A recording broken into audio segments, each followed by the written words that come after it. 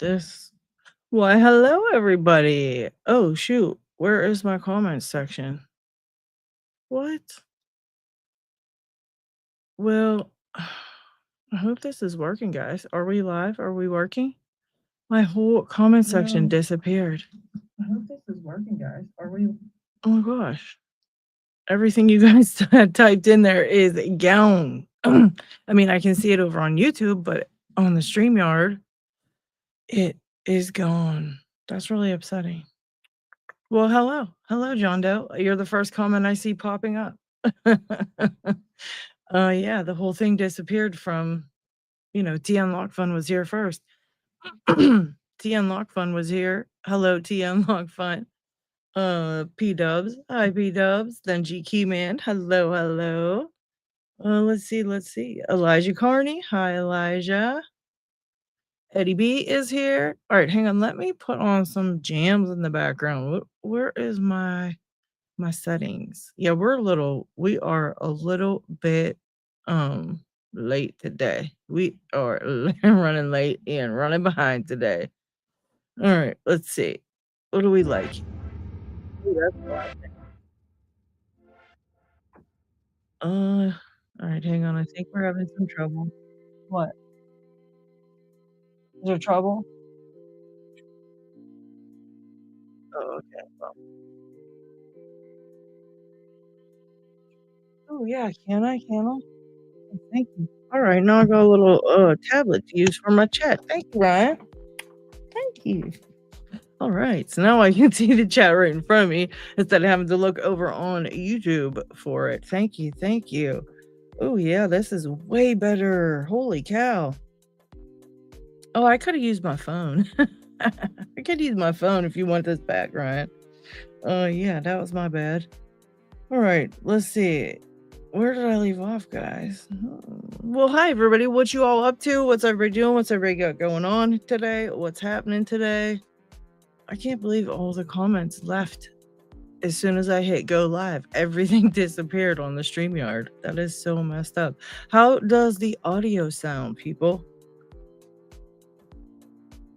How are we sounding? All right, here we go. P-Dubs, Elijah Carney, Greedy Rogue. Hello, hello. G Keyman, Eddie B. What is up? Let's see. McD4. Hi, McD4. Man, this stinks because I like to put your comments up while I'm saying hello, and it's like they're gone. That messed me up today. That took me off of my game today. All right. Nola Southpaw's here. What's up, Nola? Okay. Lock Squash is here. Hello. Lock Squash. Keith O'Reilly, Greyhound Picking, Tin Hat Picker, Sean Casey, John Doe. Coffee Gone Wrong. Hello, guys. Mine is here. Lockchuck's here. TLP 1969 is here. Yin Yet. Hi, Yin Yet. All right. Texas Fire, what's up? All right. What has everybody got going on? What's happening today? Scully 1800's here. Silver Eagle 316. W3OY Ray is here. All right, so Hiker Life Jeff, what's up? Yeah, we got some new people in the chat. Look at that. What's up, everybody? What's up, all the new people? Where'd you come from? How'd you get here? How'd you find us? What's going on? Ryan Fitz, what's up? Nola's interview posted yesterday, TLP said, if you guys want to learn about Nola. Also, who was Doc Mackinus is up as well. I have to catch up on hers and Nola, and I think there was one or two in between. I am so far behind on my videos. It is insane. Let's see. All right, sounds thumbs up. All right. Oh, Ray has a doctor's appointment tonight, so no live for him. All right.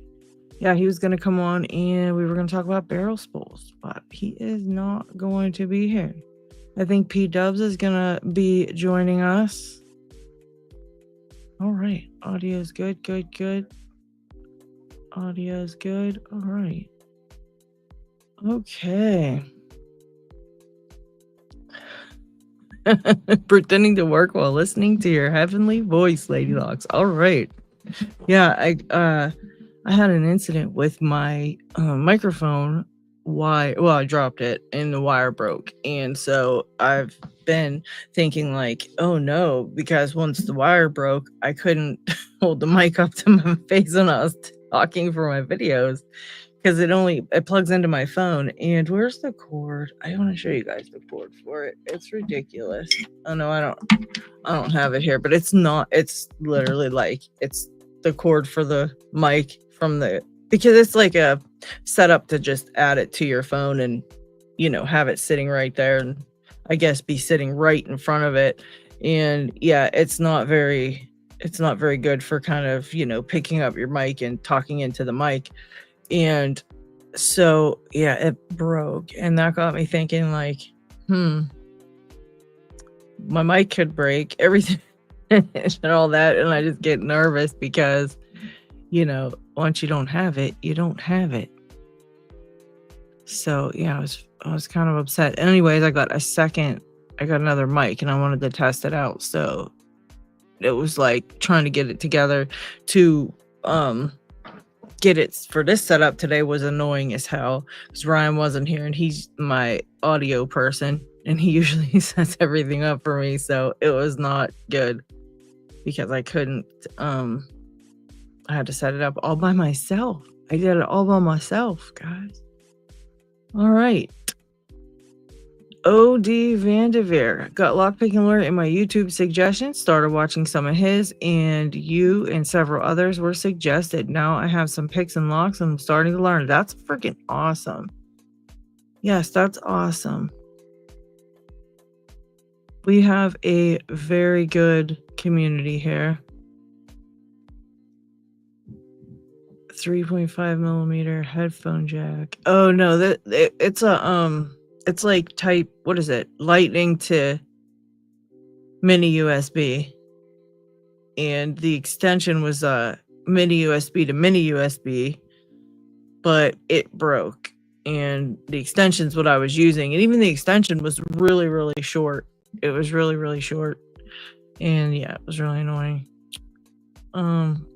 Marcin is not going to be joining us today. He's usually like on all the lives. He said, not really here, waiting for a tow truck.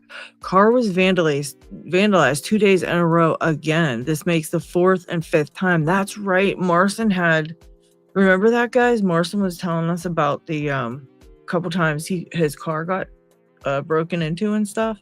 That was crazy. That's wild, Marcin. Sorry to hear that.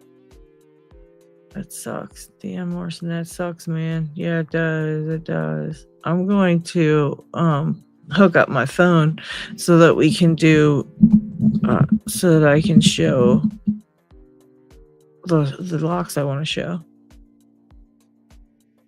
And let's see. Yeah, that'll be nice if you have a garage, Marcin. We have a garage, and I'm happy. I'm happy we have it.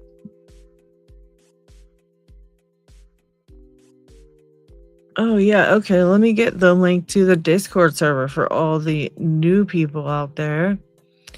Yeah, if you are new and you want to kind of get help, whatever, and talk to us outside of this live stream, because we're only here once a week, and even though we're here all day or all night long, it's most of the time,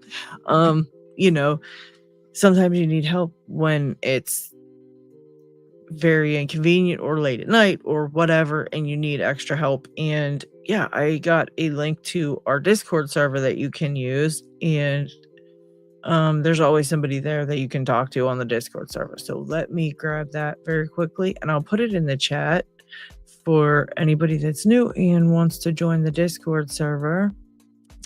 Let's see, let me copy this. Copy. All right, copied. Now I will post it in the chat, so if you guys want to check it out, you can. All right. Yeah, it is nice to be able to talk to other people who know what you were talking about, lock related and otherwise too. Yeah. Yes, lock related stuff, trying to find somebody to talk to about lock related stuff. Especially when you're excited about getting something open or something. Yeah, it because usually nobody gets it, you know. All right, I posted the link and I'm hearing tons of beeps in the servers. What the hell's going on? What's everybody doing here? People go to welcome first, right? And then they pick their belt. Yeah, okay. And then they go to general. All right, that's why we got a couple of new people. All right.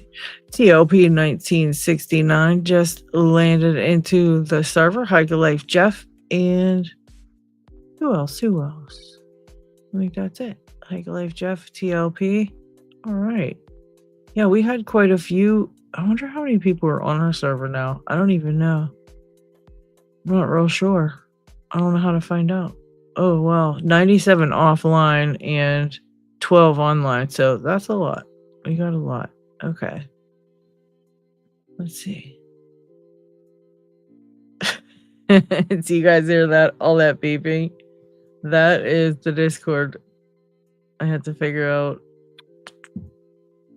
I wish I figure out how to mute that. That's so loud.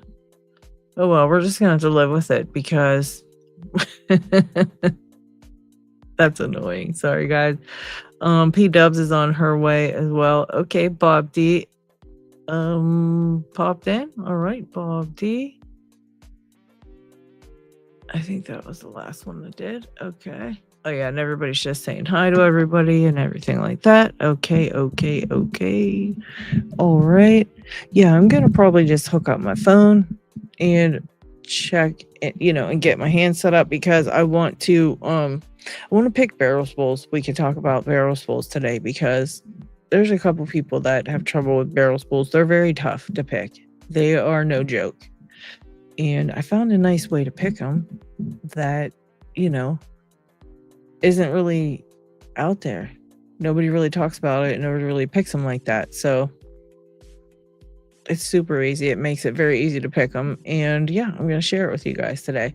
Wolfgang, what is up? He says, oh, hey, LL, how's it hanging? It's going, it's going. Jeff and things. What's up, Jeff? I have 2 basketball practice tonight. You guys have to stay live a while. We always do. So I'm sure it will still be live whenever you get done at probably, 3 a.m. Yeah, I'm going to make a 24-hour live stream one of these days. I'm just going to go on. I think I'm going to go on that vertical live and just go leave it on maybe because I can still have people join me on that one. So we can go live on that one or on here. I think if I ever hit 10,000 subscribers, we're going to go live for 24 hours on this channel, right on this kind of live on my channel right here, which will be super fun. And yeah, people can just have to come in and take over when we have to take naps and stuff. We've done 1/3 of that, right? 7 hours. That was our 7 hours was our what do you call it? Longest time that we went live so far. I think 7 hours and 7 hours, 30 minutes. I think that was our longest time that we went live so far. Yeah. Oh shit, the server's lighting up. Who else joined? Oh, I see Paracentric over on the server. Why is he not on the live right now? Oh, Hike Life Jeff, I did used to have picking time. Yeah, I did used to have picking time, but when we quit the stream, I just quick kind of going on there. So I made a different one. So I just made the the Lady Luck's one I made while I had the picking time one, but I just don't really go on the picking time one a lot, and so I just made this one, had this one going. Have to run to a meeting, still working. All right, TLP. Well, thank you for hanging out with us for a little bit. Much appreciated. Much appreciated. Yeah, we're gonna we might actually put on some highlights of those interviews here on the live and take a look at some of the highlights. YouTube breaks lives more than 12 hours long and they might disappear from replays. Oh, that's all right. They'll break us and then we'll come back. We'll just come back from it. So yeah, what's everybody picking? What's going on? What's happening? I'm gonna go ahead and put my hands on, so let me figure that out. What's everybody picking? Do you guys have any locks with barrels polls that you want to join in? Oh, you couldn't get the bot to work to set the belt. Okay, if anybody can't get the bot to work, let me know your belt, Keller, in a comment, and I will go in and or someone, whoever's in there, will go in and set it for you. I think there's a couple people who can set those. I don't know why that bot. We have trouble with that bot all the time. I don't know what its deal is. It doesn't like me. It doesn't like me. Okay, grain of rice. Working on a 600 with barrels. Perfect. Perfect. Wolfgang is having the worst time trying to pick my Ruko. Okay, why don't you hop on, Wolfgang, and we can pick some barrels. Oh, there's no more bot for it? What the hell, man? We'll have to get someone to fix that or look into that. I'll get someone to look into the bot. What the heck? That is so messed up. Take care, TLP. Thanks for popping in.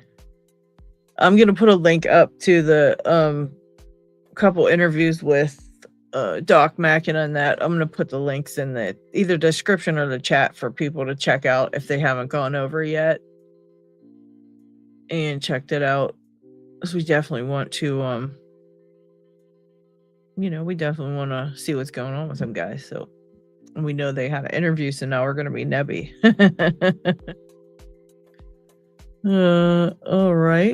All right, Wolfgang. I'm gonna text you the link. I'll put the link in the Discord on Discord. So I don't know if I have you on Discord. Do I have you on Discord? Hold on a second. Hold on a second here. Oh, hang on. I got everything messed up. Yeah, I think. Hold on.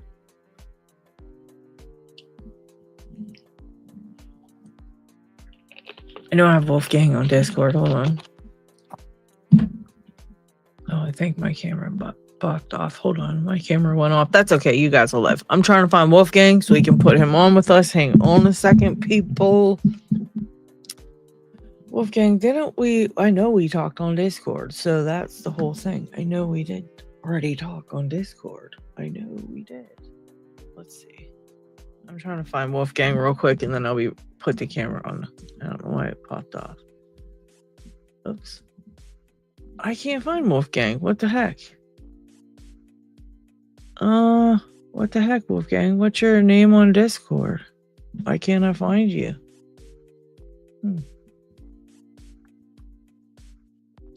Sorry about that, guys. Oh, that's right. That's right. Okay. That's right. Let me go back over here. GRO. Whoops. Okay, there you are. Okay, I knew we were chatting before. Like, why didn't that find you? Okay. Oh, geez. I sent you the wrong link. Hold on. Hold on, okay. We're going to get our shit together in a minute. Hold on. Yeah, so did you guys check out, most of you guys might have checked out the video with the trip to covert instruments. That was the wrong one, Wolfgang. Here it is. Use this one that I just sent you. That was the wrong one. I don't know why that one popped in there. Hi, Tommy. How are you?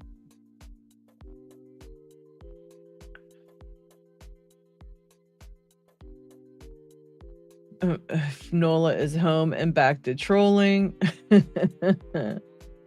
Texas Fire has no barrels to pick. Don't wish for things, Texas Fire, because you'll find them. Trust me, you'll be getting barrels before you know it, and you'll be wishing you didn't have to deal with them because they're in like so many locks. It's annoying. It's annoying how many locks they're in. it can be. What the hell's going on with my hair? Sorry, guys. I'm trying to fix my headphones and now my hair's looking stupid. You'll live. All right.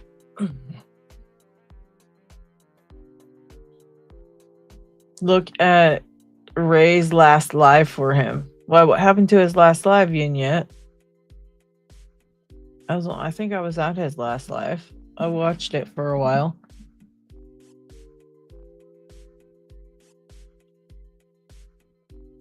Yeah, I didn't lose all of it, but I lost like the stuff that was in between where I was kind of just sitting telling you guys what was going on and all that stuff. I lost all that stuff, which was kind of annoying because that was what I had everything on, so it ticked me off. Like that's where I was explaining everything that was going on and what I did that day and stuff like that, which kind of it bummed me out because it was and I wasn't going to say it all over again because then it's like it's not really being spontaneous. It's just kind of fake, so I didn't want to be fake about it, so I just redid the whole thing, just explaining what happened because it bums me out. But let's get back down here to my phone. Oh, I gotta plug the headset in. Hang on a second. I gotta plug a headset in. I don't know if I should put my phone in here because it might die. Well, we'll do that now for a little bit, and then when P-Dubs joins us, I'll take the hands off, and she can be the hands entertainment for a while, because then I'll charge it, and then we can yeah. Got my barrels right here too. I actually picked my barrels with the graph pick, which was really cool. I didn't think it would be that good that it would pick barrel spools, but it actually did. So I was pleasantly surprised. All right, almost guys. Okay, here we go. Yeah, I was pleasantly surprised that it actually picked the barrel spools. I mean, it's whatever, but let's see, is that the right view? There we go. Let me move this out the way. Okay. Stuck in rainy traffic for the ride home. Yes, there is tons of rain out there. It's raining here. It rained yesterday. I knew it too because my knees were killing me. Anybody else have knees that tell them when it's gonna rain?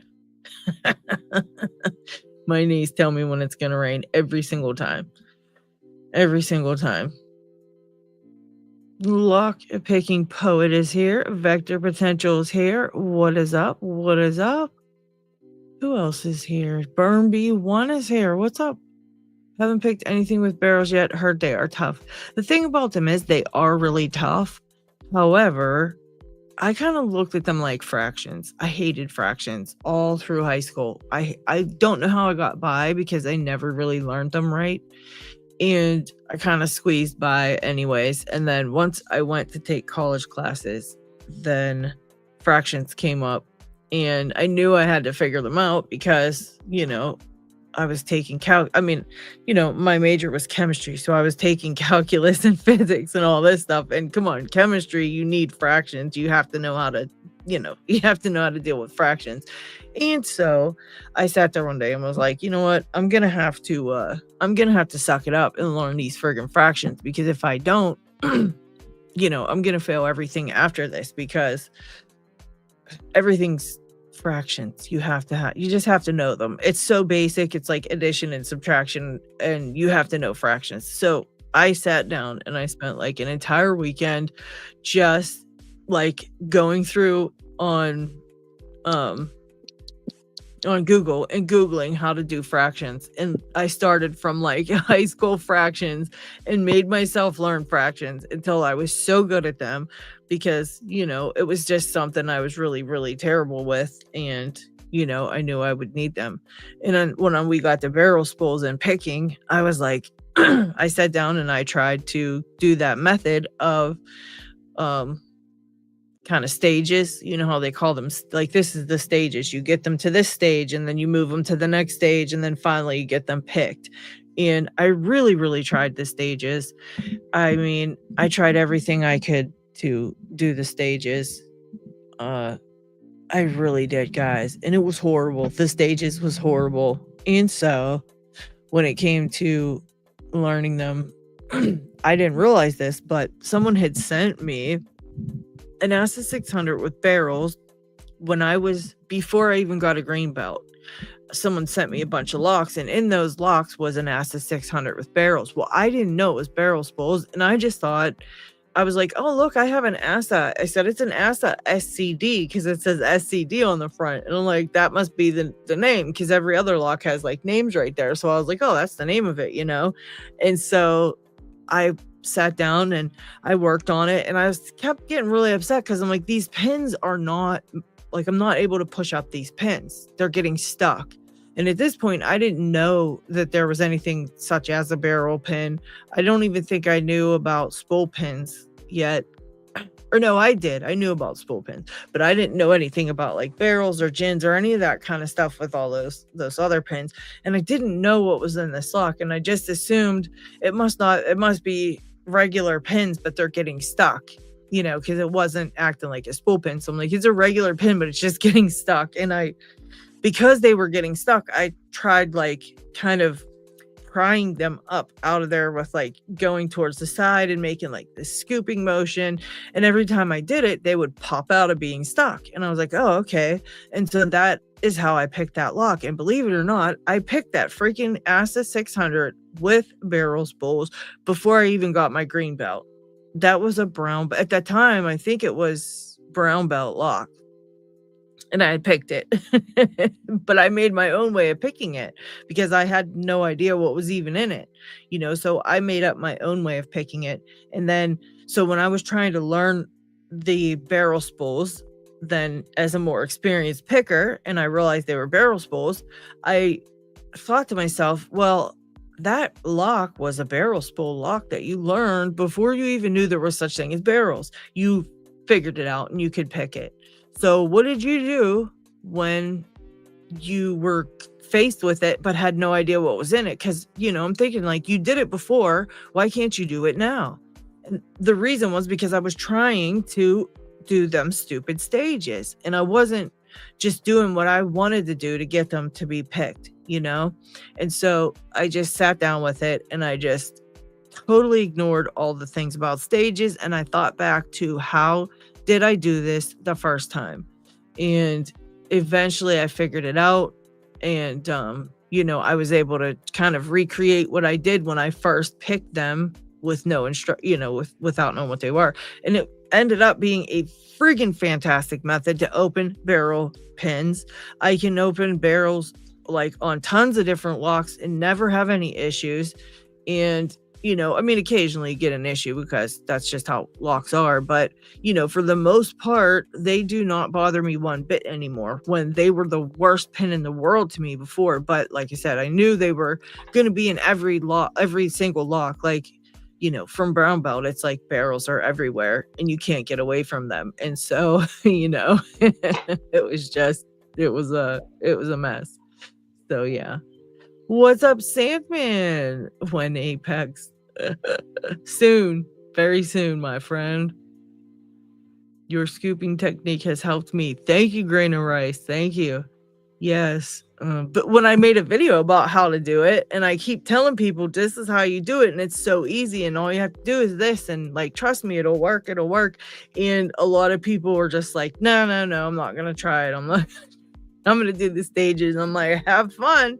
Click, click, click. And all my locks are flying open and nobody wanted to listen. And I was like, okay, do what you want to do. But yeah, that's how I learned them. I just pretended I didn't know about the stages and didn't know what they were. So let's see. All right. 37 likes. There's 53 people here. Oh my gosh. A whole bunch of people hate me. Wow. That's very sad. That hurts my feelings. And Wolfgang is here. I'm going to wait until I get a thumbs up from him to know when he's ready. So when you're ready, Wolfgang, give me a thumbs up and I'll put you on stage. I think he's ready. Oh, no, he's not ready yet. Who else is here? Somebody else? Oh, that's P-Dubs. What's up, P-Dubs? Is your audio working? I don't know. Is it Oh, working? Is it crackly? Is it shit? Because last time I did no. it like You this on Rays, it came out all crackly and nasty. no, you sound beautiful. You sound beautiful. Yeah, that sounds great, But I P-Dubs. had to put my sound through the Bluetooth headphones because I couldn't adjust the volume on the phone. It was at full volume, and I'm trying to keep quiet here. I've got a house full of sleeping people. Yeah. So yeah. So hopefully, but chat, if my audio goes south, let me know straight away, and I'll change it. Yeah, you sound great. It sounds really good. Yeah, it was crackly on that live the other day. Yesterday on Ray's live, it was a bit Yeah. crackly, but I mean, we could But still hear you. hey, lady loves. Hey, What? you're now looking at a picker. I need a pick in my hand. A picker that can pick a Ruko, a 500 with those little beasties, those tiny miniature gin spools. I couldn't believe how little those really are. You guys They make them are look big tiny. They are because you give them such tiny. good Yes. close-ups. They look huge, but Yeah. in real life, my eyesight. I have not got strong enough magnifiers on. I could not hardly make out that they were spools. They were so tiny, That is nasty funny. little things. But Yeah, hey, they're very years of nasty. trying, years of trying. Yeah.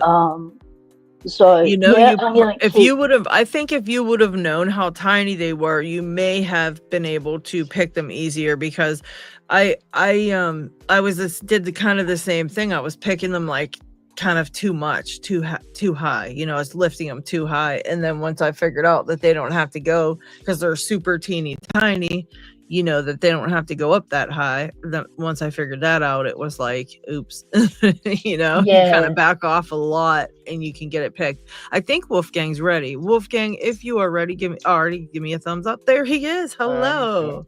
How are g'day, you? Wolf.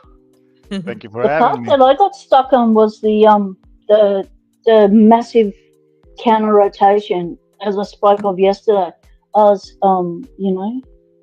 Wait, what counter was it? rotation.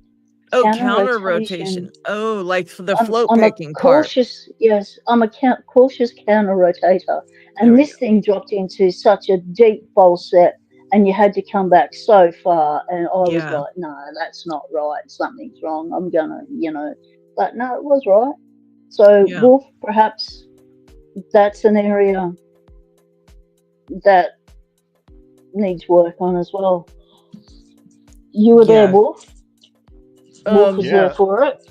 All right. Yeah. So, in terms of counter rotation, I already have a very nicely fitting top of the keyway tensioner. This is tapered and it perfectly fits the Y1 keyway of this Ruko. I use it to pick gins only by using the top of the keyway. So I don't need a secondary tensioner to counter rotate manually the other way. Okay. This works perfectly. All right. That's nice when you get a very tight fitting tensioner that you don't have to use to do that. That's really nice because that's annoying when the tensioners doesn't fit in there. Yeah, while we're at it, shove a bunch in there. Let me just show you the bidding that I have for this Ruko before we start picking it. This is what I have inside. Number 5, number 4, and number 3 are populated. The rest, number 2 and number 1, are taken out. So this one's progressively thinned. And that's barrels, right? That's your barrel spool block, so right? Indeed, barrels. Let me try and focus on them. Okay. Yeah. Let's see. Oh, there we go. Let me put you up full screen there, Wolfgang. Let's see. Not sure if the resolution allows me to show you these. I like that pinning tray. Where'd you get that one at? Did you make that? That one is from Marson. Ah. Oh, some good work. I'm waiting on one from not a pinning tray, but I'm waiting on a thing from Yabo. Yabo sent me he made me some what did he make me? He made me a 3D printed chuck vise that was really cool. So I'm waiting on that. I have to Another chuck voice, Lady Locks. well, you know what, Please P-Dubs, when I explain. get one, I give one away. So it's okay because I'll end up giving one away, I'm sure. Okay, so you don't have a whole shelf with a whole collection of all the iterations of the chuck vise? No, I have one that I'm gonna get, a bigger one. I have the actual chuck vise, not the mini. I have the very first chuck vise I got, that bright orange one. I have the that original one. prototype. I've got that one that I'm giving away with my one giveaway I'm gonna be doing, and yeah, that's like the very first chuck vise, the very first one that was ever kind of that first iteration of the very big chuck vise. I had like a bunch of those too, and I think there's one in your package, P-Dubs, of the big chuck vise, because that's what I think Lock Chuck had made you one at some point of the bigger one. And yeah, but it's been, we haven't sent it to you yet, and so it's still here. It's in your package though, but I think that's what's in your, one of those are in your package. Your package is freaking huge, and you know who else has a giant package here? Dig. I'm telling you guys, between you and Dig's package, this door right here, behind this door, all the way up to about, let's see, right about here from the floor is you guys' packages. It's, well, probably up to here. It's like this high off the floor with you and Dig's shit. We just like you to suffer, Lady Locks. Okay, he's talking about the the pins, but yeah. Okay, Diggs is bringing us back on topic. We're talking barrels. Yeah. So yesterday we touched on, was it yesterday? On Ray's Live, we touched on the difference between barrel spools and gin spools.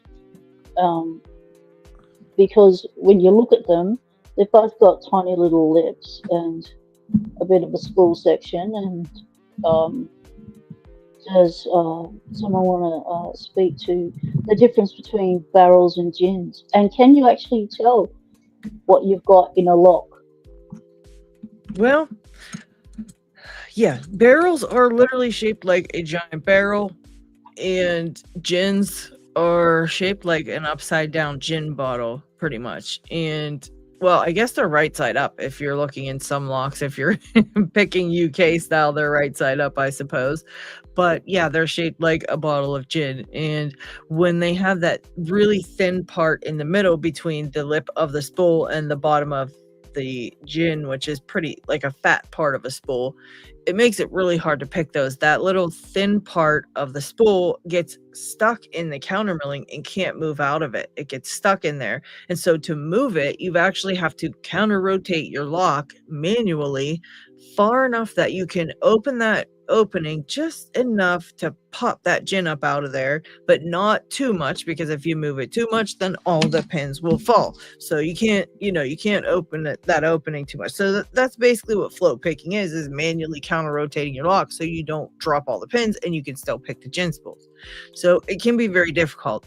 With barrel spools, you don't have to do any kind of manual counter rotation or anything like that, but they're pretty tough to pick because the lip of the barrel spool plus the middle of the barrel spool, all these little parts kind of get you confused, and you're not sure where you are on that pin or how much further you have to pick it or anything like that, and it gets really confusing when you're picking them. Now, you don't have to manually counter rotate, but with barrel spools, I found that if you can be really good with your tension control, you can really easily pick these pins. This method, if you can figure it out, really turns barrel spools into just not that difficult. I would say they're even easier than spool pins, because all you really have to do is keep pushing them. You don't have to you don't have to really worry about counter rotation and things like that, where with gin spools you do. And sometimes even spool pins, you have to kind of let off tension a little bit to kind of let that spool pin go up. but you do have to really have really good tension control just because you have to adjust it as you pick these. So all right, we're gonna go ahead and pick these, and I'm gonna shut this camera off and Sounds focus like right now on here tension on the barrels. is more important in picking this type of pin than other kinds of pin. It is very important with this, but you don't really have to kind of counter rotate yourself and things like that. It's still going to be like a little bit challenging because you have to be, sometimes you'll have to loosen up the tension and sometimes you'll have to make it heavier, and you kind of don't know when that's going to be. But with these barrel spools now, I use pretty, like, I would say medium, I would say light medium tension. So you want medium tension but on the light side of it, and just go in and see if anything is binding, and you're going to pick it in kind of like a reverse C motion. You're really going to scoop the key pin. You're just kind of going to scoop it over, up and over. Now I'm not going to be able to pick it when I bring it this close, but it's kind of like this, up and over, up and over. So you're kind of even having your pick a little bit sideways when you go in, and then you're just going to go over into the corner of that pin, the key pin, and then kind of snap it up and straighten it out, you know, and kind of go in the other direction. And you're just going to go and do that little bit of a snapping motion the entire time you're going through. So I'm not going to be able to actually pick a pin, but I'm going to do an exaggerated. It's going to be kind of sideways. Okay, so you're kind of sideways here, and you're going to just go up and like this. So you're kind of just going like a reverse upside down C, like this, over and like that. And that's how you're going to pick the key pins. And it's kind of like you're kind of, I don't know, snapping them over or something like that. But it really works to get these pins picked. So you don't really, I don't know, it just, they start moving. Here you go. You can see they're getting further and further. And I don't worry about the stages. I'm just worrying about getting any of them to move. You know, and oh geez, my audio went out. And once they start moving, you're just going to keep going. And you can tighten up the tension a little bit if you have to, or, you know, loosen it if nothing's moving, you know, but you're just going to continue to go through. All right, I can hear them clicking up, and just keep trying each one. See if it wants to go. There we go. You can hear them just kind of popping into place, I hope. And that's all I'm going to do the entire way through. And if something oversets, you just let off tension and let it drop back down and just keep picking. Even if you have to start over, you know, you're just going to do that motion the entire way through the lock. And if you have to start over, you have to start over. So we're just going to start from the very beginning. I'm going to give medium tension. And now I'm just going to go in and see what I can get to bind and see what needs picked.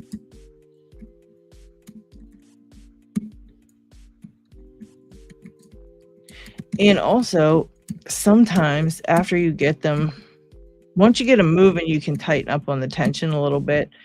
And, you know, you might have to loosen it as you go if you feel something binding and it doesn't want to move, you can lighten up the tension a bit, but you can see it just keeps getting further and further into a false set. There's another one. And once you get one to move, the next one will be easier to move. So sometimes you're just looking for one to start moving, and then the others will start moving and kind of follow it.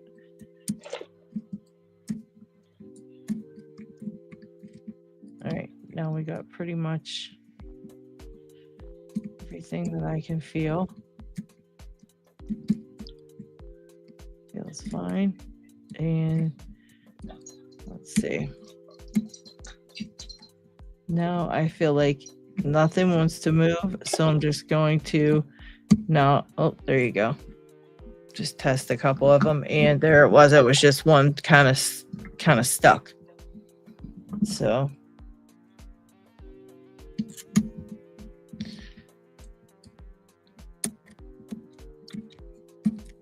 How you going there, Wolf? Did you follow all of that? Yeah, there's something that I noticed while Lady Locks was picking. So What'd you notice? you tend to get a deeper faucet than the one that I get. So Okay. it's a bit of a difference. Well, I think you'll get to that falset. They do just keep kind of falling. This falset seems to just go like a little bit deeper and deeper each time you kind of get them moving. It kind of just keeps, you'll feel it like keep bumping down into a bigger falset. So yours might actually do that as well. Now, then once you pretty much get everything set and like nothing else wants to move, did you hear that creaking sound?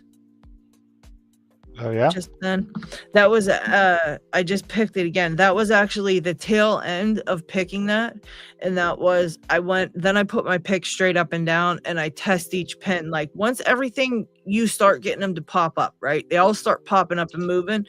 When they stop moving, then you want to just put your pick straight now, up and down, and press up on a couple of the pins. And you'll know when you'll hear one click, and then it'll start kind of squeaking up the rest of the way, and then your lock will pop open because you'll be done. But yeah, you just kind of want to So move what's them. with the sound effects? What does it squeak like a mouse? It's squeaking because that last little bit of that barrel spool at the very end, I think, is just because it's under so much tension, and it's the last one, the last couple, they start kind of squeaking their way up through there. It's really funny. It ends up being like the last couple barrels will be like it's weird as hell. It's so weird. But let me put zoom down on you, Wolfgang, and let's see where you're at. All right, so this is how far I got. Do you have any other picks? Do you have any other picks? Those are Mokies, right? Yeah, those are Mokies. Do you have what else you got? What else do you need? You want to get like do you have a real strong pick? Like a real strong one that won't bend if you give it a little pressure? Oh yeah, these are the wider Mokies. Okay, yeah, try the wider one. Yeah, try the wider ones, because if you use a thinner one, because these are going to be like pins that don't want to move, and you're snapping them into place.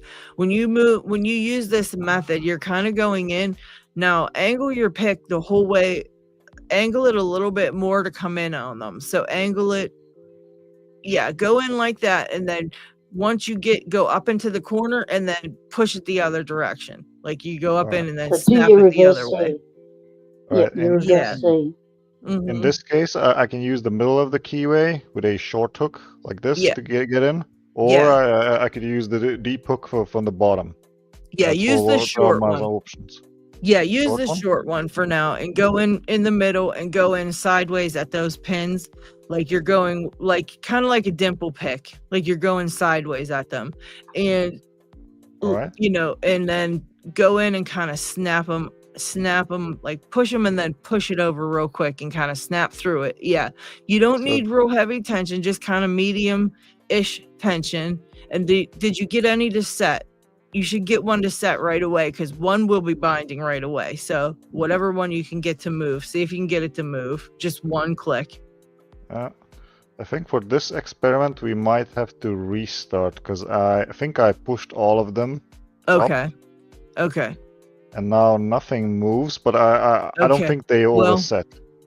I think they're not all set, or they're not overset, but nothing's moving. So this is when you want to take and kind of put your pick straight up and down and just test each one and see if you can get them to move a little bit. You want to use a little bit heavier tension and heavier pressure on your pick, and I don't know, you'll kind of know it'll budge just a little bit, whichever one wants to move at the very end. Once you get them all up, you're at the very end now, and something should budge if you use a little bit heavier pressure on it, and see if anything. And don't forget that lip is a fraction of a millimeter thick, so it's tiny movements. And if you can't get anything to budge, then lighten up your tension a bit and go through them one more time and see if you can get anything to budge then. Because it's a very tiny little piece, but you might actually have the bottom chunk of a barrel to push up. You might be like on one that's like the very last section of it. You know what I mean? Yeah. Sometimes it's right there. It just depends. Yeah, I think I found it. It's number 4. Well, number 4, just as you described it. It's just hanging. Yeah. And now just see if you can if it's the last little bit, see if you can pop it up doing that motion, and if not, then go at it up and down and see if you can push it up with that kind of just going straight up and down at it and see if that'll work. All right, trying. Because if it's it should be like one of the last ones to set now, since everything else is kind of stuck feeling. Just trying to get a feel for it. It's not mushy, right? It's springy, no, or it's binding. It is definitely solid binding. Okay. Now you can lighten up your tension to get the last of it up. If everything's set, it should stay set. Just lighten up a little bit and try to push it again. So each time that you're not able to do it, either lighten up your tension or push it harder with your pick. If you know that's the one, just you just go after it. Trying to feel for another one. Maybe there's another binder. Let me just check them before we commit to this one. Let's see. GB, we're picking barrel. Oh yeah, let me go to the comments. My bad comment section. What's everybody doing? What's everybody got going on? What are you doing? Hi Keith. Hi That's all right. I got your back, Lady Locks. Keybeard's here. Hello.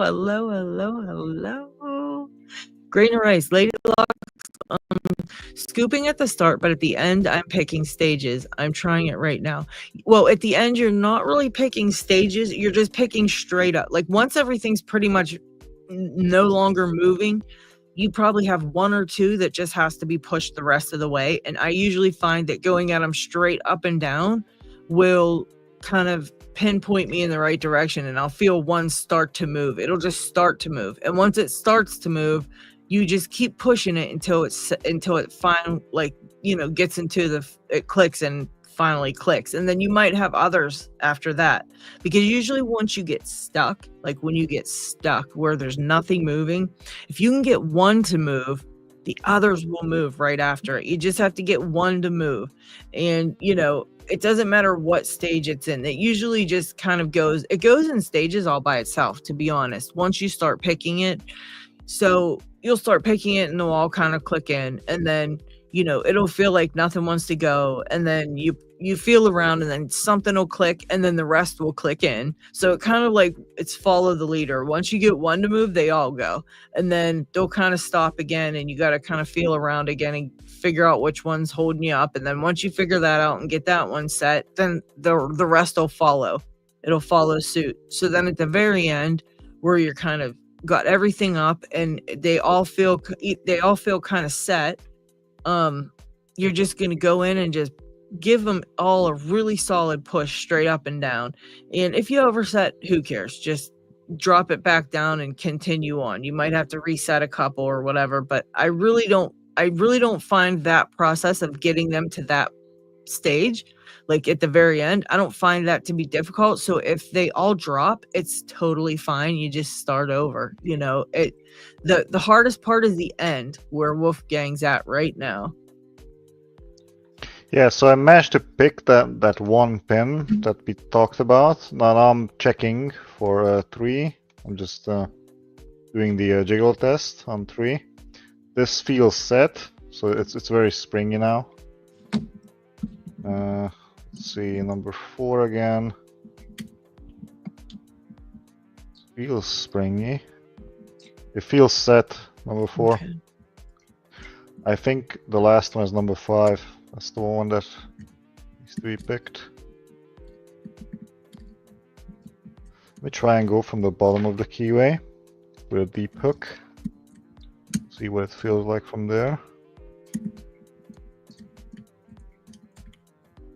Oh yeah, it's binding.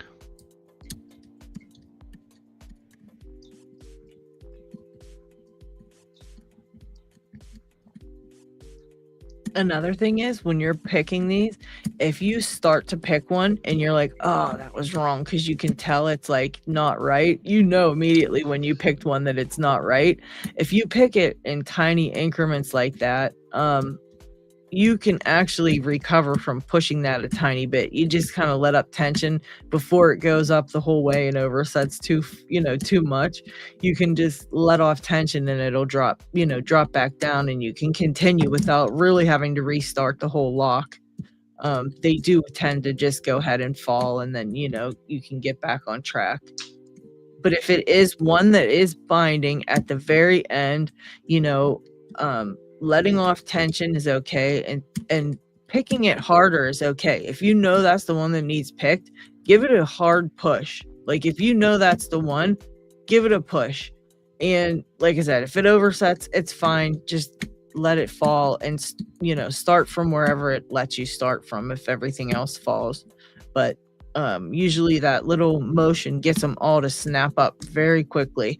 The end is pretty much the hardest part about this kind of method, and getting the tension right so that you're not stuck there pushing and nothing's moving, because people say really super heavy tension on these, but I find like medium, sometimes light to start, and then you kind of move into heavier as you go, and then at the end you might again have to lighten up a bit to get them to move, because or push a lot harder. If you know it's the one, don't be afraid to give it a really hard push, because if that's the one that needs to go, it has to go.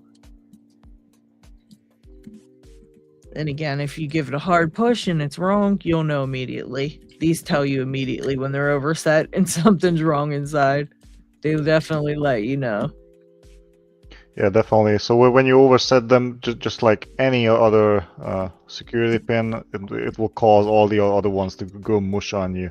Yeah. But if you just let off tension, sometimes you can recover it without dropping everything else, Yeah, yeah. You can just hold the pin under the overset pin. Yeah. Hold the pick under there, and then just release tension a little bit, and they will fall down. So it works. Let's see. Let's try the middle of the keyway again.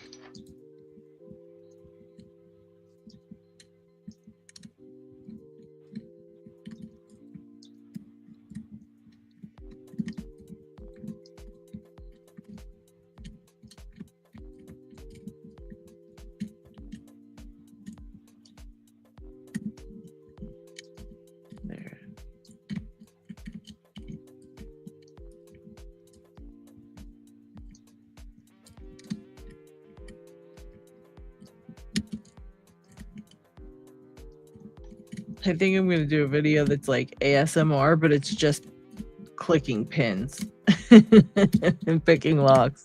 I always wondered about a lock picking song that involved the clicks as the beat. I wanted to do that with Ryan, do shackle pops and clicking pins. Yeah. And hey, Tiwanaku, fantasy, write the tune.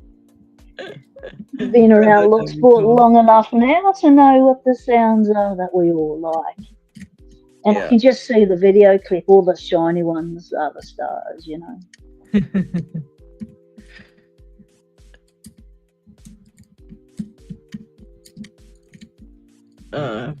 How you doing, Wolfgang? You got the pin you're after, or are you still not sure?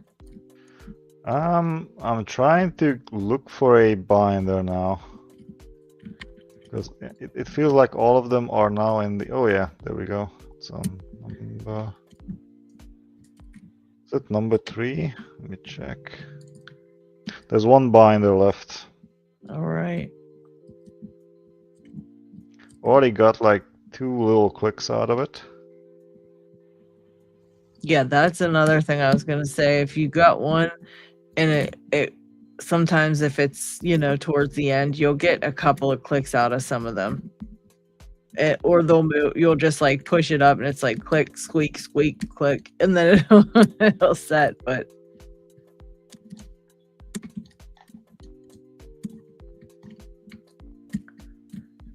Okay, another click.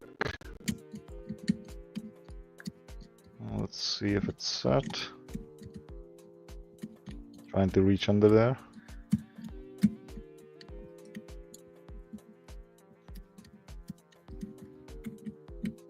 That's still binding.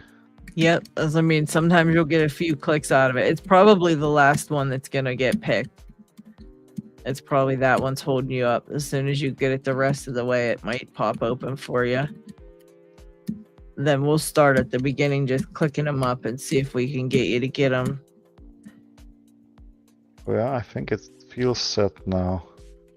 And there was a bit of movement on the core.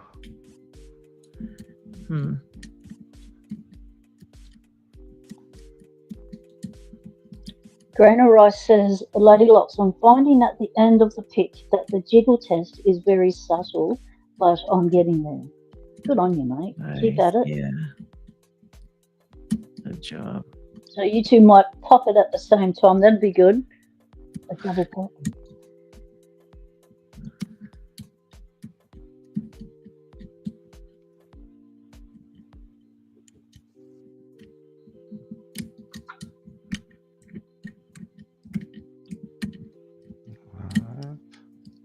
That's number 3 now. One that I'm working on.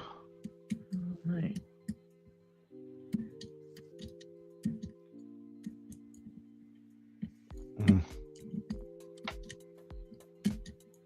I put on the keyway again.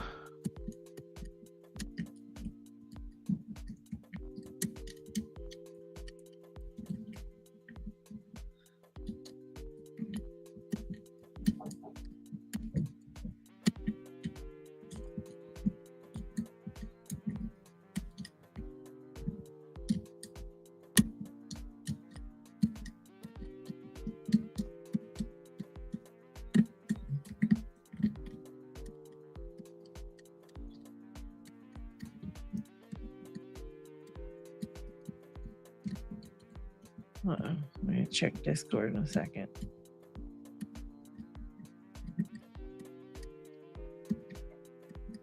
And again, if you know that's the pin that you need to pick, don't be afraid to lighten up tension each time. If you can't, either push it harder or lighten up your tension.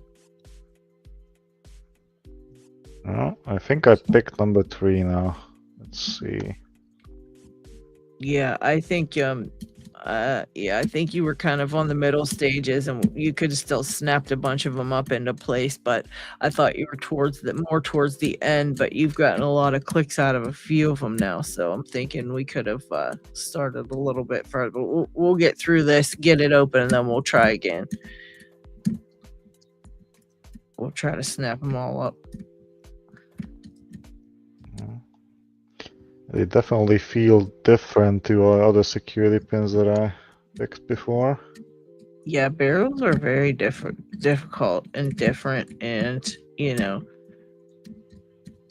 like I said, when I went to learn them, I just didn't want to. I was like, man, I tried to avoid them.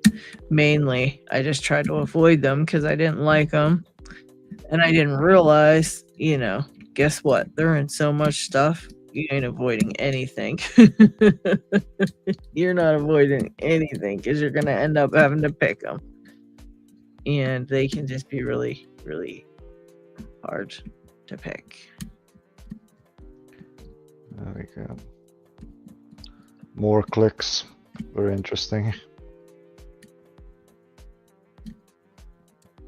Yeah, you may have just gotten them up to like basically the first kind of phase of picking, and but that's okay. You'll get it. I'm sure you'll get it.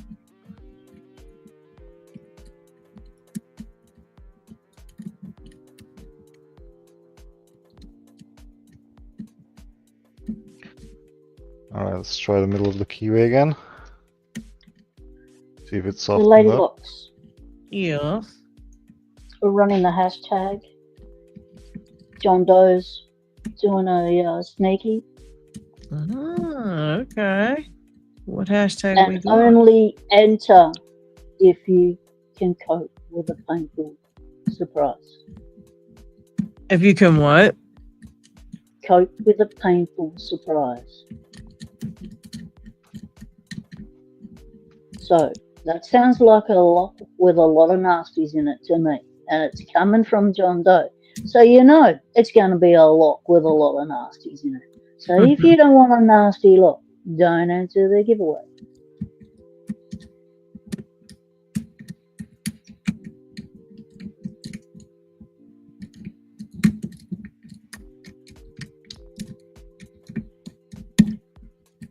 I had I don't know what it was.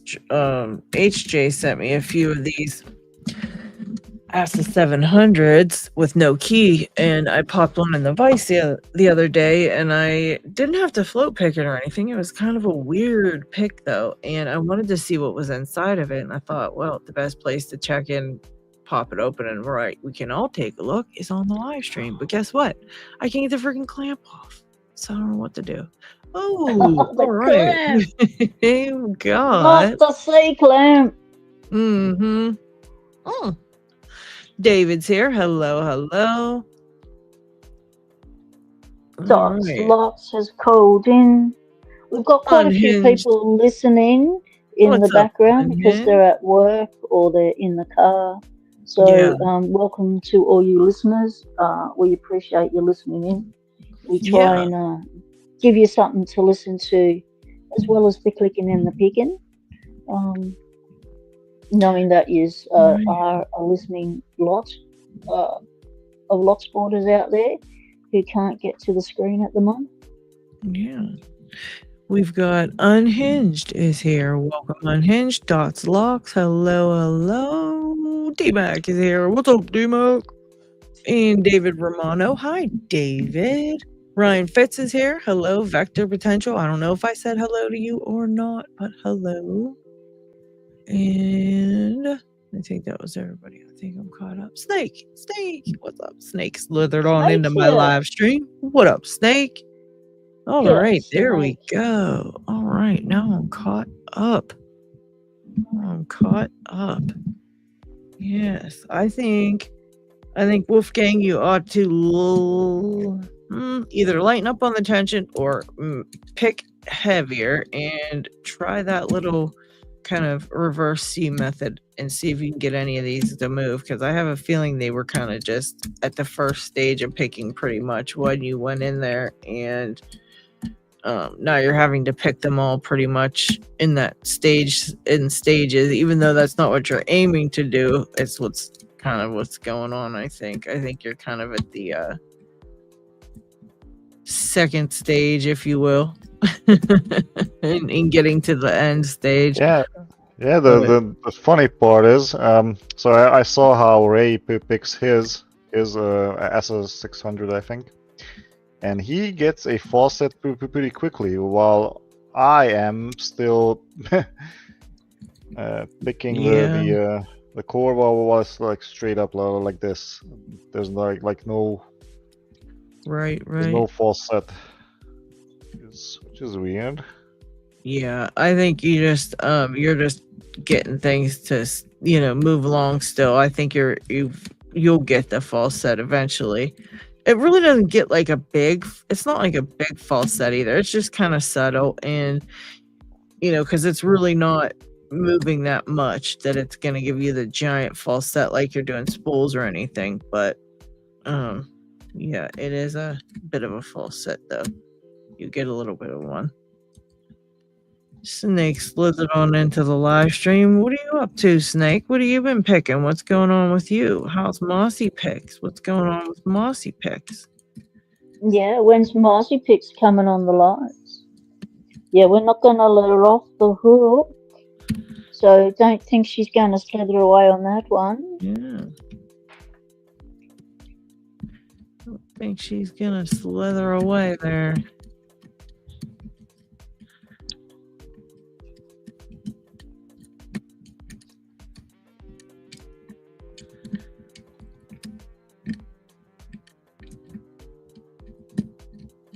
Grainer Rice says they're not getting much of a false set either, Wolfgang.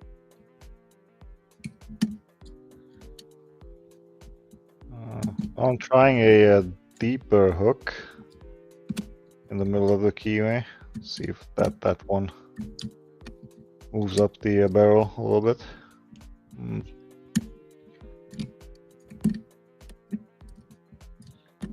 Lady Lock, Sean is asking if you'd like to send them the link. To join, you mean, or the Discord? I'm not sure. It says, what's it say? Can you send me a link to Streamyard's link to my email or chat? Oh, okay. So Sean's obviously got something they want to show us. All right. Well, give us a little bit here, Sean, and I'll get it sent over once I know we're once we're done here helping Wolfgang. We'll send it over, because then I'll pull my hands down and we can have room for 4. All right. Yeah, I had one that was really stuck in the front, and I got it going, but I had to loosen up the tension quite a bit. But I figured it out and got her moving. Yeah, you can hear that squeaking sound. That's that last couple pins setting into place. It's wild. Snake's picking a stack of 410 lottos. Nice. That's a lot of fun. I got some euros I'm going to work on here. Okay, John does teasing Diggs, saying, guess what I got today? A real rarity. It's like, and Diggs is going, what, huh? What do you mean? You got a rare one that I didn't get? What, huh? Show us. I can just see Diggs now going, huh? He's like, hold on, wait a minute. How much you pay for it? Yeah. Diggs, and there we go. It's open. Nice job. All right. Okay. Hell yeah. All right. Yeah, All but right, these were only 3 barrel pins, though. That's And okay. That's you saw okay. how We're long gonna get took it. me. We're gonna get it. This time it's not gonna take you that long, because we're gonna do it totally different from the start. So what I figured out, and this was a key moment here. So once I pushed them up with the short hook, the barrels are still stuck like halfway. And this short hook over here, the one with the round end, is just not long enough to push it past the shear line. So you have to switch to the next one. Okay. Actually the medium hook. Yeah, the medium hook. All right.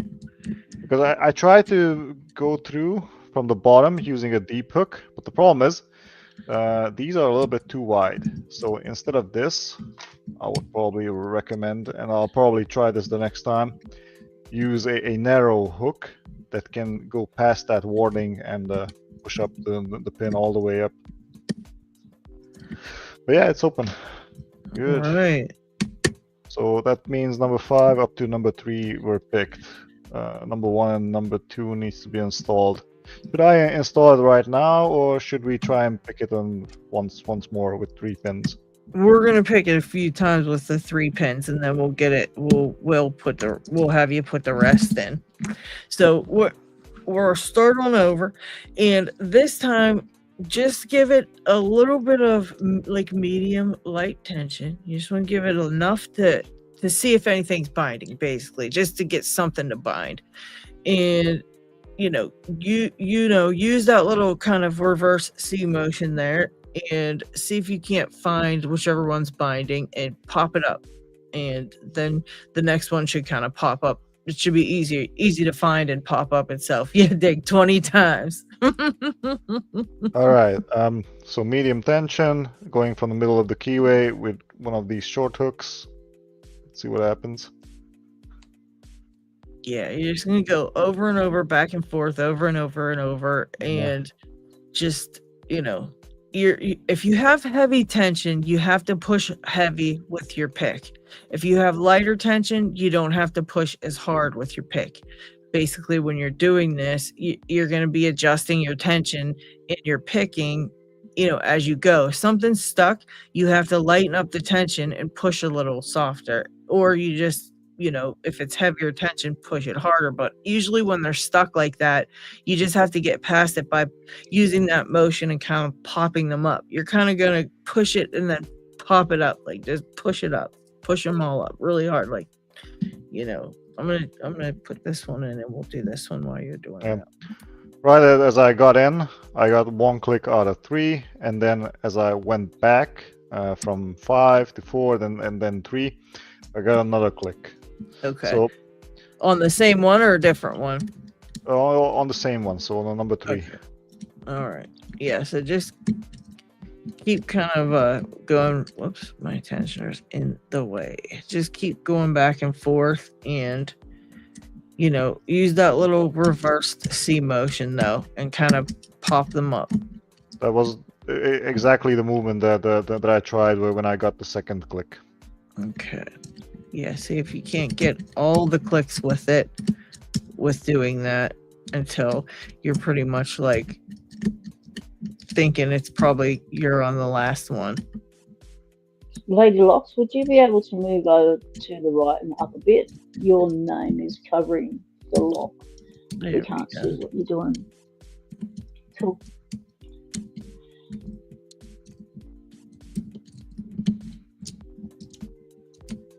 Alright, so now I got them deep enough. Let's switch to the medium hook, middle of the keyway. Let's see if we can get this open again.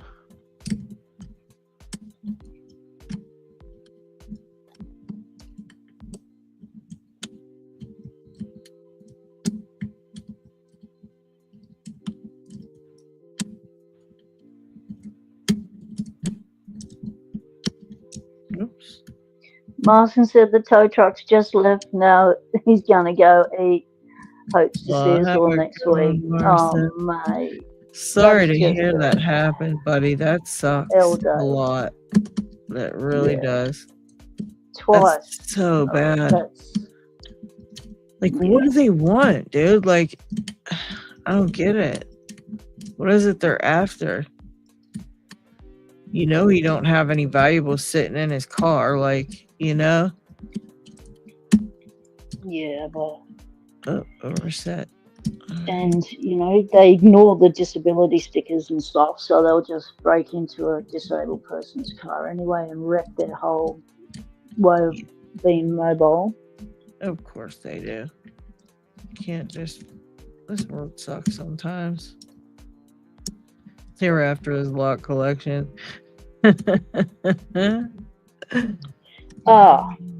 Time is up for me. I need to head up the street and go pick up Keybeard's Oslocks from the locksmith. I did a tour of the locksmiths here in Townsville, interview with the lovely Jamie, female locksmith, and I did it broke it up into 2 sections, one the front of the shop and next one is the back of the shop with all the old gear. They've been there since 1960s. Generational family, 4 gens are in there. So awesome. It was an awesome, and it was a bucket list thing. Always wanted to be able to go to a locksmith and just look at everything, chat to them about everything, and I could. It was awesome. It was great. I had full access. They were so kind and generous with their time. Yeah, it was great. That's really cool, P-Dubs. I'm glad to hear that. Glad to hear that. And that's where you're going now to go get some locks, eh? Yeah, well, on my first Ozlock video of the little lock, Keybeard mentioned he wouldn't mind one, so I went there and took some photos, and then he saw some other ones he wanted, so yeah, and so I'm going back there today to go get them. Yeah, I might have to attach them to my belt on the way home because I didn't allow for that much weight in the luggage. But we'll work out how to get them home. No worries. Oh, that's right. That's right. You're away still. I keep forgetting you're away still. Jeez, no. Yeah, I'm back Tuesday, which is your Monday. So I arrive back. So I won't be doing a live Tuesday unless I do it from the airport or something. You never know. Might do a sneaky. So yeah. So Still Kicking's promoing Tea and Lock Fun. Trying to push them to do videos. Your first video is always going to be a giveaway video, entry in the Locksporters giveaway so you can win something. That always encourages you to make a video because you can't win it unless you're in it, and you got to make a video to be in it. So that's how it all begins for a lot of us. And then, you know, you can end up like me 6 years later, still talking locks.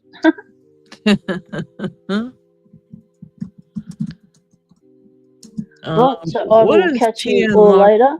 Channel? Okay, all right, P-Dubs, Yeah, thank you. The link's been, yeah, we Still Kicking and myself have put Tea and Lock Fun's link in the chat. So just scroll back, people, and find the link. And yep, encourage them to start making videos. They'll already have 100 subscribers ready to go for when that first video pops, which is awesome to have a ready-made audience. It's great how much the Locksporters all support each other, whether we're making videos or not. It's great. All right, I've got to rock and roll. Hopefully I'll be back later. If you're still on, I'll come back in. If not, we'll catch us all later. Stay legal. Temptation is everywhere. Thanks, P-Dubs. Thanks for hanging out, girl. I appreciate it. Can you kick me off so I don't want to hit end in case I end the whole stream? I never know what button to press, so I always just kill my phone. I will put you out here, and then I think you just hit the red X somewhere on there. There should be a red X. Okay. Yep. Take care, P-Dubs. Right. Thank you. All right, see you later, P-Dubs. All right, now let me go over here and we'll send Sean a link because now we got enough room here. Invite. Oh, I just copied that. Hang on, Sean. I'm getting you the link, buddy. Just go on Discord. Oh no, he's on email. Oh, let me see. Let me try to email him. This is okay. I'm working on it. I'm working on it, people. So yeah, what's everybody doing? I got Sean. There he is. Okay.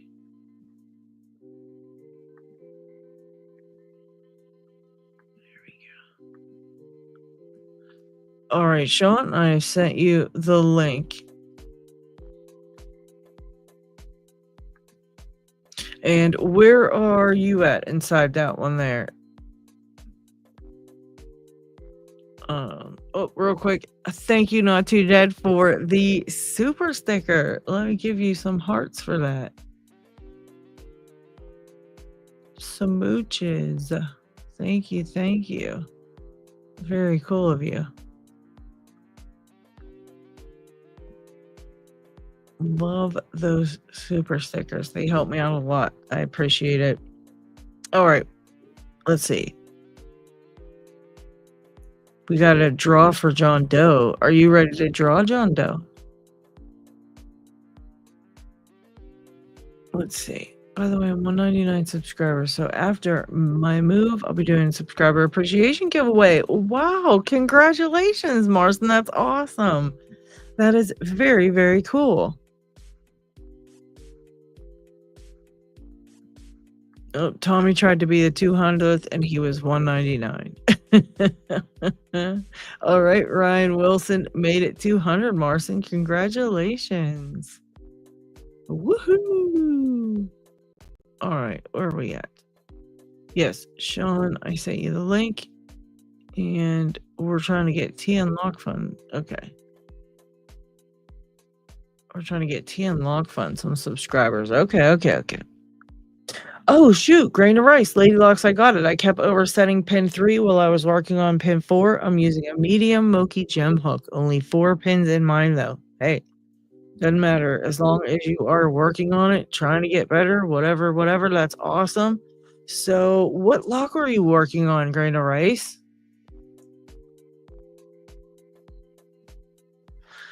Let's see.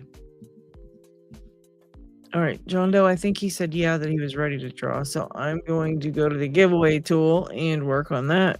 Oh shit, we got Trucking Lock. Welcome to the chat, Trucking Lock. Hello, everybody.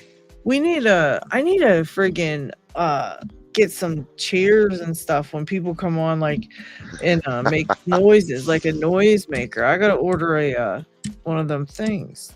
Yeah, I know what my noise would be. It would be the old wah wah wah wah. Oh yeah, need that. And I really miss the you'll get that one. That one's easy.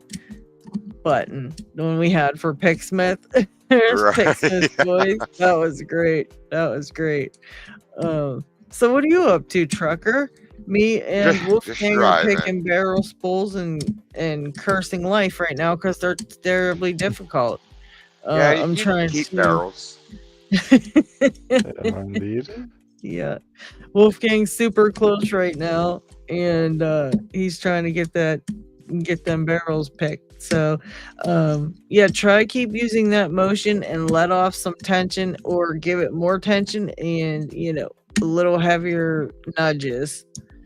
And if you are using the jiggle test and you're finding pins and you're able to tell that it needs picked, don't be afraid to give it a hard push, because Yes. they're hard to get through that spot. And you can usually tell if you're pushing. There you go. See that? If you're pushing and it's wrong, you can usually tell that it's going wrong before you actually push it up and overset. You can usually tell, like, the real right, that kind of deal. That's exactly the case. So right now I'm trying to vary the tension a little bit, try and not to be too hard on the lock, and gives me nice clicks and everything, but I feel like it also drops some of the pins. Yeah. I don't know why, but whenever I would pick barrels, it would always feel like I was getting ready to bend my pick. Yeah, I always pick them pretty. I like that. Back when I used to use sparrows. Oh, you know what? You know what pick works great, really good for flicking the barrels up with that C motion, Wolfgang. I don't know if you have any covert instrument stuff, but the covert instruments, daggone, what is that thing called? The gentle reach. Man, that thing's a boss for picking barrels. Gentle reach, yeah. Yeah, the gentle reach. That And the thing echelon set, right? really, yeah, that one worked really well. If you have one of those, yeah, get that one out. And that's what I use to flick the barrel spools with, is that gentle reach pick. I love that thing. It's this spoon pick, right? Yes. All right, let's try it. Yes, it works fantastic for that. And I think I lost it. Oh no, I didn't. There it is. Okay. And we got this one and this one. Okay, sorry guys, sorry. All right, there we go. There we go.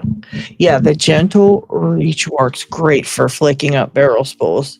And I mean really flick them. Like use it like almost when you get to the top and you're getting ready to push it, kind of like flick it, like give it an extra, like A little extra, yeah, a little extra. Just Yeah, the push. Yeah, it is it's a tricky method. You have to really keep practicing it. And look, here's the thing, you only have 3 pins in there. I say freaking just go to town. Do it harder, flick them up harder, use that motion and go through and really just like go to town on it and push them hard. And if you're kind of like, it's a little too hard, lighten up your tension and try to do it. And really, there's only 3 pins. If it gets messed up and you overset one, it's totally fine.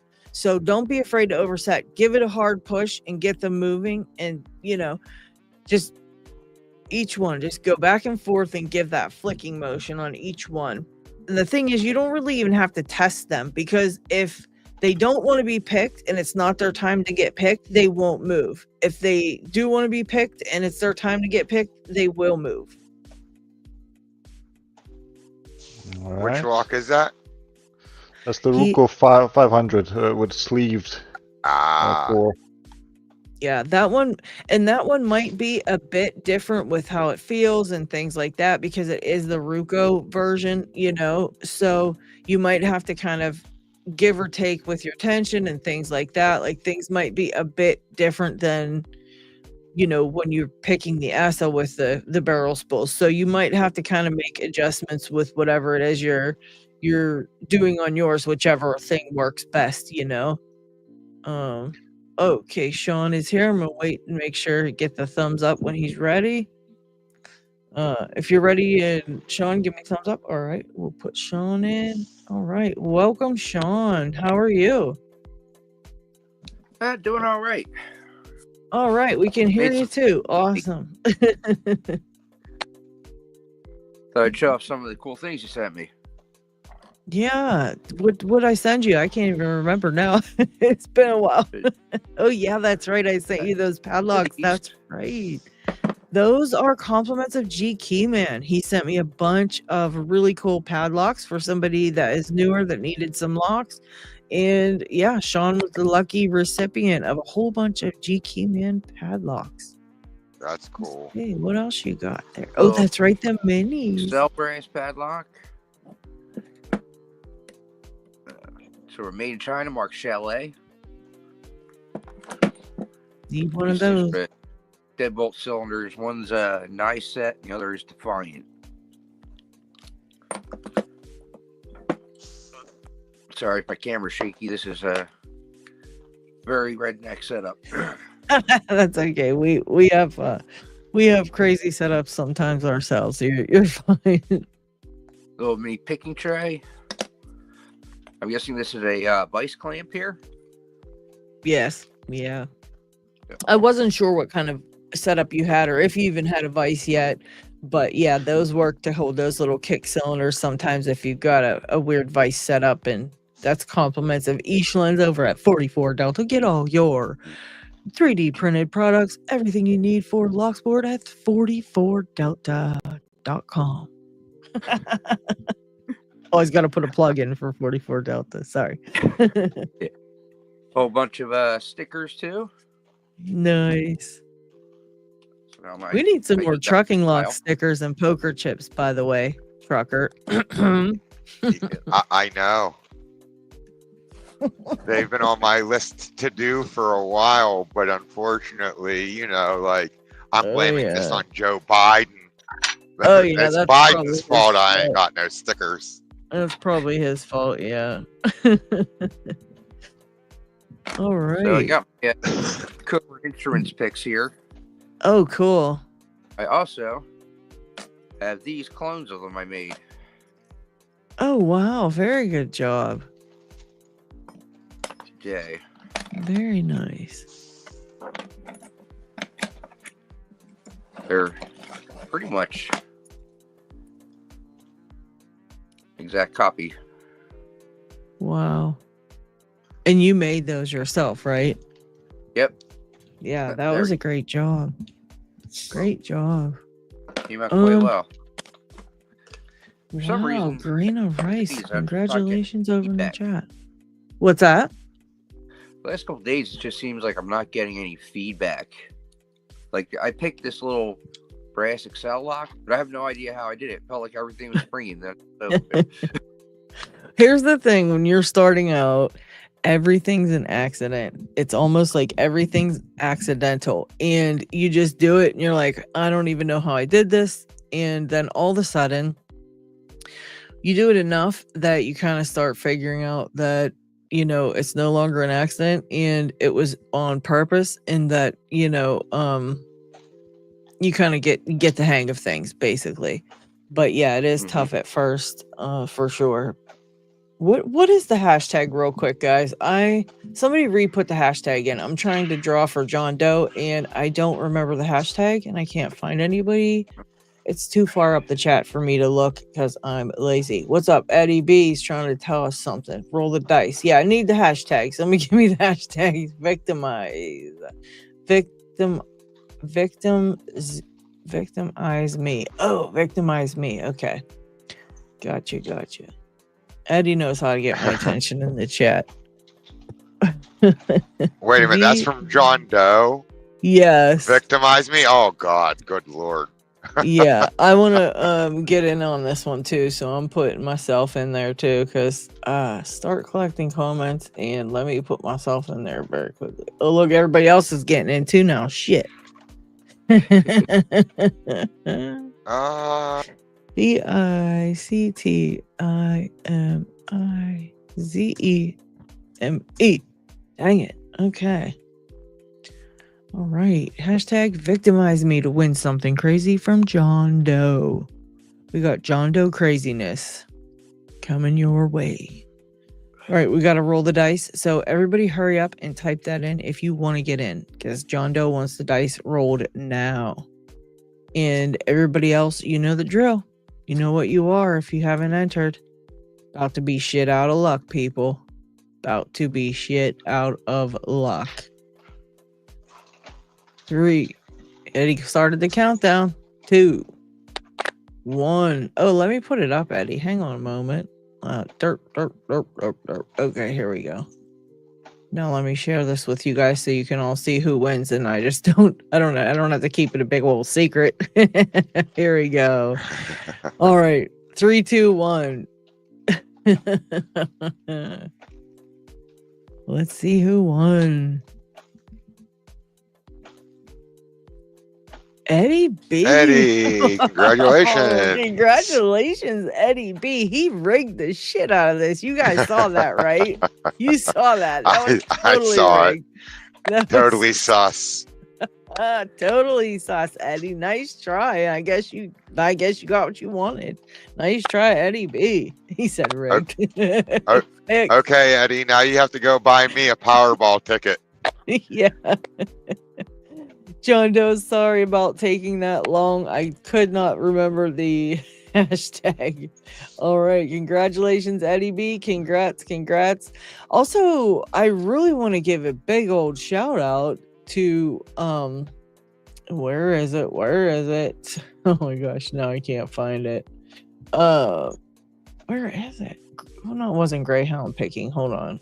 And I want to say welcome, Jay Cox. I see you popped in there. I forgot to say hello, I think. I can't remember. Somebody was just telling me what lock it was, and now I can't remember the name. I'm losing it here, guys. This chat is going way too crazy for me. Roman Sill, welcome. Grain of rice. Okay. 4 pins in a progressively pinned Asa 600 sleeved.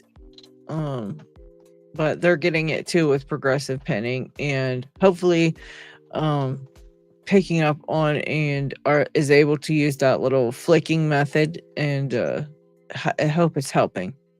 I know Wolfgang's trying to work on it, but I say here's what we're gonna do, Wolfgang. You want to reset the lock, and this time you don't really care if you get it open or not. You are just going to try to use that like flicking method just to see if you can get them to move. All of them to move. Just don't even really test them. Just give a certain amount of tension and just start flicking them up. See if you can get them to move, and see how many ones will click for you by doing it. Don't even worry about getting it open though. I just want to see if this method's helping with the Ruko, because I just wonder how much it's, how it compares to the Ruko. I can already answer that without showing it to you. So I tried that with the short hook. Yes, you can actually set them, but unfortunately for me, number 4 is a very high cut in my opinion, and that's why I need to get in with this medium hook. And try and somehow get it unstuck somehow. Moving. Let me just show you the bidding once more. Really stuck, huh? It's not moving at all for you. Yeah, you've got a pretty high lift there. Yeah. So number 5 and number 3 maybe. Yeah. Those are pretty high cut, and those are the ones that are causing problems. Right. Yeah. Again, don't be afraid to drop everything, because you were able to get them all up there pretty quickly until you get to that one that gets stuck. So now you got to really figure out what's open.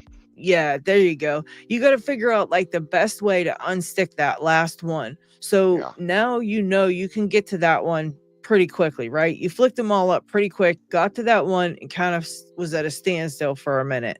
And now you got to figure out the best way to get that one open each time, because that's going to hold you up once you put all the pins in too. You know what I mean? So continue. I would say continue with 3 pins and over and over and over and over. Just keep doing it over and over again until you get it open like 20 times. And like Dig and I, we swear by that method.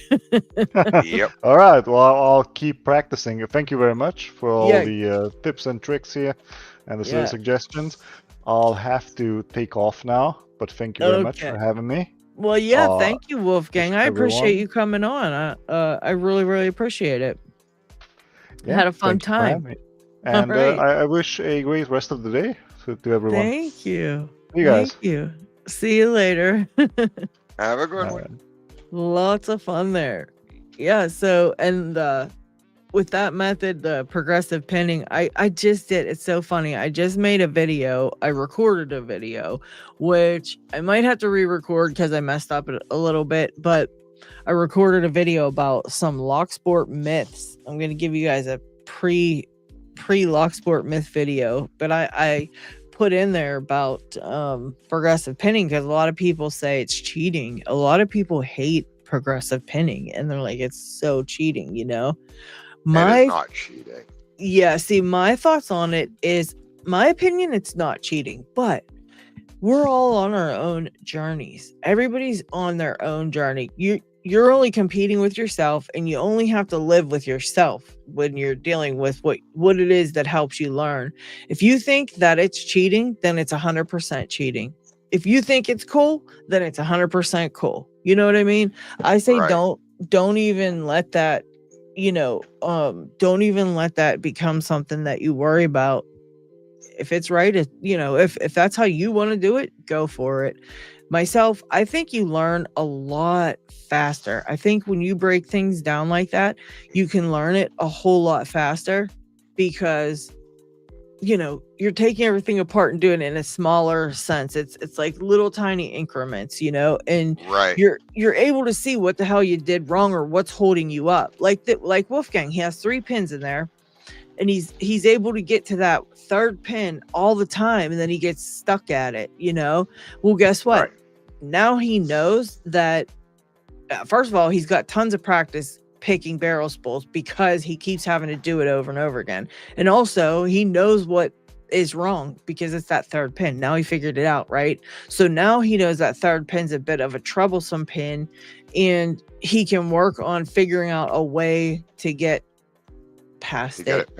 Right. Yeah, exactly. And then once he does that and adds some more pins, whatever. Now, I wouldn't recommend you do it on every single freaking pick or every single lock you pick, not I'll give if you're picking 1100s, do it one time on one 1100 and then don't do it anymore, because then I think you're cheating. But or my theory is on progressive pinning, give every lock an honest go from the start.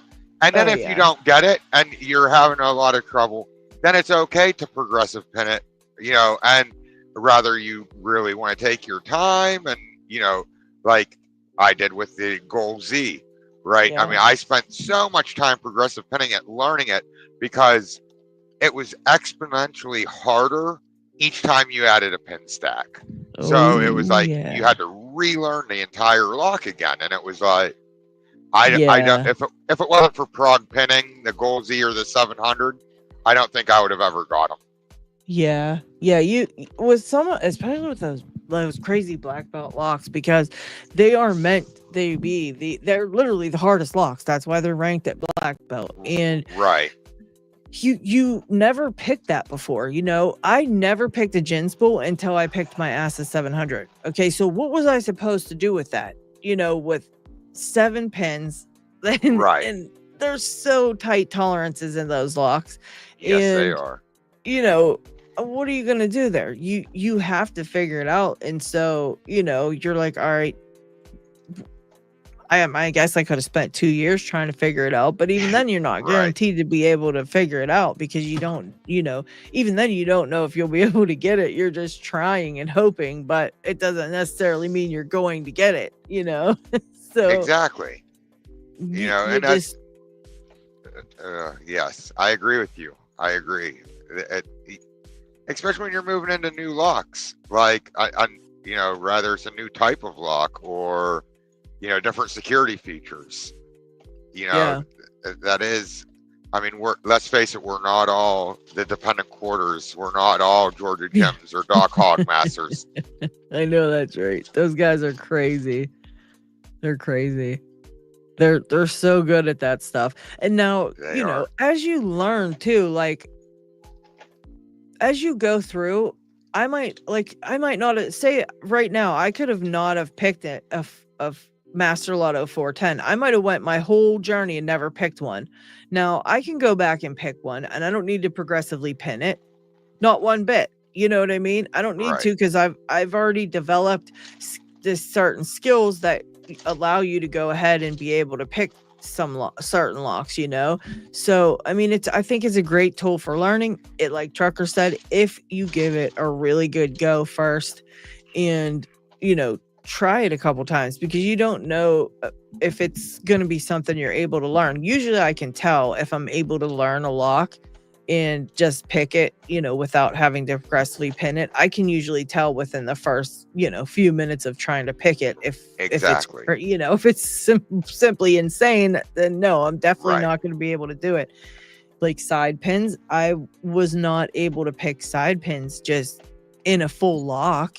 I wasn't able to just go, oh, look, what was that one that very first one was side finger pins. It had finger pins. The what is that one? The one I hate. Well, that narrows it down. Yeah, I was gonna say that really doesn't help much. What is that one? The one Chris sent me, and let's see, the one that's stuck in that lock I sent you, the Primus. Oh, the David Primus. Knew, yeah, the Primus. David knew. Yeah, the Primus. I hated that stupid thing, and I wasn't sure if I could pick finger pins without progressively pinning it, and I definitely don't think I ever would have, to be honest. I never picked them before. It's hard to isolate, and when you have everything else going on inside of a lock, it's hard to know if you're isolating that particular pin or not. Until you can start learning what the feedbacks feel like and what means what. Like I have. Well, let's see. Progressive pinning the 334 B45. I progressive pinned it, but it didn't. It wasn't like a super long progressive pin process either. Like that was the first time I really dealt with those thin-lipped spools. Yeah. And then once I learned what it felt like, then it was like I went from like 2 to 3 to 4 to 5. Like boom, boom, boom. Like, okay. Yeah, a lot of times you don't even have to do, like I said, you could just break it down and like you did, put in 2 or 3 pins to start and then go, oh wait, now I know exactly what I'm doing. And now I know what I'm feeling. And then you could just put it all back together and go for it. Sometimes it's just that one test that you're doing to see what things feel like that takes you and gets you all the knowledge you need to get something open, but sometimes you got to break it down. And in my opinion, there's nothing wrong with it as long as you're not continuing to do it on every lock, but a lot of people think it's cheating. And my opinion, hey, if you think it's cheating, then it's 100% cheating for you.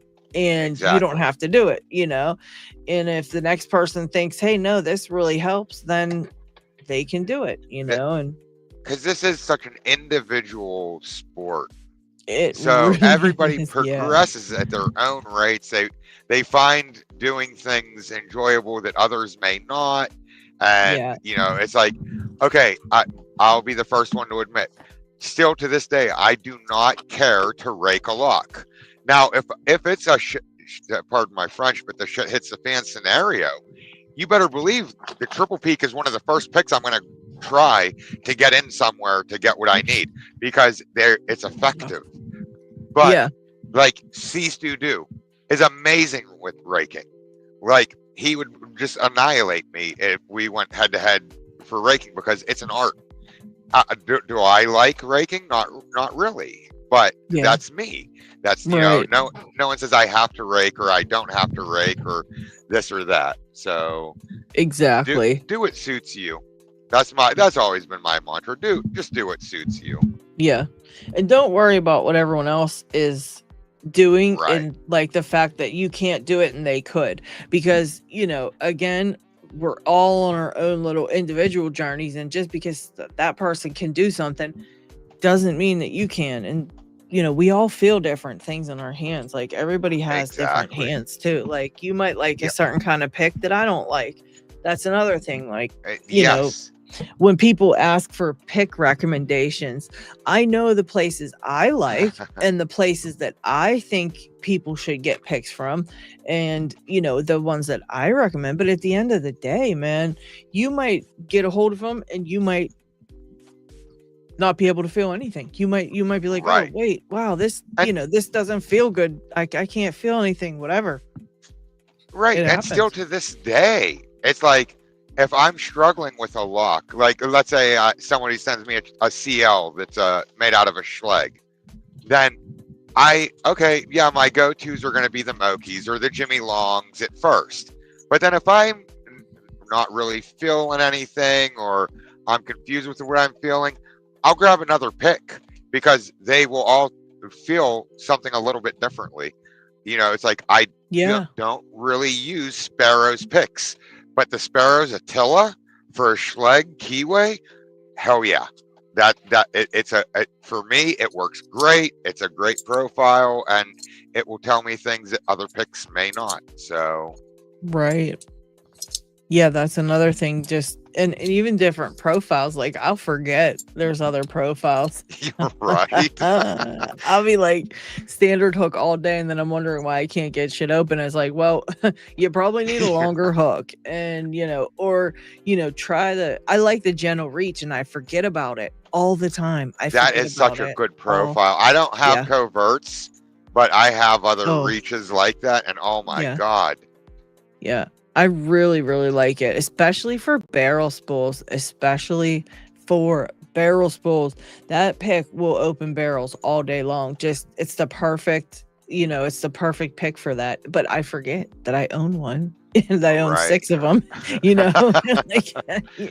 Other day, even with tensioners, the other day I'm sitting here and I'm like picking away, and then I got this, whatever it was, the top of the keyway was very, very slim, and it was like the super paracentric keyway, and I couldn't fit the one I've been using all day, the tensioner I'd been using all day. I couldn't fit it in there, and I'm like, well, shoot. And then I'm like, where's my tensioners at? Where are they all? Here, I put them in a drawer and forgot about them. It's been like 2 weeks that I've been using the same damn tensioner. And, you know, obviously you don't want to do that with tensioners, especially when you're picking, especially if you're newer and you're picking. You want to make sure you've got the correct tensioner, which is the tightest fitting tensioner in every lock. But as you go, you know, you make shit work. You're just like, well, it's leaning a little to it's close enough. It's all right. It's close enough. Okay, I just can't push my hand back this far. I have to keep it pulling out. And so I've been doing that all week long with this stupid tensioner. And I'm like, dude, you have 20. Why are you doing this to yourself? And I don't know. See, I'm the opposite. Whenever, like, if I'm sitting at my desk in my lock lab, and I call it tool ADD. Next thing I know, I have 65 different picks, 37 different tensioners, all like strewn out all over my desk. And it's like, well, now I want this one. So now I am like sitting there, like sifting through a pile of tools to find what I want. Like, I've done that. But that's also bad, because then you're not actually giving an honest attempt. Like, in your mind, it's like, why isn't this open already? I'm going to switch tools. It's obviously the tools. Like, no. In this case, that's another it's me. Too. Yeah, I've been there too. Like, I definitely need a different pick for this one. I definitely need a different. See, this one doesn't work either. I definitely need. And then by the time you've gone through all your picks 7 times, you're like, I guess I just suck. Like, I guess it was just me the whole time. Now, Sean's working on just a regular, cylinder there. Are you still at the lock there, Sean, or did you step away? I think he stepped away to grab something or something, but yeah, he popped out of there. All right. He might be back. Yeah, but thank you, John Doe, for the super sticker. He's talking to Tiwanaka. He says, if you want that, my rage finds him for his evil deeds. I have no idea what them two are talking about. We've got embrace the chaos. We've got all kind of crazy stuff going on in the chat. Let's see. All right, we've got some Tennessee people in the chat too. Okay. Tennessee. Oh, all right. Eddie B said, Vector, do you want to borrow my gold P for the brown, or are you going to buy from white? I guess Vector Potential is going for his brown belt. Nice job. Very nice. Very nice. Job. I tell you what, that was probably the single biggest turning point of my progression of picking. Whenever it took the longest to get my brown, but then it was like once I picked the gold P and what was the other one? The Dorma DC 500. Oh, it was that was a good one. That's a fun lock. That is a very fun lock, and probably the #1 lock that I recommend to everybody for their brown belt, because it's like the S700 Junior. Yeah. It's almost like a 700, but it's not really. I mean, it's a lot more forgiving, but it's so much fun. And but once I got those two picked, it was like I was off to the races. It was just like. What other ones are fun? I loved the multi-lock interactive and the Junior. Those were fun. The Junior was so much fun. That's still probably my. I can't say it's my absolute favorite lock, but it is definitely up in my top 3 of most fun locks to pick. Yeah, it's definitely a good one. The multi-lock, what other ones was I think? The goals are a lot of fun. I always really liked the goal locks. I think they're fun. Yes. A lot of people do not enjoy them as much, I think, but I find them to be a lot of fun. A lot. Right, the gold P is a very stubborn lock, but then once you figure it out, it's a very fun lock. Yeah. Oh, it's definitely stubborn. And the the D9 too. That one's another one that is super tricky. Mine is like black belt 13. I still haven't picked it. And I'm pretty sure it's still in pieces in the lock lab, so I refuse to put it back together. Oh jeez. That sucks. Well, see, I started on the gold D9, and then I moved from there to the gold Z, because I was like, I'm going to go for my black belt, blah, blah, blah. I'm tired of messing with this D9. And then once I hit the gold Z, I spent so much time on it. Then I went to the S700, and it was just like my time was consumed in other places. And then I just haven't gone back to the D9. I will get it. It's just my priority shifted. That's all. Yeah, the D9's a fun one though, for sure. I really, really enjoyed that one. And yeah, so all the gold locks, I would say, except for that V18. I hated the V18 so bad. I really did. That was my nemesis for I don't know how long. That stupid V18. And then I think it took me a month and a half to pick the V18. A month and a half altogether. The V18, I have a V18 that has 16 pins in it, 15 or 16. It's black belt 1. And then the GP, the gold GP, is like the V18, but a more open keyway. But it's fully populated, and I believe it's black belt 2. Yeah. And then I have the black belt 3 gold Grand V. So you can keep that one. You wanted that one for fun. You wanted that one just to look at, because that thing's a monster. Right. I just wanted, because now I have every goal model. So it's like that completed it for me. So I was like, I have to buy it. Yeah, that's the whole goal. They're such nice made locks. They are. They're just really nicely made, you know. Yes, hot, very good quality. Dig is done with Aaron, so I'm gonna give him a link. But go ahead there. Sorry about that, Chuck. I didn't mean to. Oh, you're good. Say that. I said that out loud. Yeah, Dig wants the link, so I'm gonna send Dig the link. Let's see. There we go. Yeah, I don't know what happened to Sean. He might have got called away. I don't know if he said anything in the chat yet. I have not seen. I'm working my way down through the chat, people. You know me. It takes me a minute, so I'm working my way, people. I'm working my way. when Big gets here, I'm going to tell him I'm in the middle of cutting up 35 Euro cylinders. I'm cutting Euros in half tonight. Oh, goodness. Oh, TO2's here. Welcome, welcome, welcome. I just put your stuff in P-Dubs' package.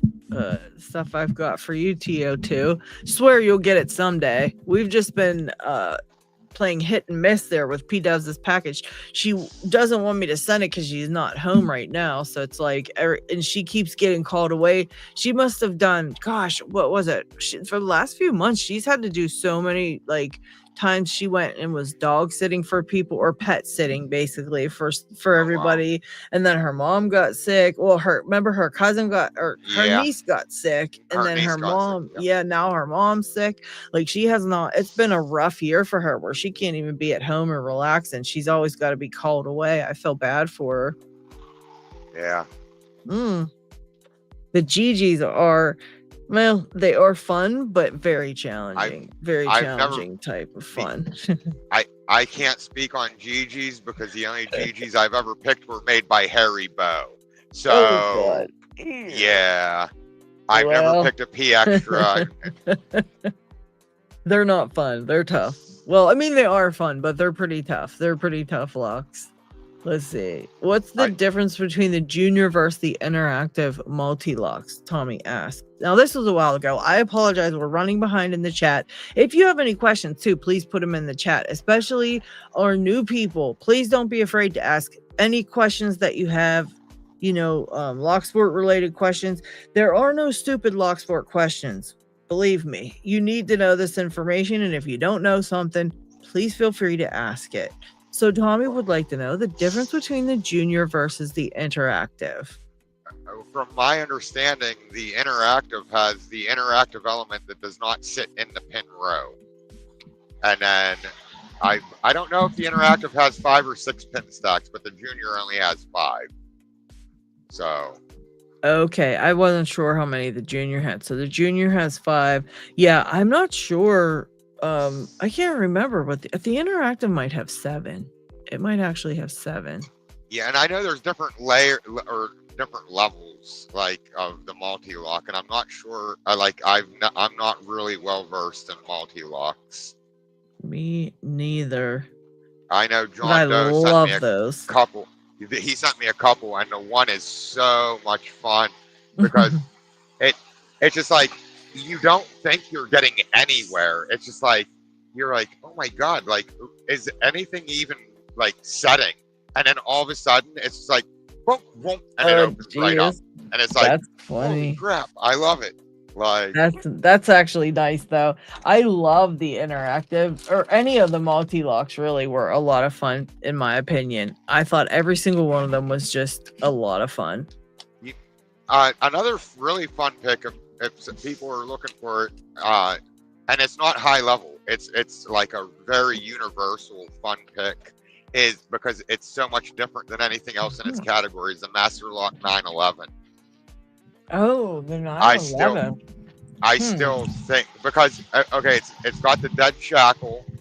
I believe it has a dead shackle or a dead core, but then the shackle is it doesn't pop. So you have to hold the lock open. You have to hold it open while you pull the core or pull the shackle out. And it has to be a sprung core, because if your tension wrench slips while you're opening the shackle, it relocks. Oh shit. So I am very quickly trying to replug something. Give me 1 second, everybody, because our Yeah, we're about to die. Hold on. My battery's about to die and shut off the whole stream. Give me 1 second.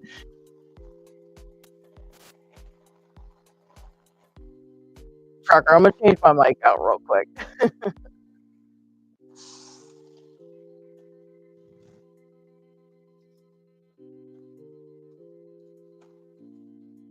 Yeah, as many of you know, I have been away for a little bit because I'm starting my own business. So my schedule has been pretty hectic between work and doing all that stuff. But I'm going to try to be around more often. All right, test. No, settings and audio. And I cannot see chat. I don't know. Microphone. Hello. Okay, can you guys hear me now? Can you hear me? Anybody? Can you hear me, people? All right, let me know in chat if you can hear me. I can hear me. Oh, there's Shark. He's back. All right. Can you hear me, Trucker? Yeah, I can hear you. Okay, just making sure. I think you can hear me. There we go. Now I can see comments. Yeah, I can hear you loud and clear. Okay, good. My other mic totally died. And even though I plugged my headset into this mic, for some reason I can't hear myself. Let me go to my settings, my audio settings, and it's showing. Yes, it's not showing. Let's see. Let's try that. Okay, thanks, Tequila Dave. I didn't know that. The Multi-Lock Junior has a slightly wider keyway with less wording in it as well. See, learn something new. No, that's not working.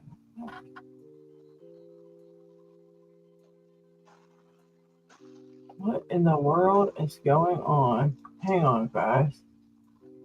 This is not working out.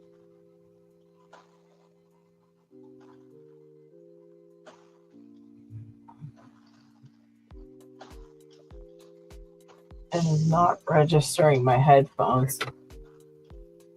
We're having troubles. We are having technical difficulties, guys. I don't think anybody can hear me either.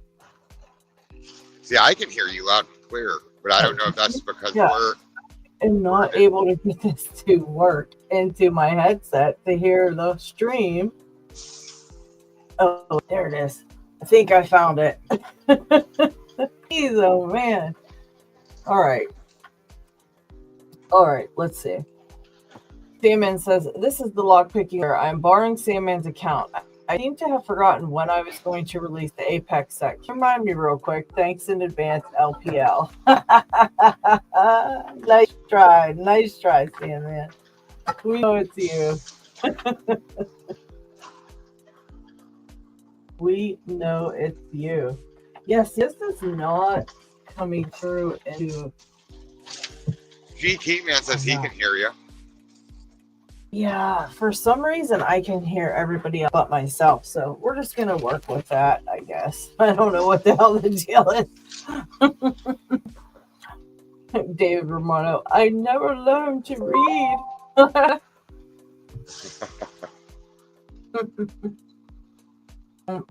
Audio is shitty.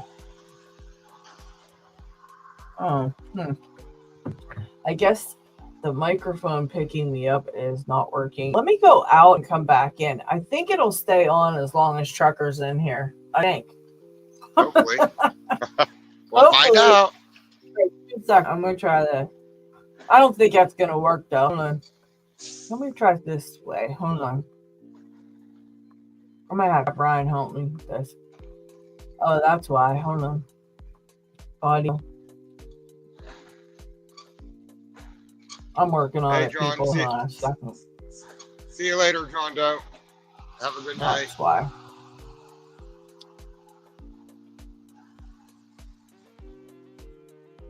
Whoa. This is terrible. Yeah, it's not. It is not picking up. anything correctly.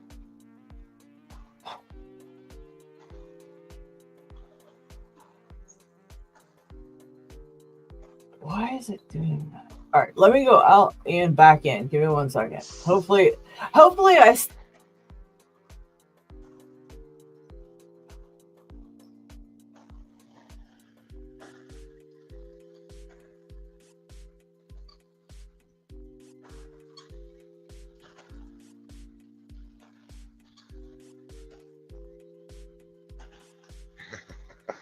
Well, this is interesting.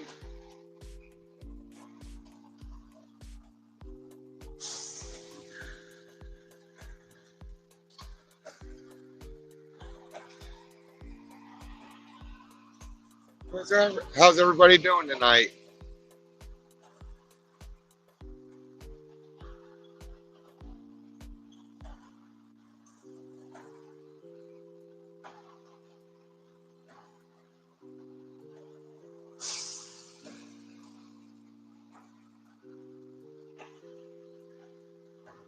You gotta love technical issues. They say technology is such a wonderful thing, but it gets so complicated sometimes.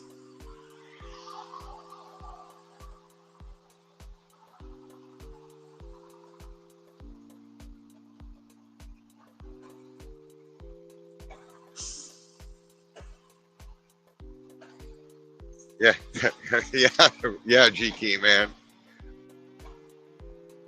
We're just flipping through space.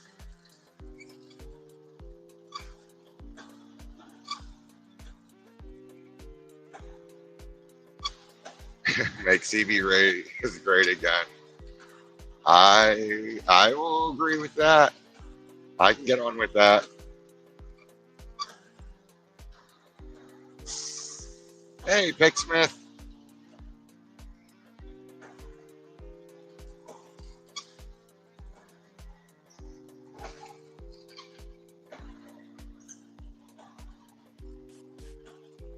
Oh, I take it you're an IT guy, Tequila Dave.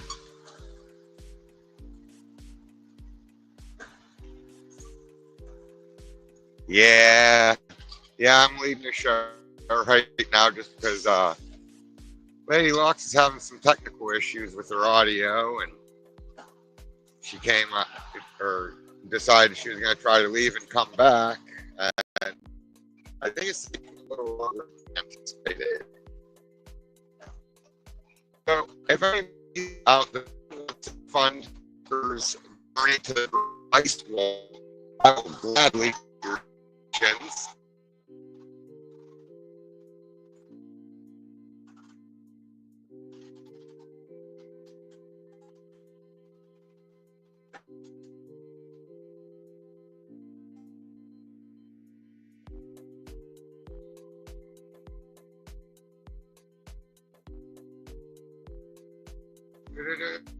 I'll see if I can send you. I don't want to leave.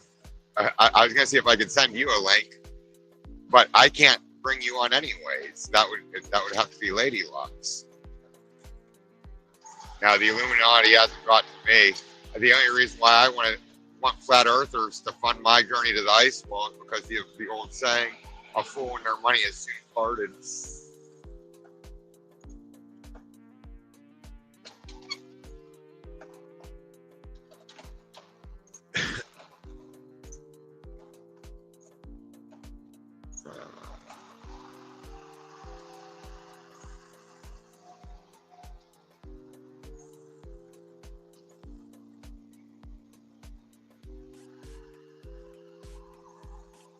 All right, I think it worked. Can you hear me, Paul? There you go.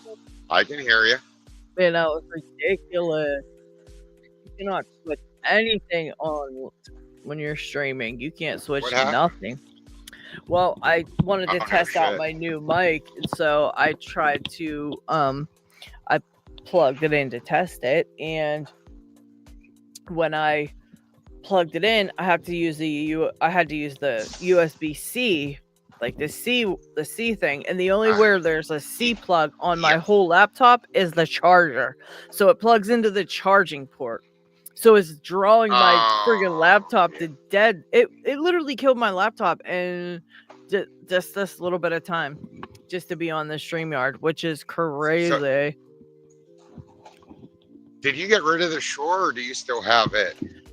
I have the baby one, which is what I was using, and then I dropped it, and the back part of it, where you plug the adapter in right in the back here, it fell and it smushed, and it made me think like the adapter's the only thing that broke, but it broke while it was plugged in, and it rammed into that one that was in the back. So I was worried that, you know, it was going to fail on me. And I thought, you know what, I'm going to get something for a backup or get us. I mean, it still worked, but in my head, I'm thinking, if this ever happens again or something, I literally have to stop everything I'm doing until a mic comes in, and I can't do that. Like, cause we're streaming every week, and you know, in the middle of streaming every week, I make videos, and I'm like, I can't freaking do that. So I went on to Sweetwater, and of course I'm like looking at all the stuff, and you know, I found another mic, and I got this one's the MV88, the little baby MV88. Yep. So then I went and bought a second one. That one's the MV88. That one's the Shure M7 Plus or something like that. I don't know. The 7 Plus. That's the other one. But it's more for podcasting and stuff, so it's good for talking, you know. Right. Yeah, and it's never a bad idea, being that, you know, like if you want to do like an in-person interview, now you got 2 mics. Oh, that's true. Yeah, that's true. You're good. Yeah.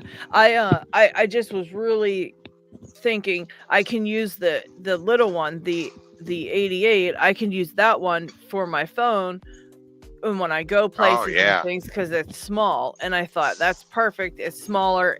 And since I already dropped it, like whatever, and I thought I'll use the bigger one for when I'm, you know, streaming. I can leave it sit on my desk and have it at my computer, and it'll be fine for when I'm streaming.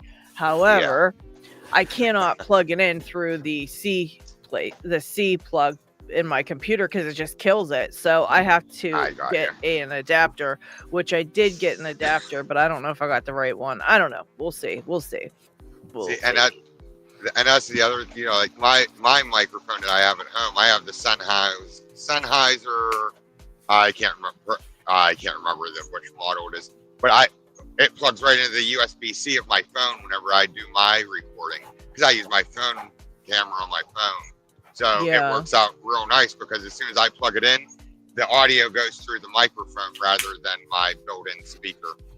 So yeah, that's how this one is. If I plug it into my phone, it goes right into the mic immediately, and it plugs right into the charging of my phone too. But I can't have it plug into my charging on my laptop while we're streaming, because I'm like sitting here, and the next thing I know, I get an alert going, we're going on power saving mode, and I'm like, you're kidding me? You gotta be shitting me right now. Like, I can't deal with it. And then when I tried to change it over, Streamyard was like F you, and then my computer was like F you, and I had to ended up restart my computer. Thankfully, you were able to hold the stream while I was gone. Thank you, Chucker. Like, at first I was like, okay, this is taking a little bit. So then I just kind of like tried to be a host, and I mean, I like to think that I did okay, but you know, I'm gonna be realistic, and me hosting a show, Kamala Harris had a better campaign. You did fine. You did fine. We got Picksmith in the chat. What's up, Picksmith? Yeah, thankfully, Ryan's like, yeah, you can't change nothing while you're streaming, so don't even try it. And I had to end up restarting everything. But there were so many, I don't know why, but when I plugged that new mic in, there's like 10 different options in my thing where you select where you want the audio to go through, and I'm just like, that's cool. Yeah, I'm like, I can't figure it out, man. What's up, Dig? Dig popped in with us. What's up, Dig? Good evening. How are you? I'm fine, and you? Yeah, it is. What's your sign say, Dig? It says something on his sign there. Can't you read it? Well, let's see. Oh, here we go. I see a little bit of it now. Chaos and chaos. Oh shit! You ain't kidding. Look at the mess he's got. And more chaos. Hey, it's organized chaos, okay? Yeah, that's lock chaos. That's okay. Yeah, that's acceptable. That is organized chaos. Okay. He just has like $100 locks strewn about his desk. You just you just said something like earlier with if you go through logs, you take out several picks, and it happened to me again. Yep. That's how it look like then. You're nice and neat about it. Your stuff's all in like nice lines. My stuff's all like jumbled in a pile. Like I'm sending Picksmith a link. I gotta pull up Discord again. Picksmith, 1 second. Yeah, this whole stream was chaos. I'm renaming this. I'm making the new title Chaos. Chaos. Yeah. I'm gonna call it Locksport Weekly Complete Chaos. Locksport Weekly in chaos. In chaos. That's gonna be everybody to talk of the town. Did you guys see that? Locksport Weekly was in chaos this week. Oh my gosh. That Lady Locks cannot host anything. I wish we could have like trailers, for like your thumbnail where it'll be like, what happened this week on Lockpicking Weekly. Like Locksport Weekly. Yeah. Tune in and find out what all that. Yeah, absolutely. Someone of us need to get that good with video editing that he can do these trailers. Yeah. Yeah, we need a good trailer. And we need to capture some Picksmith sayings when he's on here. We're gonna have him saying some fun stuff that we can capture and use his audio. I just saw that Picksmith want to show a log. I could also show a log if you want to see it. Yeah, sure. Let's see. Chat, who wants to see some cool locks? I mean, this is a Locksport show. Come on, Only one. All right. Picksmith needs to get his cam back up. Hang on a second. What is it? There he is. He's adjusting now. And once he gives me the thumbs up, I will pop him into the stream. Yeah, there's all kind of shit going on this stream today. Nola wants to know, Dig, do you have a cut euro? I have one. It's not. I think it's a challenge log, so it might not count. Oh, okay. But wait for it. Wait, I need to get to my box. I'm back in like 3 minutes. No, 1 minute. Okay. So Grain of Rice says, Lady Locks, I got the barrels again. I need to give my hands a rest, but thank you very much for the help. That's awesome, Grain of Rice. Congratulations. That's a tough lock to get for sure. And Dan is saying hello or goodbye. I'm not sure, but welcome, Dan, because I saw that you popped into the chat. And I think, Picksmith disappeared again. He'll be back. He'll be back in a second. I don't know what happened to him. Okay. I think the whole stream's in chaos, guys. Seriously, because Picksmith, I think, is having trouble getting his cam the right direction, but he's almost ready, I swear. All right. So I think these here count for... I took them with me to LockCon because I was not sure how it will go there, but yeah, I ended up talking only to people. Like that here, is that counting? Wait. Where the heck did Picksmith go? Picksmith, get back here. Get back here immediately. Is that a cut euro? And you cut it and sanded it down? I'm cutting a whole bunch of them tonight. I got like 30 of them that I'm cutting in half. Oh my god, 30. Yeah, you shined that up nice. You tried to make it look like you didn't cut it. But we still know you're cutting up locks, Dig. Hey, Everyone I sold until now looks like that. I see. So right. Wolfgang got really premium stuff. Welcome, Picksmith. Picksmith's on with you, Dig. Hello. Hello. Dig was showing us something he's got there. He wanted to show us a lock too, so he's got one, and Picksmith's got a lock to show as well. Picksmith said he cleaned up his chaos. Zach? I'm in a new location. Desk has been reorganized with a flat mat, and I was wondering. I thought it was just a different angle. What location are you at? What'd you do there? Moved by the window. So, whoops. Very nice. So, yeah. I'm by the window now, and we've redone the office. I used to be over there. Okay. And so we wanted to redo everything, and so redid the desk. I like it. And that's why I should show that next to me now is where all my locks are in a drawer, organized, and tools. Oh, very nice. Very nice. Hey, little by little. Yeah, it's really good. Real quick, I want to address Zach says, sorry if it's been addressed, but I want to know about the interview with CI. All right, so I don't know. Are you? Oh yeah, you are. Okay, so it will be going up for the members this week coming up. It's in the members video I just did, Zach. I did say that I got an interview with Tony, and that's going to be going up whatever this week at some point. It's in editing, and so I have so many things. I have like 8 things in the process of editing, so I'm working on it, and it'll be up sometime this week. And Steve is here. Hello, Steve. Welcome. Hello, Steve. And I'm going to let you guys show off your stuff here, and let's get it going. Let's see what you guys got. What's going on? Who got what? Who's going first? Dig, you going first? Bigger. Yeah, I go first because then I can do some packaging properly. All right. Grab. You know what? You go. I'm going to be right back. I forgot some locks too. But look on the screen, Picksmith. Look on the screen. Oh man. That's beautiful. Wow. My address is 53 Venango Street. It might be annoying because it's a lock from the USA, and I heard it's not that common. Wow. So it was quite. I got actually help from a bunch of people, and I got it also with key. Very nice. Very nice. That thing's wild looking. Wow. I think you have one of these, and you have the one without the IRS.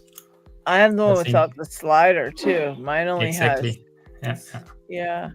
Which one is that? Turns. This here, that is an IRS Eagle Super Security, or I think Super Security is it, and it is a slider lock. So it has kind of some pin tumblers, and on the other side it has the sliders. That is very nice. It's probably a lock I will never pick because first I heard it's very difficult to pick, and second it's kind of rare. So gonna have to fix this. It's not the best condition. I have to find something to renew this this rubber a bit to get it back to life. But other than that, it's in good condition. Pretty happy about it, and yeah, it's a very cool collectible, I think. Especially these brass barrel locks look so nice. Oh, they're so beautiful. We don't have something like that in Germany, and the best or the closest. Okay, I show you another lock. The closest you can get with German stuff is. Wait, I need to get to it. Don't want to throw down everything else here. I think from coolness factor, the closest you can get is this rare lock, which is this detainer. As you can see. Ooh, what the heck? That one. The heck? And that is the lock. Oh my gosh, that's really cool looking. What the heck is that? Wow. That's a gecko. and it's That is supposed to awesome. lock basically, and they are pretty rare and difficult It to looks find. so It's rare. it's almost like an alloy. Wow. Yeah, JD has a bunch of them. I think 3 or so. But he said like if it starts to flake off somewhere, this plating here, it will go off all over the lock. And I got one in a pretty good condition, luckily. Yeah. And yeah, so that here is basically like. That's so cool looking. I love that. Nice. That is awesome. I love those unique shackles. That's like really about, cool. Yeah, what's that Yeah. for? Like a doorknob or something, right? I have no idea. It is for the post, so postal For the service. post- Oh, But okay. it was very back in the time, and that logo, I really like that logo. It's kind of very simple, very yeah. That's How so to say that? beautiful, It's just a cool logo, in my opinion. Wow, everybody's loving it. Everybody's Yeah, loving that's- it in the chat. That's pretty difficult to find, even in Germany, and I saw it, I think, twice. One from a collector, which was in a really bad condition, and I also don't like this guy. It's Oh. not happen often, and yeah, that happens. So He this says, I do year not like this came- guy. It this year doesn't came happen from too an- often. yeah, the problem is if there's someone like collecting locks or someone and then sell them with an I had no idea. I think he sold it for like, or he put it up for like 180 euros or something. Wow. It was so incredible overpriced. And this one here, I won in a bunch of locks, and that one was also a collector, but he just said he had it always sitting in his collection, and he wants to get rid of his collection. And he did, I think it was an auction where I won it. And there the price was, I think, fair. For the price I got it, and yeah. 1 month's rent. Yep, fair. Right? Yeah, exactly. Holy Yeah, no. Dig's gonna go broke with how much he buys. I I don't look think for so. the bargains. Yeah, the problem is, yes, exactly. I always try to buy locks at prices where I know if I would, for example, sell this here on LPU, I will break pretty easy even, I think, and probably could win some money on it, but I don't have the intention to make money on locks. And that one is just a beautiful one, and I think it will stay a long time in my collection. Still want to do a video about it, but there is one video on YouTube you can find. Someone disassembled it also, and it's basically very alloy-like, just a little bit easier from the discs. You can also see the key, which is, I think that might be restricted somehow because it was for the post, because they all use the same key. No idea. Nice. So, but it's so old that it's a locker basically just, and the key has such a weird shape with this ridge here on top. It's profiled. Yeah, just a cool key. That is. And on that side it says the company name Gecko. Yeah. And I could grab in my drawer. I have one of these for storage boxes. I think there are bigger locks which are also made from Gecko, and later another company took over, which is FML or something. I don't know. I have both of them. I have the Gecko and the newer one, and they have the same key, but yeah, the padlock is quite rare. And I think it's more beautiful than the rest. That is gorgeous. So that here is probably not on the same level, because I think these are more rare, but I like this one also. I like brass. I like crazy shapes. I missed Very the cool. barrel lock. Is that an Eagle Let's- or is that from another brand? It's an Eagle. Eagle. I have one of those. It's an IRS Which number do you have? I don't have a number because it's just an older one. Where is it? Yeah, this is so it's a little bit older, and it just has Eagle lock on the top of it and a little 4-pin key. Yours is taller. This one's really short. Yeah, That this really one here is the cool. super security version. It's an IRS. I got told I tried to look up history about stuff always, and this IRS. I think who said it? I think it was Red Wanderer or someone. It was for the insurance company or something in America. That could But be. he has no idea. I don't know what IRS is. You should know it probably. And that is basically a department. So it's kind of, it's kind of government related, I would say. Something government made. Well, IRS is the Internal Revenue Service, our tax company, but it may be an individual doing it that way. But the shackle will look like this too. It has 2 cutouts in it. So it's kind of cool when you get it open. And it could be a 5 or a 4 or 5-pin key. Or slider. Oh. Yeah, this that's is even more unusual. Yeah, that is a super security. They made them like that. And it has also here, it has a little bit ding here, but Dust shutter too. Yeah, Cool. exactly. It has a shutter. And once you push it in, it goes away basically. And then you turn it only like that far. Yep, that's the same with what I've got too. And It only that turns is- like 20 degrees. Yep. Yeah, exactly. Wow. It's just That's that's the way they did it. Yeah. It's Very not cool. disassembleable. There's nothing to disassemble it. Yep. So it's just a block of brass and a cool number. So they are serialed, I think. And I have no idea how many they did of it. But Very cool. we already said like in the launch, I think Red Wanderer had the 402, which is pretty low from the number here. And we said like just for fun, we need to find the number 1. Probably gone now. Yeah, no idea how many. I saw a bunch on eBay, but they were in such a crap condition without keys. And Red Wanderer, okay, he is from America, so he has a better reach, I think, or better could find them easier. But he has one in a really superb condition with 2 keys, so such a nice lock.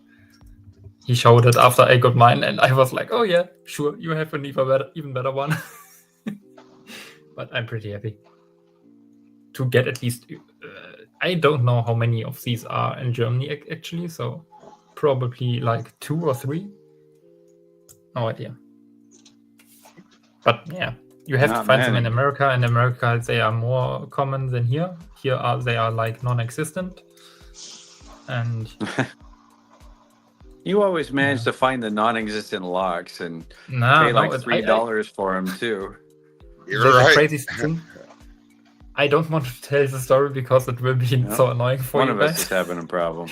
Should I tell the story? I should tell the story. So I probably shouldn't tell the story. No, save it for everything else. Yeah, I'll save it. That's a cool lock. That's a really it's cool a very lock. awesome lock. I really loved it when I saw it on, I think Dennis on Reddit showed how he aged a lock, and it was this one. I think it wasn't the RIS, I'm not sure. Probably it was the RIS, but he had that. He recovered the what is it, the rubber coating here. He cleaned it, and then it was too shiny, and he said like he want to age it, and then he put it in a jar with boiled eggs, and created a patina. And when I saw this lock he used for that explanation basically, I was like, whoa, what is this lock, man? Everyone is looking at the eggs, and I was looking at this lock. Yeah, it's just a cool lock. I'll expect you to will that to me in your will for it, because I will love it forever. Yeah, exactly. It's such a cool lock. That is. Goes back in my collection now.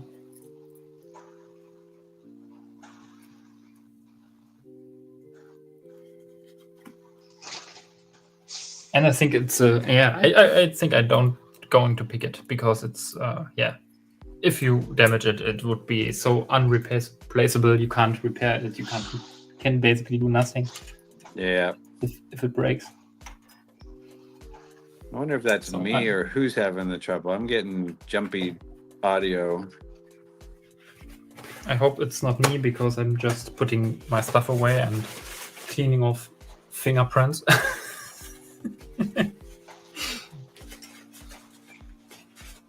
Maybe me. Yeah, I got a little bit of jumpy audio there for a second.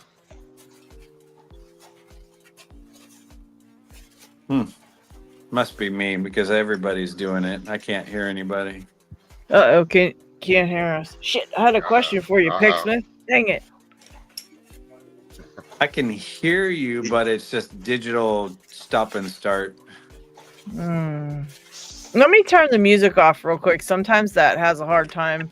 Sometimes people have a hard time getting through the music for some reason. Yours might be like that. Hold on. Let's turn off our jams in the our background jams. Let me stop it. Okay, is it still doing it? Testing. No, that Nope. that That's cleared it. it up. It was like you were auto-tuned. Oh, hot damn. All right. Yeah. We'll turn that Now- off. Now it's back. Uh-oh. Oh well. It's probably Crap. just me for some reason today. I have a question for you, Picksmith. Someone asked me to do a video Yep. about what types of things people can use to lubricate their locks. Now, of course, I know that you hate the Houdini spray, and I know there's like, I know there's some that you prefer as a locksmith. But what would be your like top 3 recommended things to prefer for people to lubricate their locks? Well, it depends on which part of it you're lubricating to begin with, too. So there's typically 2 types of lubricant, what we call light body and then heavy body. Light body can do one of 2 things. It can stay a liquid, or some will spray on as a liquid and dry to a film. Okay. So Houdini is good because it's in the light body lubricant and it works fine. I hate the smell of it. And Yeah. I think it doesn't have enough lubricant in it to last for a while for me. Okay. But it would probably rate in the top 3 because it's one that everybody uses and so many locksmiths actually recommend it. The other type would be like PTFE lubricant styles. It's a liquid. WD-40 makes one. There's a whole bunch of different variants of it. That's typically a nice light body lubricant. Okay. My personal favorite is LPS 1. So LPS is the brand. 1 is their first lubricant. It's their light body stuff. Okay. It's a Teflon-based, non-conductive, non-harmful lubricant that sprays on as a liquid and dries to a Teflon film, and it pushes away graphite. So that's another benefit to it. Okay. But then if you're talking about the mechanics of the lock, like the ball bearings or the driver in the back of the lock, you want something with a heavier body. It'll work just fine as a light body, but you're overcoming grease and other stuff, and you want something that's going to stay there and stay liquid. And that's typically the heavy body lubricants of same thing for latches on doors or mortise locks, panic bars, anything that's the mechanics of it. You want something that sprays on heavy and stays there. So I like LPS 2. Tri-Flow works just fine. But I find that Tri-Flow gets gummy after a while. The LPS will get gummy, but it takes longer than the Tri-Flow. There's a couple of green ones that are actually like edibles that, not edibles as in the pot style edible, but it's a completely natural lubricant that's food safe. I was turned on to it by a guy who services the zoo and uses it. And I forget the name of it, but it worked great too. I forgot the name and never replaced it. Yeah. Okay. So the light body ones are more for like the pins and the insides, and the heavies are for the mechanics. Like the yeah, we're back to digital, but the light body is where you spray into the keys, the pins. It works really great for ASA sidebars, Primus sidebars, other stuff. You want something super light. If it's too heavy with a fine mechanic, then it becomes a problem. Right. All right. That was awesome. Thank you. Yeah, because somebody asked me about it. And of course, I recommended the Houdini because I wasn't sure of the names of the other ones. I know you said like that one's you would recommend the others first, but I'm like, crap. I'm like, I don't know. But he couldn't find it anyways. And he did end up getting a different kind from Abus that was actually like it was like Abus for locks. So it was pretty cool. He found something that worked. He was in Germany, so he ended up finding that. And that's for probably and that's probably like a PTFE version of it because that's what the lock manufacturers will use. Schlage has been actually lubricating the insides of cylinders, what they're calling the super lube. But I hate it. It is sticky and gummy, and it's horrible to touch. It's a mess. Yeah, that sucks. I probably can add something to that. You probably have seen it from Locks and Keys. There's SE Locks and Keys is, I think, his YouTube channel. He did basically a test about several years, I think, with a bunch of lubricants. And I think it was over like 3 or 4 years, the long-term test. And he did the video, which is pretty great. And yeah, Picksmith has a better experience about, what did you call it for inside and outside? The heavy and light. Heavy and light, yeah, exactly. Yeah. So I think we are always only lubricant doing the insides and it's the light, I think. Yeah. Am I right? Yeah, okay. So yeah. For the guys, I don't know if anyone from Germany or from Europe is here. We've got an international audience. We're cool like that, Dig. Of course, we've got some Europeans on with us. So they stay up late to hang out with us because we're us. I mean, we had here always a problem every time Houdini gets recommended. Yeah. Or the other thing is Tri-Flow, I think, in America, and we are always looking like, we can't get Tri-Flow.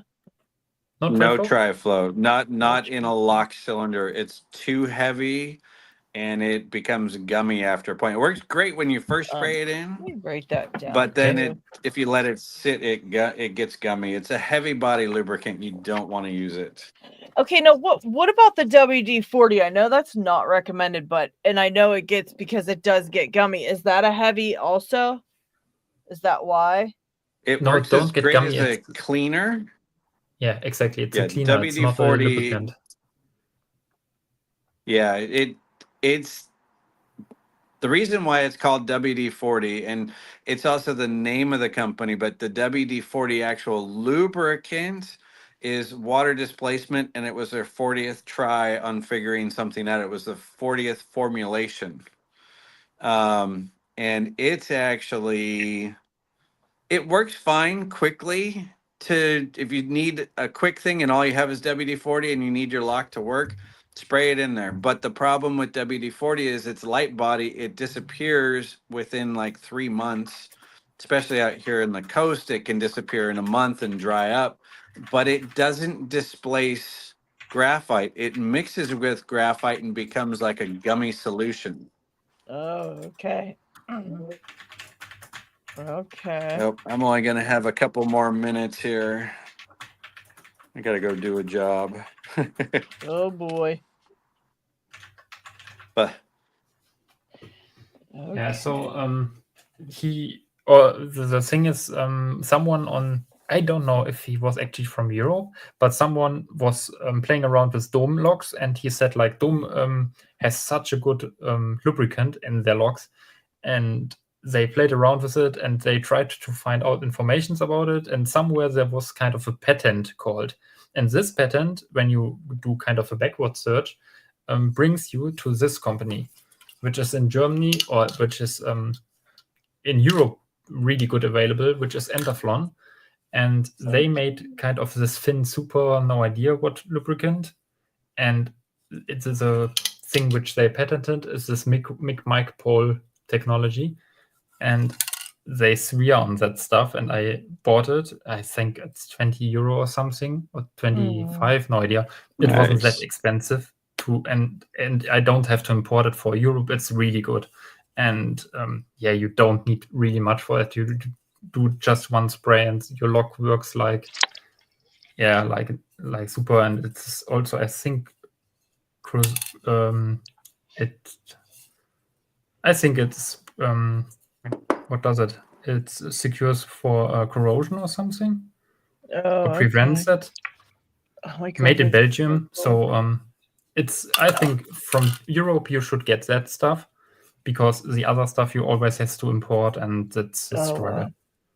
It's so expensive, and I'm really happy with that stuff. Everyone is so you're saying that it's called Interflon, is that what it's called? Yeah. Interflon. Okay. Did you see these Lockpicksmiths holding up thing? You got to see this. Let's see that combination one again, Picksmith. That was cool too. I just saw it real quick, but that's so cool. That's awesome. What is that? Wow. This is an old railroad lock from Ad Lake. They made railroad locks with 4 different profiles of the key. You can see Bossy and Bill picks one of these, but it has the railroad on here. I think this was Missouri Pacific. I've got to research it a little bit better, but it's a 4 or 5 lever, and the springs in this are just a monster. You were talking about the Sleigh Maker. Oh yeah, I remember that. Oh, look at that. That's so cool. Oh my gosh. But then this one was a Chrysler ignition that was in a flea market, and it's like, oh, these are 5-pin tumbler locks. You can't find these too often anymore. Picks really easily, but it's just a lot of fun to have something different. It goes to 2 positions, the accessory or to the on position. Yeah. I used to have to take these out and replace them. The frame was really cool too. That is awesome. Nice. That is the mechanic is awesome, that you put the key in, and on the outside you have the ring to put the torque on to start the car, that you don't push the key. Yeah. In Germany, we always turn the key. Yep. But the showcase one is actually this one.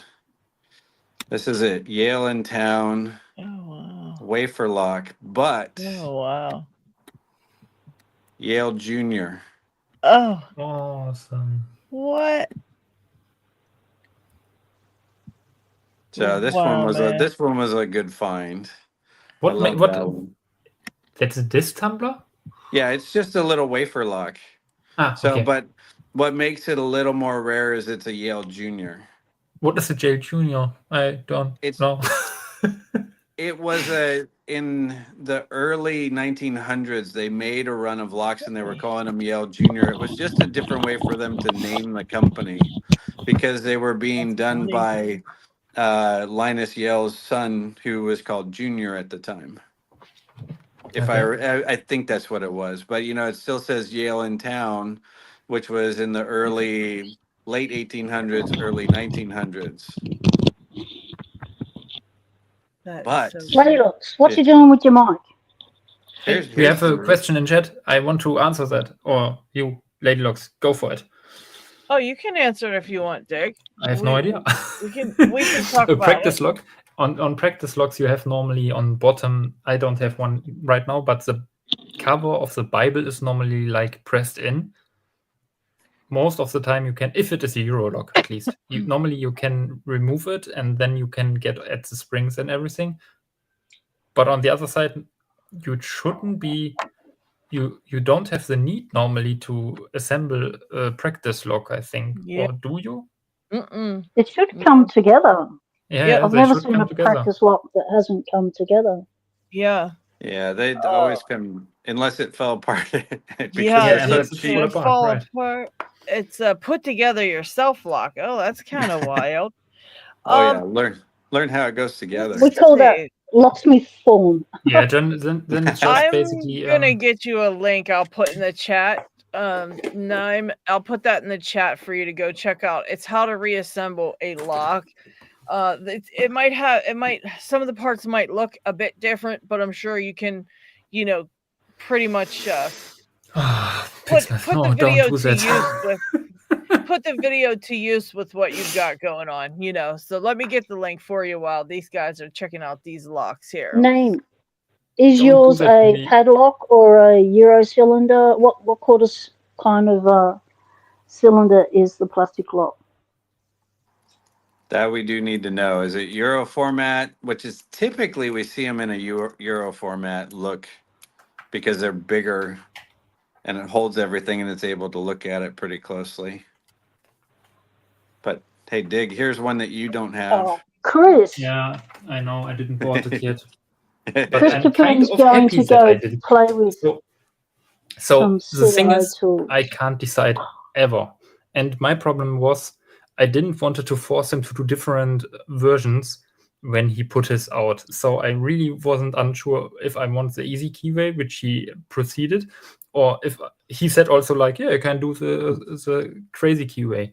And then I was really unsure to go for it or not. And I really thought like, oh, I might be not happy with my decision. And so he said to me like, yeah, I can do that also at a later point. And I was like, okay, I probably wait, even if it's not cheap, Wow. So it's not a Exactly. cheap lock. And with that, I didn't want to go right ahead and might be not happy with my decision. So he said like, I can first look at the others who get it. And then it turned out basically the keyway was the most important part for that lock. And I'm kind of happy I didn't went for one, because I definitely would have gone now for the second one, and my wife would have killed me, probably. Oh, jeez. Make sure that sticky tape doesn't rip the printing off. I've seen that happen before, Picksmith. I do not want it to end in tears. It has cellophane over it and then the tape over it, so the two don't touch. You cut it from the side. Picksmith. Picksmith saw the same video I did. Yes, very good. And then this is beautiful just to show brass Lady shackles. Locks. Wow. Oh, I thought you were going to send me some brass shackles. Well, you showed my name and then you showed brass shackles. I thought you were going to throw in some brass shackles my way. I'm sending one to Lady What Locks. padlock are you sending with them for me? I'm not. This is for Lady Locks. She gets one of these. You should have talked to Pinball because he sent me two of them too. It was like, oh, really? No, I got some of them from Pinball. No, I've got to supply them. We're good. Okay. Yeah, because they're hard to find here in the States, so I had to special order a few of them. Thank you so much for that, Picksmith. Very, very cool. I got to get everything out. I still haven't been able to get everything out. It's just crazy.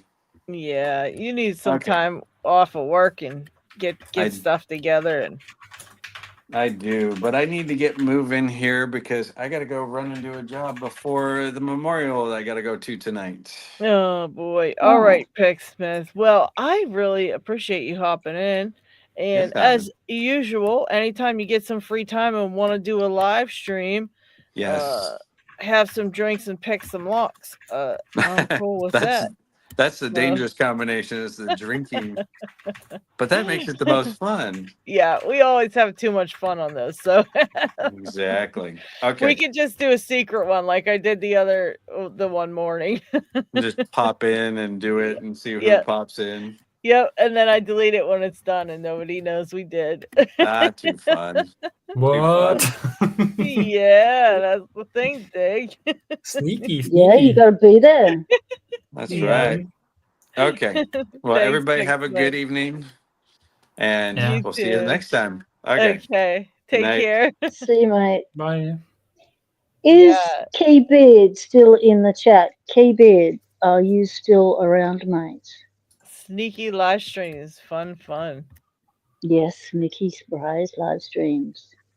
Yeah, you got to get in on it while it's going on, or you miss it. So that's what makes it fun. We that's also why. do. Here's the deal, people. Here's what it is. Giveaways. Put the goddamn notifications to all, and even if I put up 10 shorts a day, I mean, you still love me, so just let it go. Let it go, people. Leave the notifications to all and suck it up, because you don't want to miss when we do our surprise live streams where we always have a lot of fun, give some stuff away, and if you don't have the notifications on, you don't know what's happening, you miss out, and you are, what do we call that? Shit out of luck, and you miss out. And anyways, if you have the notifications on, YouTube won't give you a notification about it. So yeah, and if I miss it all the time. I apologize. Yeah. Sorry. Yeah, but YouTube wants you to use the notification bell. So use the notification bell. Well, Dig is saying his are on. Dig has his set to all. Everywhere and Dig, and Dig loves our live I never get notified, and everyone. Yeah, that's the thing. I got notifications on everyone's. Yep. Or what'll happen is it will notify, but then everybody else has stuff going on too. So it notifies you of 100 people's stuff, and you don't realize, that a live stream popped into the mix, and you're like, till it's too late. And then by then it's too late, but it sucks. Cause like I said, their notifications though, it's not always on point like it should be, but. And they keep showing you the same notifications. Even if you're seeing the video, they'll show you the notification for it again and again. Yeah. It's like, just show me the new ones, Yeah. And it should have up to 800 channels. Stop giving me the same 5 channels. Oh, thank you, Spontaneous and G Key. And the Lock Dude has his to all the times. Yeah, and Naim just said notifications are now set to all. Just can't watch streams on the go because I can't on the phone. That's okay. At least you'll be notified. And then if you're home, you can watch them. Grain of Rice is heading out to have some rice. Very welcome, Grain of Rice. And yeah, if you need any additional help, again, hop into the Discord server, and there's always somebody over there. We actually have a help channel on the Discord server that if you need help, you just go over to the help section and you type in whatever, and anybody that's over there will see it and be able to help you, if you need help doing anything with a lock or anything. I'm going to post it one more time again in the chat, because I don't know if Naim saw it, but there it is. It's going to be popping up. And if you do Discord, hop on, and yeah. And if you need help with that, putting your plastic lock together, again, we watch through those videos, because I show how to reassemble an 1100 and a kick cylinder, and then I think there's another type, and then I do the 1100 twice, but I show reassembly on a couple of those. And if you watch it, you can pretty much figure out what part you have compared to what part you're seeing in the video. And if worst case you can't do it, get on the Discord server and just tag me or somebody, or put it in the help section and say, hey, this is what I need. But I don't recommend, if you're trying to get started into picking, I don't recommend messing with those practice plastic locks anyways. To be honest, I would grab yourself. Are you in the US? Did you say you are in the US? If Canada. So I would. Oh, Canada. Okay, then grab yourself, I think you guys have the master locks up there, don't you? I want to say you have master locks or something. Grab a padlock from your local hardware store, basically, and start out on that and practice trying to pick that, because those plastic see-through locks are just to demonstrate what's happening inside a lock. It's not necessarily to learn how to pick with. They don't feel like a real lock. They don't feel anything like a real lock. And, it's really not going to help you learn how to pick. It's just going to show you what's going on in there, You can still you can actually just if he's cutting the locks and you want to try to save him, that's a good idea. If you're picking, if that's what you're gonna do, that's a good idea. 100%. But I would get just like a simple little lock at the hardware store, like $5-10, and give it a try. And just keep practicing with it, and you'll get the hang of it. Like it does take a little bit of time sometimes, and it can be frustrating, but just keep going. And just there is don't get into collecting. that comes later when you look at how many locks you've got and you realize it will you're end up actually with a such a thing on your table or under your table. Just don't get too much into collecting, or you'll end up like Dig, and you'll be like, oh shoot. You'll need a room just for your locks. Isamu Sushi, to answer your question about the party locks, I will be returning home my time Tuesday, your time Monday. So they will be we'll be figuring out that. We'll be getting together by the end of the week or the weekend and figuring out how we're going to do this, how many batches we're going to do it in, because we're not going to send it all in one batch because we don't want to hurt the posties back. So we'll batch send them just to just because I don't trust the post office. So and then we'll go from once P-Dubs gets back home, we'll get those mailed out in a couple little packages, and we'll figure it out. Yep. Because we've got like 5 or 6 different countries to send to.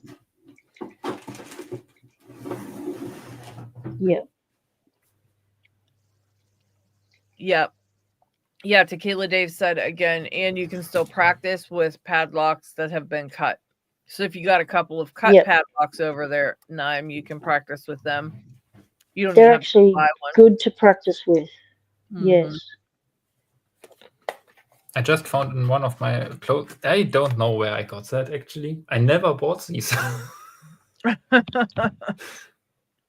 That looks like a Covert Instruments one with that package, Dig. Let me see the box. Yeah, that's from Covert Instruments. Mm-hmm. Could be, yeah. I have no idea. But was somewhere in a giveaway some of these? I have no idea. I thought I don't think they are trash or something. I think they are great pieces to show stuff on YouTube videos or for beginners or something. Mm-hmm. So they are not useful for learning picking, but they are how to say it? It's visually makes sense, but not haptically, basically. So from feedback, they are so worse, but from visually sides, they are so great. Yeah. So I just found it in my drawer here. Yeah, the lock dude come up with some good advice. Don't go for the number 3 master lock. It's too mushy. Won't teach you much. Go for the 140. It's a yellow belt lock. It's a brass lock. You'll get more feedback from it. I think that Pro Series isn't on the friggin' lock belt explorer. What the heck? Which is the process? Yeah. That is also a point. That's weird. That sucks that I don't have much time.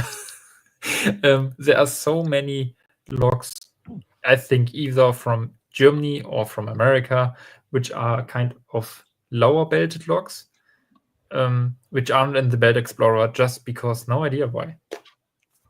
I don't know. There are so many from Basi or Wilka or Winkhaus. In Germany, I think in America you have a bunch of them from American log, from Master log, from before Mako logs or something. And they might be not on the Belt Explorer. And I think these, which are more accessible to the beginners, should be all on there.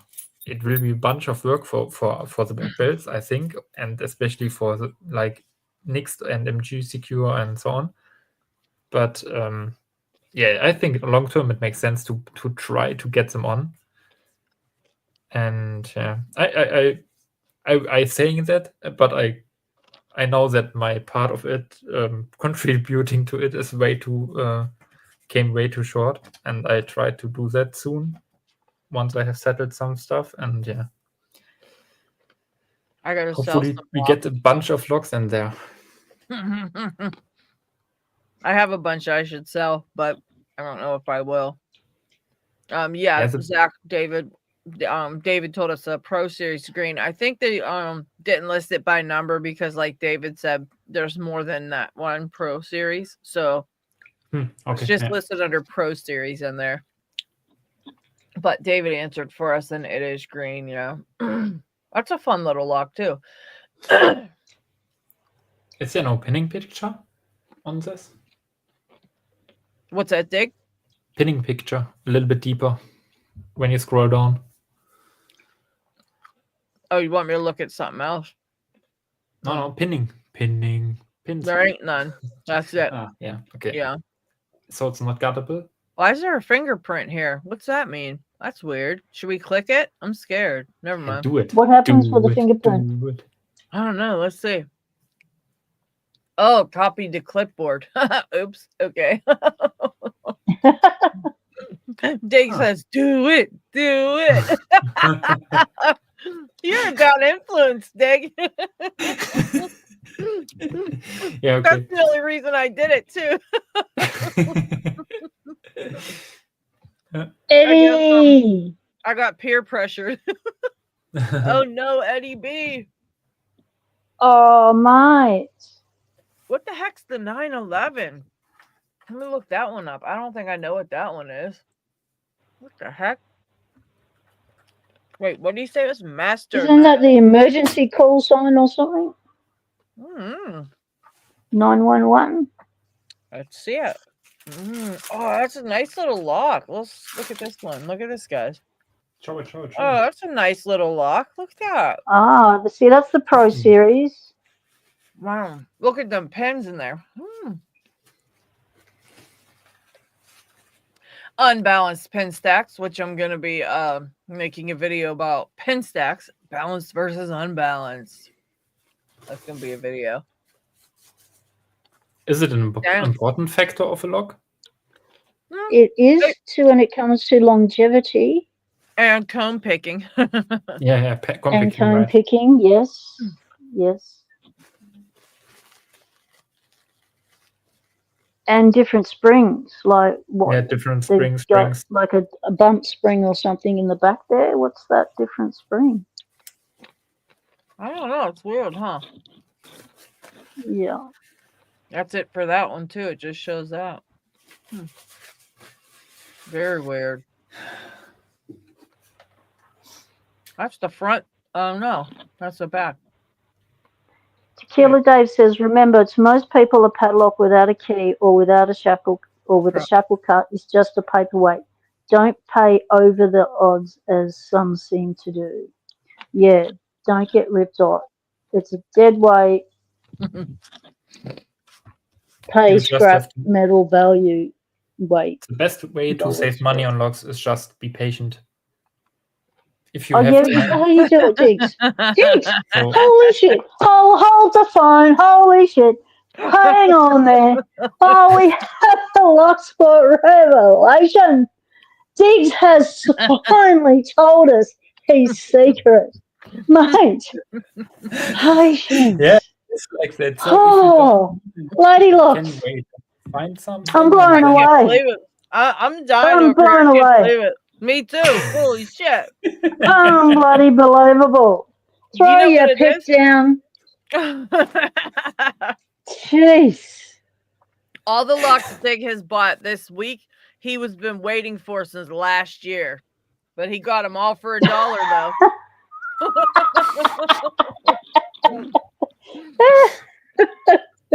Man. No, we don't repeat this. Like, this is going on a short. You're not getting out of this. Yeah, it is like that. So that's true, though. It is true, though. Yeah, there are people which, for example, this thing here gets sold for like and you don't. Sometimes you really have to deal with that it will be not the best condition. So if you can, if you are all right with that, you have good chances. So most people, that thing here is an old log from, I think, Bodepanzer or something. Wait, or no, that is a Kasi. Bodepanzer made them pretty identically, but that is a Kasi, and there are people who sell that thing for like, no idea, 90, 100, 120. I saw it for all kind of monies already, and sometimes you see it for like. The funny thing is, as soon as the price gets too low, most people think like, okay, I don't ship it anymore. Because it's not worth the hassle with shipping it and packing it up. It's more to ship it than it is to, Yeah, exactly. And then there is a certain threshold, like around 20 to 30 euro, where they ship it still. But sometimes I saw these things going without shipping. I think one sold one for 15 euro, and I didn't got How much did you get it for, Diggs? This one, I think 25 or 30. Oh, you overpaid. You overpaid for it. Yeah, but if you see, you must have really wanted that one to overpay that much. How it looks inside, you know that it's not a basic lock. Can you see that? Oh yeah. Eddie B, don't let me forget about you, because I think I know what happened to your lock. But yeah, what is that? Is that wafers in there? What the hell is that? No, that's it. That levers with serrations. Oh, serrations on the levers. Wow. That's wild. Yeah, so they're like false gates. That's like, crazy. Not false gates, exactly. like a serrated pin. Exactly. That's crazy. And That's crazy. this on such a lever lock is high security, basically, from that time. And then you see a brand is it again? Say the name again, because I didn't catch it. It's a safe company. It's Kasi. Wow. Kasi. That's crazy. Dick finds the coolest friggin' locks. Oh, Cassie. Yeah, Kasi. And this thing is basically that BP means, I think, Bundespost, which is basically the postal service back in the time. And I don't know from when it is. So this one is pretty damaged, and probably someone grinded it already. Here was a Kasi stamp logo, or what it is, engraved. You can see it barely. And yeah, if you can find it in way better condition for way more money, but I really have to look up how much I paid for it, but it was a pretty good price. And yeah, this thing, I probably won't be able to pick it with, I can't pick any lever lock, but even if I would get into lockpicking, this one will be a challenge. So, and it's a cool heavy lock, and yeah. Something like that, you need to have time for it. You see it more from time to time, like I would say around 10 times a year, probably. So you're saying you had 9 other opportunities to buy myself and Lady Locks one of those for 15 Yeah, but way euros. more expensive. Way more expensive. Like probably 6 of them way more expensive and 3 of them cheaper, but only locally and not in my area. And then you write the person like, yeah, I want to get it, but can you ship it? Can you ship it? Can you ship it? Yeah. So people don't like shipping it? No. If the price is too low, most like of Diggs not. just trying to get more of them for himself. He's like, oh yeah, they do have them, but it's like twice the price for you ladies. And they don't ship it. Yeah, Diggs. We know your tricks. You know your tricks, man.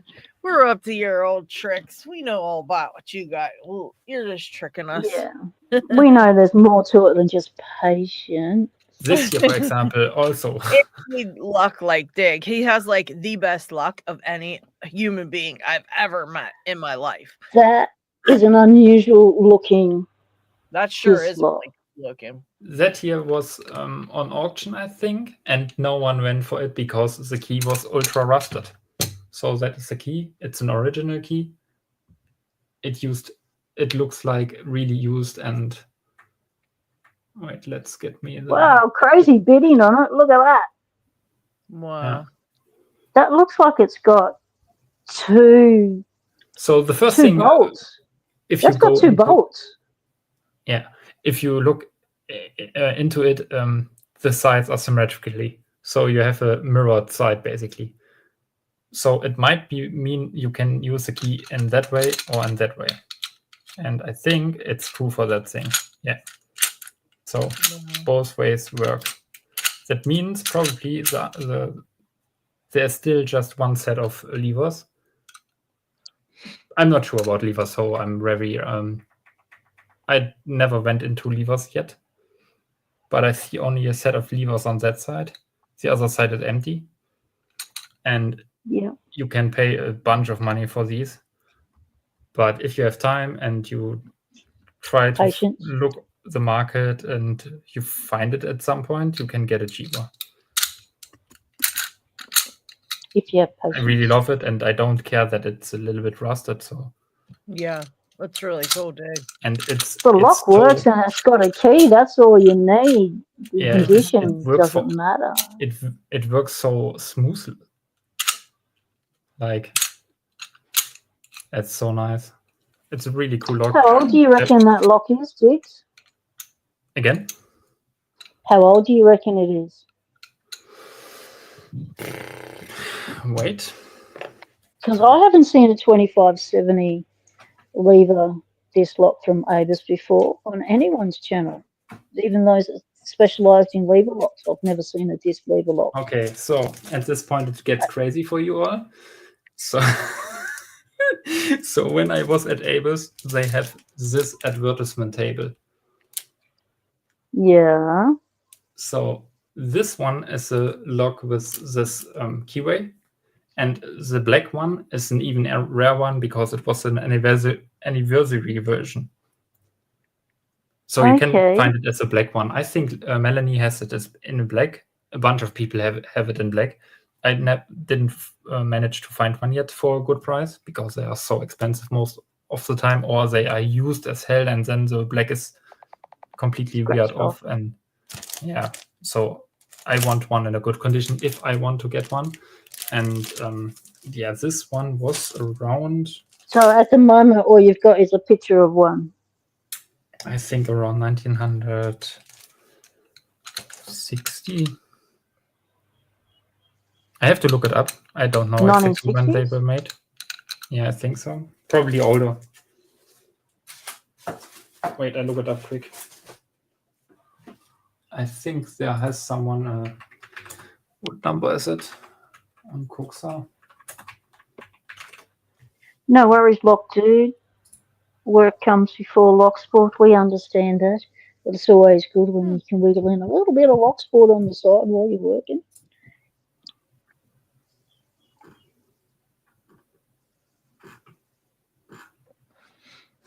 Yeah. No one knows. Yeah, thanks for hanging out, Lock Dude. Real quick, Eddie B, I was wondering if you might have done something like picked all the pins except for one that was below the shear line, and so it didn't need picked, but then you turned the core onto the spring, and so you turned the core and the spring's pinched in there, and that's why it's acting jammed. I think that might be what you did. I think also with those locks, I'm not sure if they're the same as if you turn it 180, you dump the pins, or you get it to a point where you can turn the lock up the other way, tap it to tap those pins back down into the core, and then you're able to recover the core from that position if that was the issue. Otherwise, you've got what Lady Lock said, which means you may have to sacrifice that spring to recover the lock. Yeah. The sacrificial spring. We've all had to have one. Or more. Yeah. We're always amazed at how mangled they can get. Yeah. I want to go on here and see. 1900 and Sean, I hear you. What happened to you earlier? You hopped out of there and disappeared. You disappeared from us.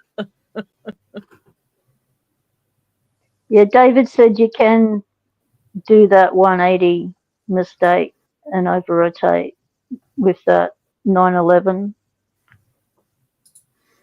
Avis Discus was introduced in 1949. The black one says Gerard. That's old. Says Gerard. Yeah. Let's see. So that's the black one. When was the silver one intro? Sean's phone died.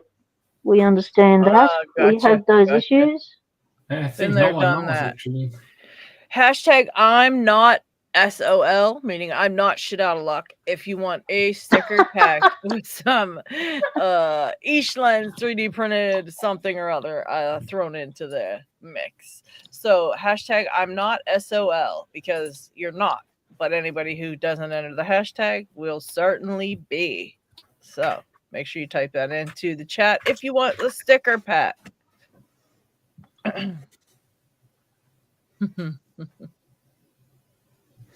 Greg Chevalier is here. Welcome, Chevy. Hello. And Bulkhead Tactical. I don't know if I said hello earlier, but hello.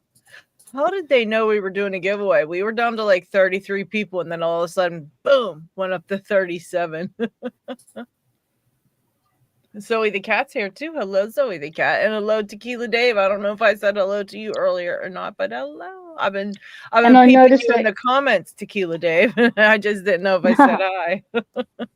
So when I came back on, after 1949, as he said, so that one in black is the 25th anniversary version, and this one was after that.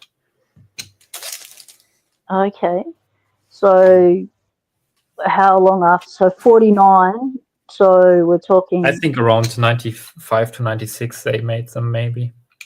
That's so no one knows. That's a long way past 1949. I have no idea. So you can't find informations, and you find them rarely on. The interesting thing is, this version is more often found in America than in Germany. Yeah, there's some locks that are released in one country and not another. Yeah.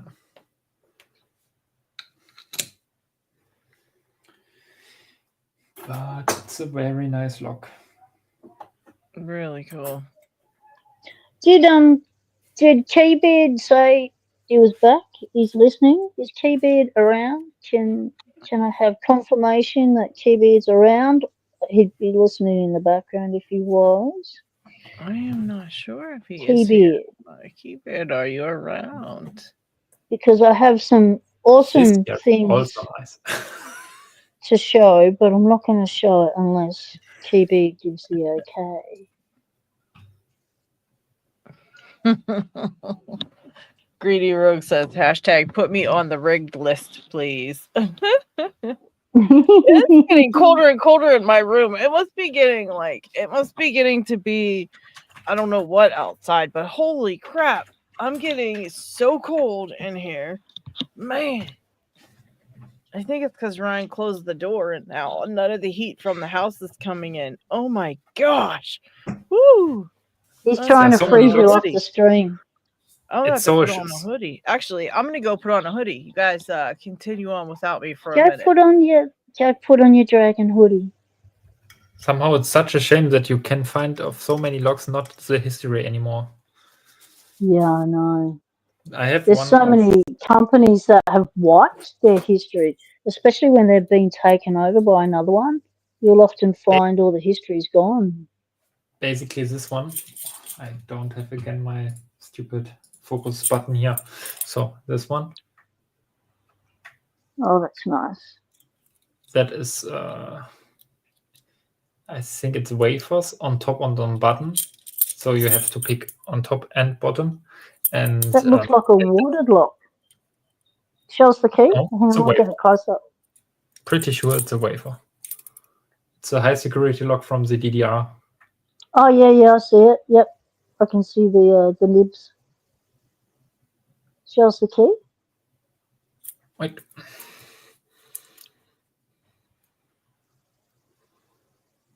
Oh yeah. Yep, I see it now. I only saw the bottom part of the key initially.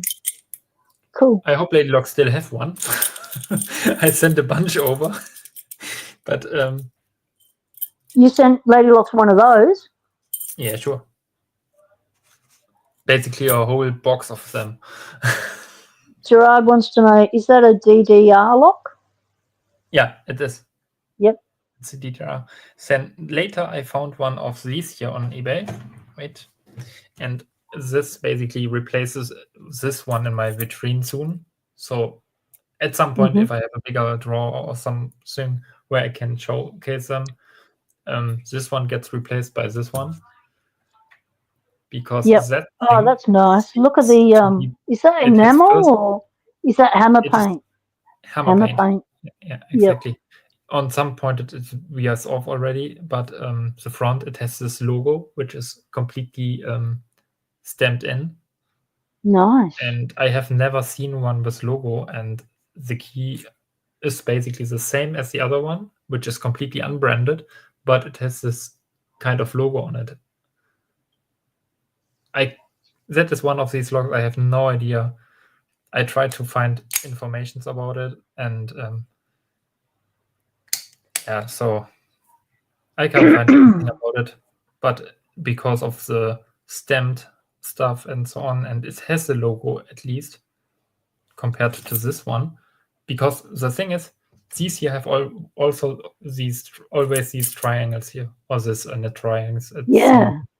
What is it? It's a Raute. No, yeah. What is the shape? It's like a diamond. It's a diamond. Like a diamond. Okay. And this one here, not only don't have this diamond, it has something else printed in. So no idea. I can't find anything about this company. And yeah, I really like this blue tone. And I found something about what is it called? Let me look up the key. SUV probably or MSB, SB? probably SMB. Wait. Probably it is MSB or SMB or SBM. No idea. Yeah, I see the M. Yeah. And I tried everything, and I could find something like a kind of a toy manufacturer back in the days, but they don't use this logo. They used a different logo. If it is this one, then they might have used a different logo on the locks, but I can't find anything about that, and that would be so cool to know where it's from and what it is.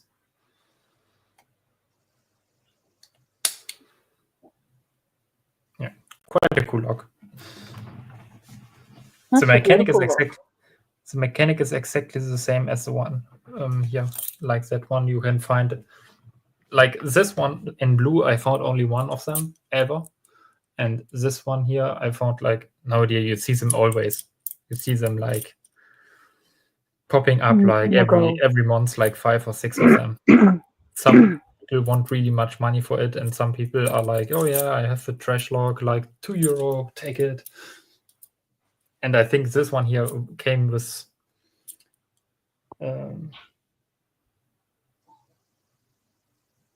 I have somewhere one which came with papers, but they aren't branded at all, so you could basically just take the one in best condition and put the paper to it. So it's just basically saying the price. How well are those locks made inside? David's wanting to know how are the tolerances. Yeah. What are the cores like?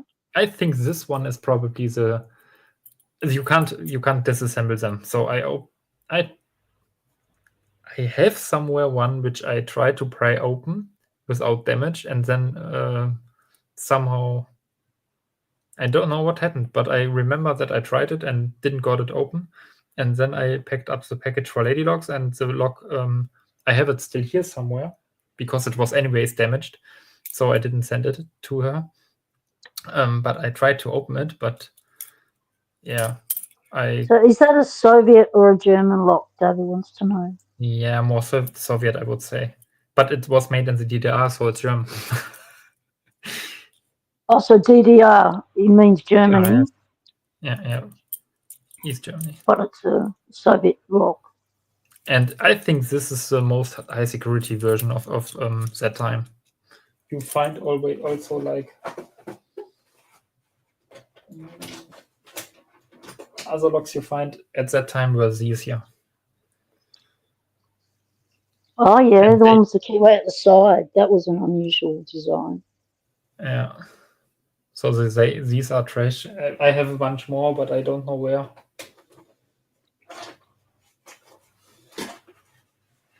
There's another one of these. And nice. I remember those. Yeah. Very cool.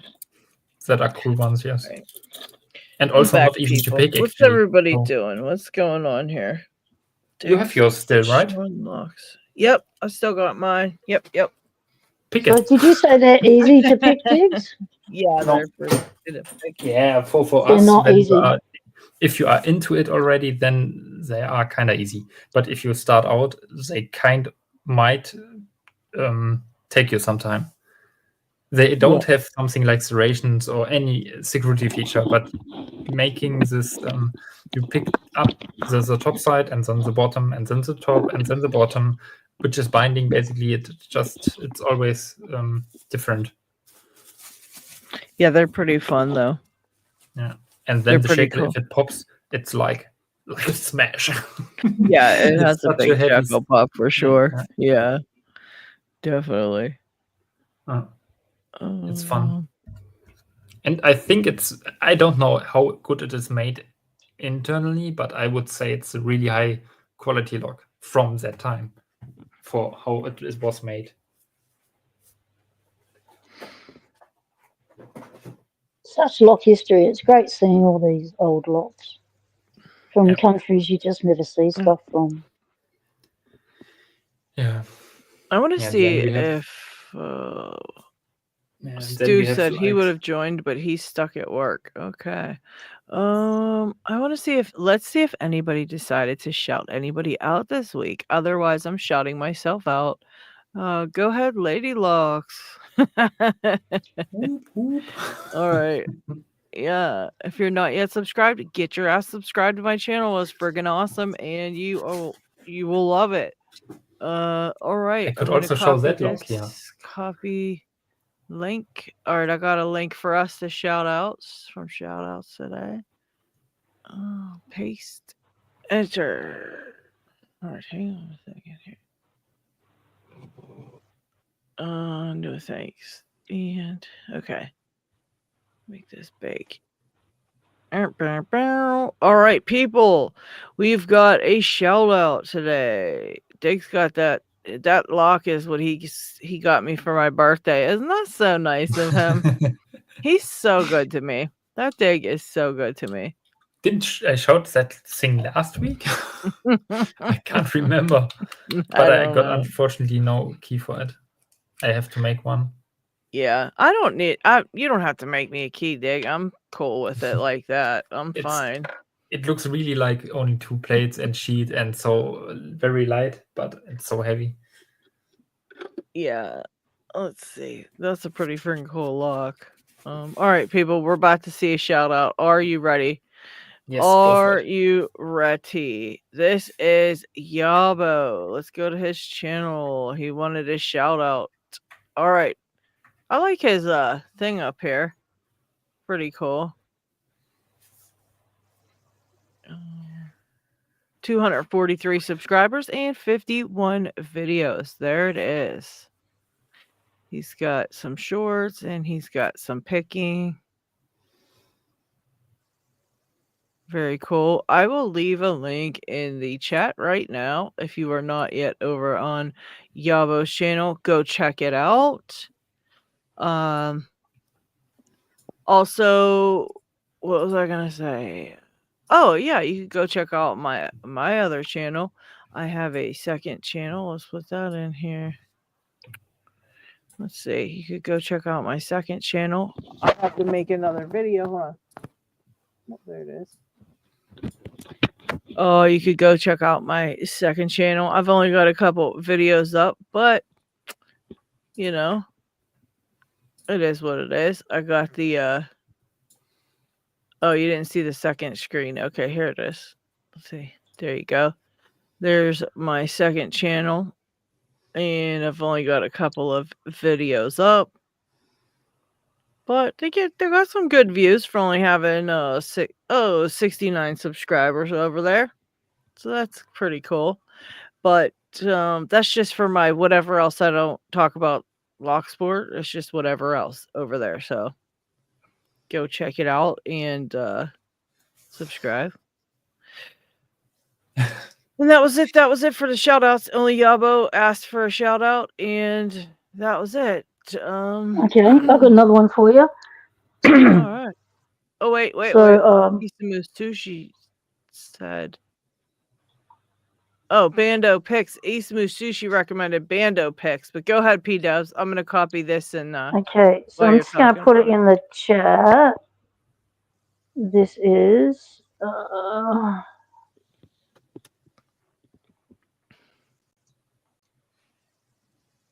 I didn't get a link, though. Okay. Okay. So I'm just putting it in StreamYard, so it'll come up under Lady Lox's name. So Drunken Lockpicker. You can grab the link from there. I'm going numb. They have 55 subscribers, 23 videos. They are picking regularly. They've just got some new stuff 2 weeks ago, some new lots to check out, and some new tools. And have just picked a tiny lock that I think it was their daughter found for them or got for them.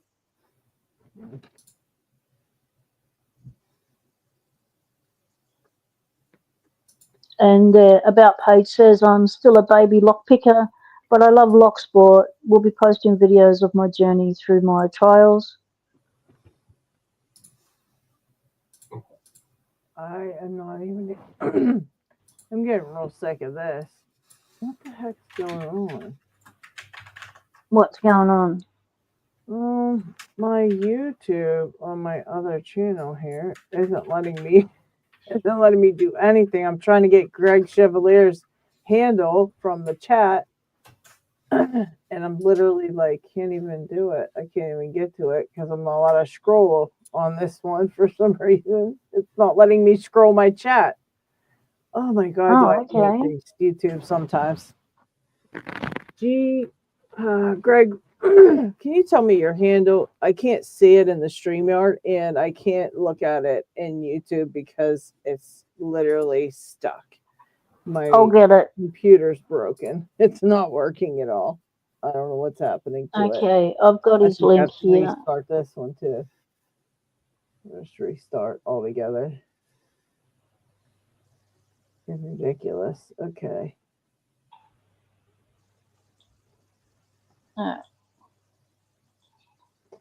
Yeah, I have it somewhere. It's G-Sheb something, and I can't find the rest of it. Okay, I put his channel link in the chat. Okay, Greg Chevalier. Go check out Chevy's channel as well.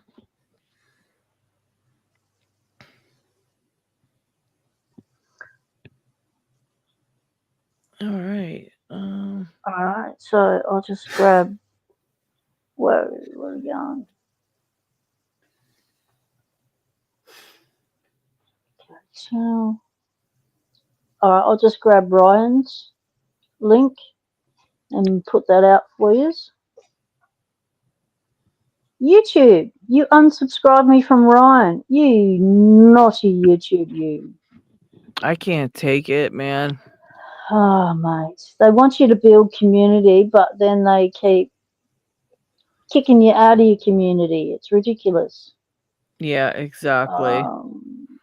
Welcome, WTF Lockpicking. And speaking of community, if you would like to be a Lady Locks channel member, all you have to do is click the join button anywhere you see it on my channel. It should be on a lot of different places. Right underneath the video, there should be something that says join. If you're already a subscriber, you just click join, and that's where you can see all the perks that I'm offering for becoming a member.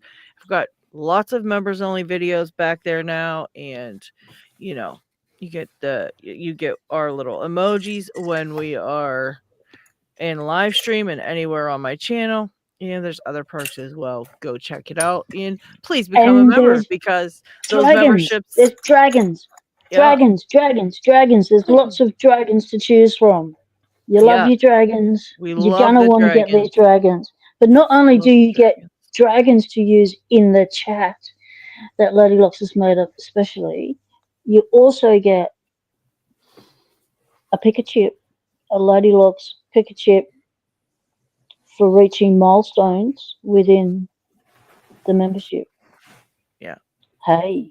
You gotta love them dragon picker chips.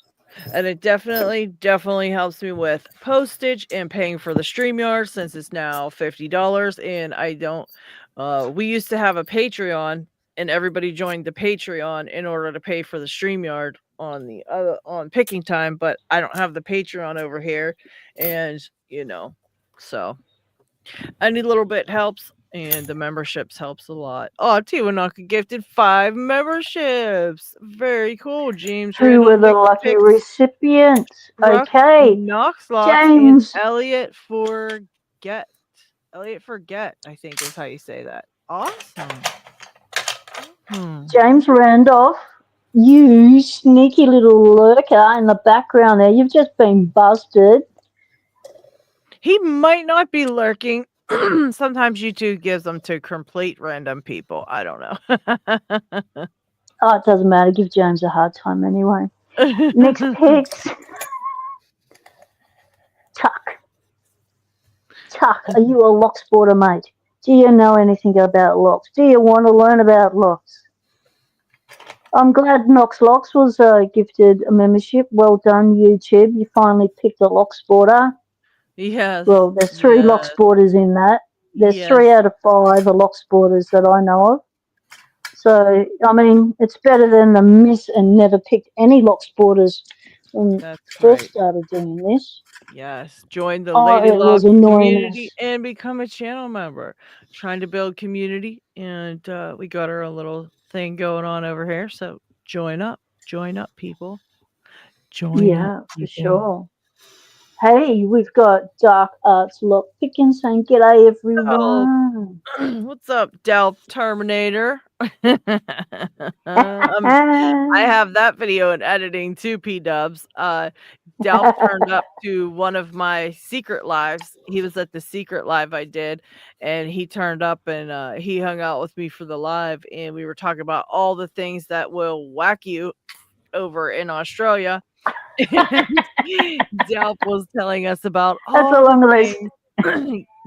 the stuff that basically he's been through in life, and it's a lot. It's quite a lot. Yeah, he's got some massive life history there.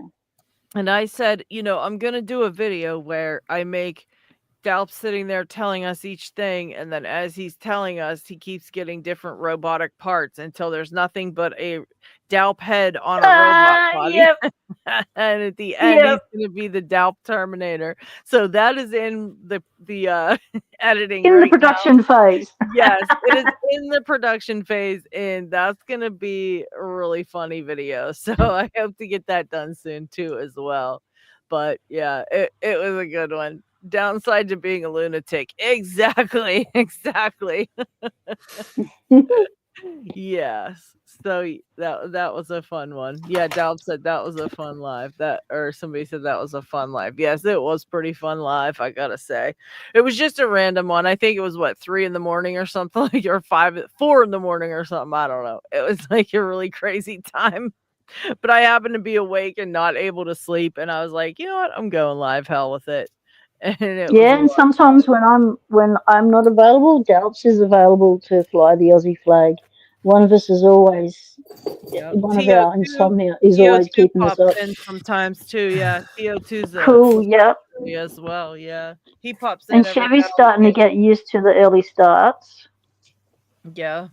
Yeah, pretty cool, I gotta say. And Viper comes in every now and again. That's another Aussie. So we're starting to rack them up. Everything got pink suddenly. Oh yeah, I popped it pink. We got pink. Popped it out pink because I want people to see the bottom and see how easy it is to join and become a member and see our names. And I also want to change our background, and I'm going to pop on some music for us too. We're getting into it now, guys. We are party mode. Okay, getting the party lockout. Yeah, I've got my blanket. I'm nice and cozy here. I ain't going nowhere. We're just sitting here chilling. So we're changing some shit up into the next phase of the live. If you are liking it, please hit the thumbs up and yeah, just hit it. Hit the button, people. Hit the whack it, slap it, tap it, be nice to it, just like it. Help us out here. Let's get out of cloudy days and let's do some pink waves. Oh yeah, I'm digging that. Look at that. Or how about this one? Ooh, no, I like the pink waves. That was pretty sweet. Oh, but my background is blue, so maybe blue. Yes, no, maybe no, pink. I like the pink. All right, guys, we're gonna stick with the pink waves. All right, we're gonna be here for a minute. Now, let's put on some jams. Let's put on some background jams. We were daydreaming before. I don't know if I like daydreaming. Where are we at now? Yeah, doubt work gets in the way of Locksport. We understand that, mate. You can't always get on the lives because of work. Yeah, totally understandable. Oh, that's a pretty good one. We got a little jam going in the background now. Diggs, what you picking, mate? I think it's an RN, a Doom RN. Okay.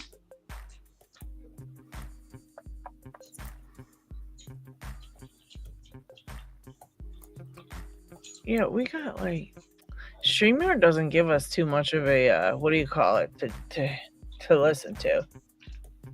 Yeah, it doesn't give us much music choice. I mean, you get ducks in the pond. Yeah. Which there's no one quacking in the background, so I don't know why they call it duckies in a pond. But anyway, there's a duck quacking, but there's no duck quacking. Yeah, I don't know what the heck they're thinking about. And they've got this rock and roll one that doesn't sound like rock and roll at all. It sounds like soft rock, classic rock. Where's the punk? I don't know. Yeah, they're a little kind of stupid. I have an AI in my editing software that makes its own music up. I'm thinking about making it make us some songs to put in there. Do it. It's got some good ones. Yeah, I was thinking about trying to look at an AI music program to make up some Locksport songs. Because I've written some, I just haven't put them all together. Yeah, we can have some good jams to our lives. We'll have to have different jams for the different lives we do. Yeah, we can have Tiwanaku on the keyboards. We've got Stu on guitar.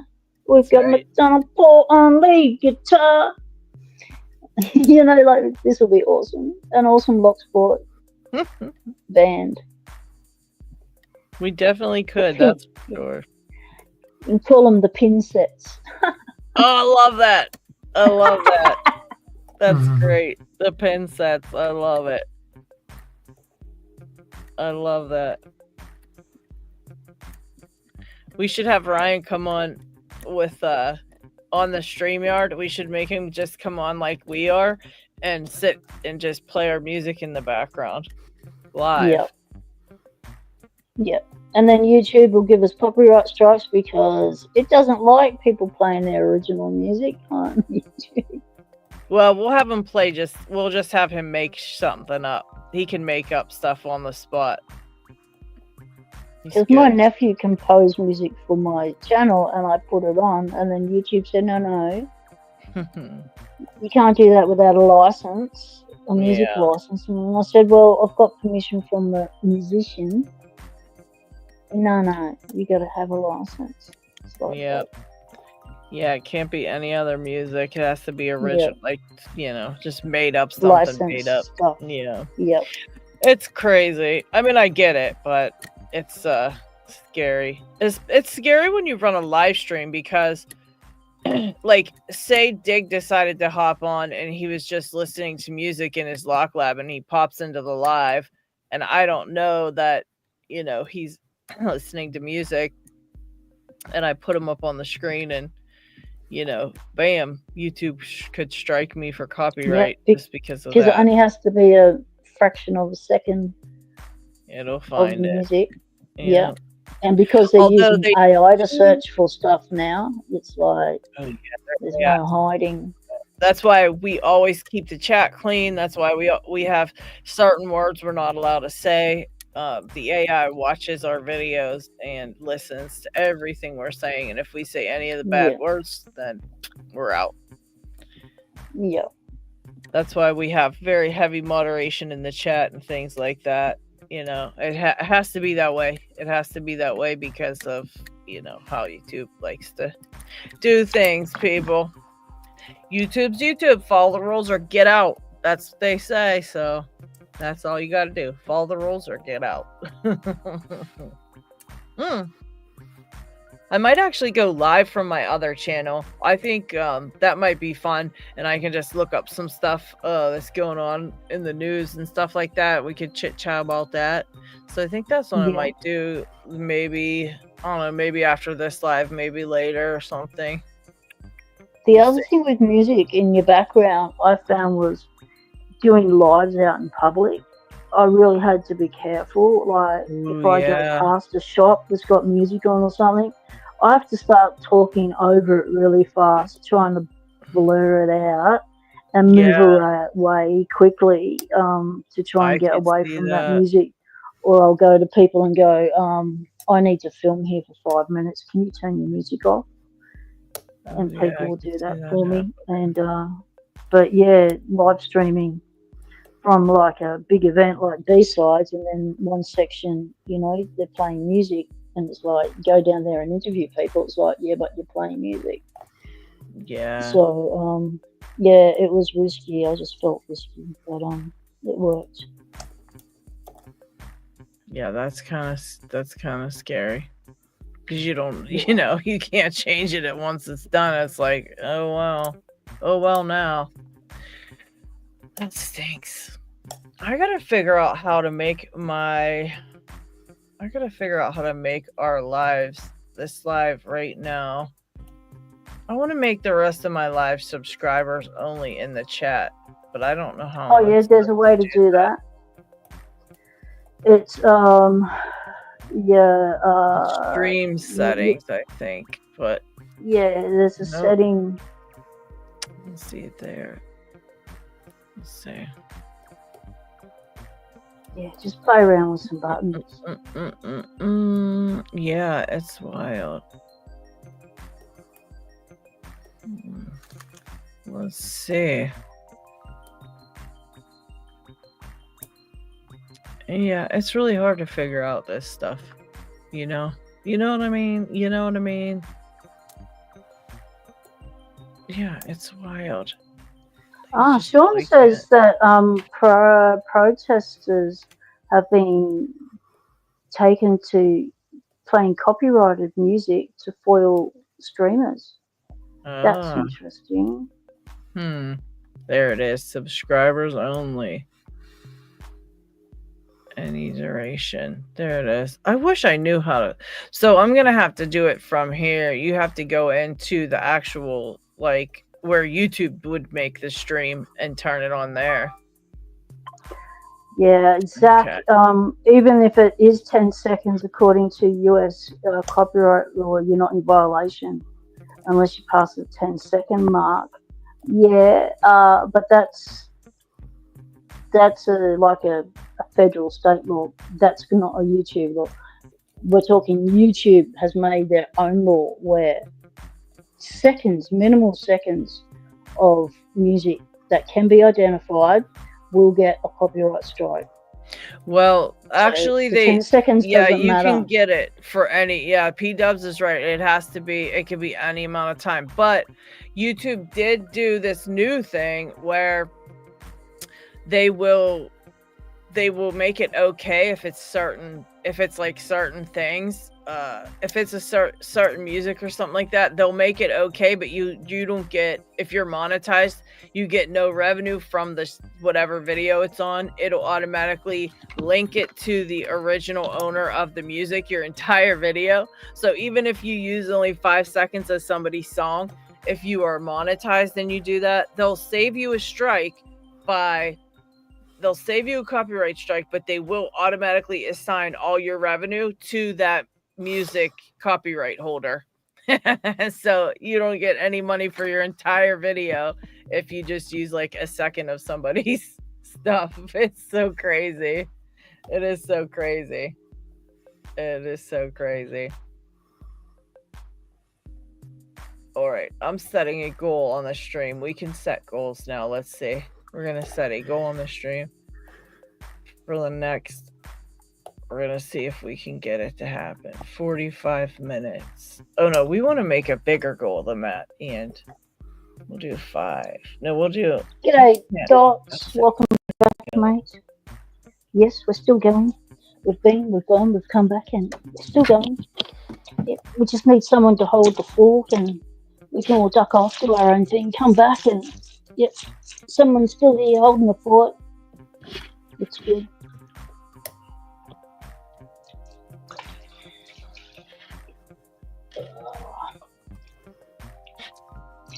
Oh, we can set goals now. Okay, so here we're gonna set a goal. Ooh, all right. I'm thinking really hard about this. Hold on, guys. I found a new thing YouTube put here.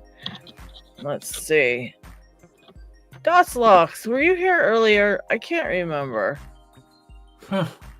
Funny. What's funny, Dig? What happened? I was setting a spool and a spool and a spool because I got counter rotation, and then I touched pin 1 because no idea. It was kind of not really binding and also not giving counter rotation, and then I let off completely the tension, poked 1, and it opened. I was already kind of, what the fuck? This lock is so.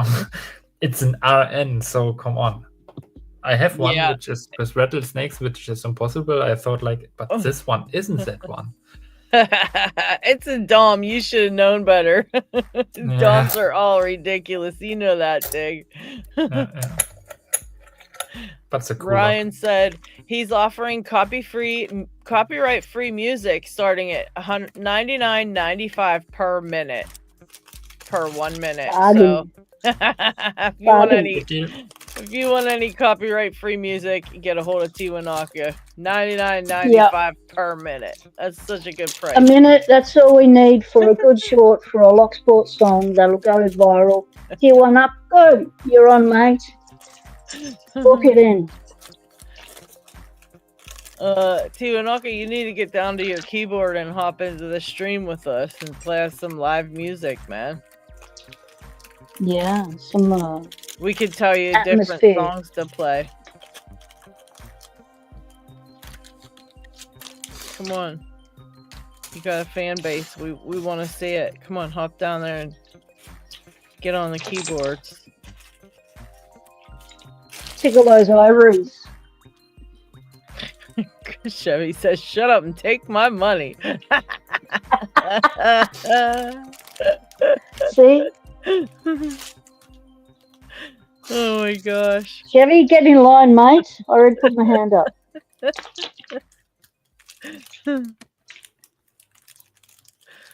If I can't even get him to hop on here and play us live music for 7 hours. It's only a 7-hour stream. What the hell? Come on. Tiwanaka, you're giving someone a discount. $99.94. He's dropped his price. What's going on?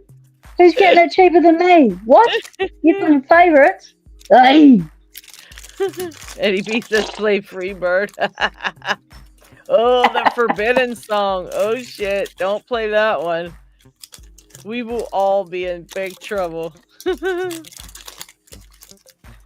That's so stupid. They say it's forbidden. I've seen videos of where people try it too, and they're like, "You can't play that." It's so stupid. I don't get it. Don't understand it. But I'm not a musician, so that's probably why. I don't know. Gerard's going sleepy time. Thanks for joining us, mate. All right, Gerard, we will definitely be very quiet now. So go ahead and leave it on while you're trying to fall asleep. We'll all tone it down now. We usually do this for Tequila Dave, but we got you.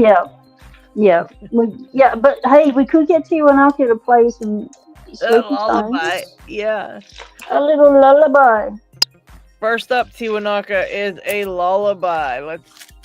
I'm waiting for him to text me that he wants the Streamyard link, but he's just ignoring me. He's not doing it? No, he's not doing it. I still see him and he's not moving. He's not going downstairs to get on there. So rude. Oh my gosh. I know. What? These musos that want to be paid first before they even get their keyboards out. I know. They're such prima donnas. Yeah, it is. So stuck up. I mean, and we're family. We're Locksport family. I mean, this is word will get out. First of all, we should get a bigger discount. Second of all, OMG. Yeah. Oh, yeah. Exactly. OMG. Right? Rude. Totally rude. Gerard's gonna battle the Shadow Man. Good luck, Gerard. Dude, that thing ain't no joke. Geeks, yeah, I have to. You've gone quiet, mate. What's happening over there? He's fighting with the lock. I'm just put it in my wife, so just figuring out how to get to the sliders there. Because I came in late, like after this has been and gone. So can you just fill me? Why is there chaos everywhere? Why have you got chaos everywhere? Yeah, because I thought like, that doesn't sound good. Everywhere. Because of what? Dick? The man of thought what? It looks like chaos everywhere. Don't you see it? I see chaos everywhere. From the man of patience, there's chaos, but there's patience within chaos. Yeah. Calm chaos? Do you do calm chaos? You would seem like a calm chaos. Because of patience. Yeah, I'm having no luck with this lock now. I was trying to pick it. I should actually take the clamp off the back first, then attempt to pick it again. Then we can see what's inside of it. But I'm really wondering what is in this thing. But Lady Locks, when you do things like that, you set yourself up for a little bit of an accident. When you get excited and you think, okay, I'm gonna go gutter, I'll put the key in, and I don't have the key. Pull the plug problem. If I had the key, I wouldn't worry about it, but I don't have the key, so when I turn the core, every time I try to get the clamp off with the core turned, it just turns it back anyways, and it's making Can't me you crazy. Widget? No, Can't you widget? It's too hard to do it when Widget then try with to hold it. attention. Yeah, I've tried, but it's not working out. So I don't know. I don't know if I can get it open again, especially not on a live while I'm chatting. It's a tough one. Okay, let's see. We're gonna make almost lost the tensioner. Oh, McDee's heading off. All right. Good night, McD. Thank you for hanging out. Pats to Lola, the lovely Lola. I've been enjoying her antics. Oh, I love watching her play. Thank you so much for doing those shorts. Oh, and the lovely Itty Bitty. Let's not forget the Itty Bitty, the original star of the show, before Lola came along and stole it. Alright, we're gonna do trade. I was trying to test this out. Oh wait, first we should do this. Wait. I want to do something else. Back up. Okay. Let's see. Any questions from the chat? Any questions from the chat? What do you guys want to know? What are you guys doing? What's happening? What's going on? What is everybody doing? What are you all thinking? What's going on? Let's see. These guys are talking about all the stuff that happened in the old days. I finally repinned the 8345. I repaired from SE lock and key from all number 4s to a new key. Very nice, G Key, man. Lola and Itty Bitty say good night. Good night, good night, good night. Thank you so much for coming on, hanging out, McD. Much appreciated. That's right. We never did do our giveaway of I'm not shit out of luck.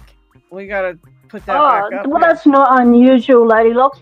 That's what the chat's there for, to remind us of things we said we were gonna do. That we get chatting and lockpicking and talking to the newcomers, and we forget. You got to keep us on track. I love it. Walking through. I think there's gonna be a long night of hanging out and picking locks. I'm gonna hang out on this stream we're gonna try to push this stream for at least another hour, maybe. And then I think after this stream, I'm going to do a vertical live. So you people should all be prepared for that. So hang around. Are you going to come straight back on with the vertical? Yeah, I might do that for a little while. Do a vertical for a little while because I can set up my phone. I have it. Actually, I had it charging. Let me see. Yeah, it's pretty full. Because I have to pretty much do those from my phone.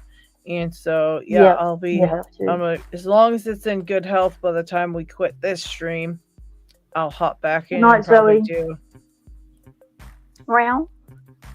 that because, I've been finding that, let me tell you something, guys, these vertical streams, I've found that they are very helpful in getting the outside world to see Locksport because nobody sees us in the outside world. We've gone over this on this stream. You guys know the deal.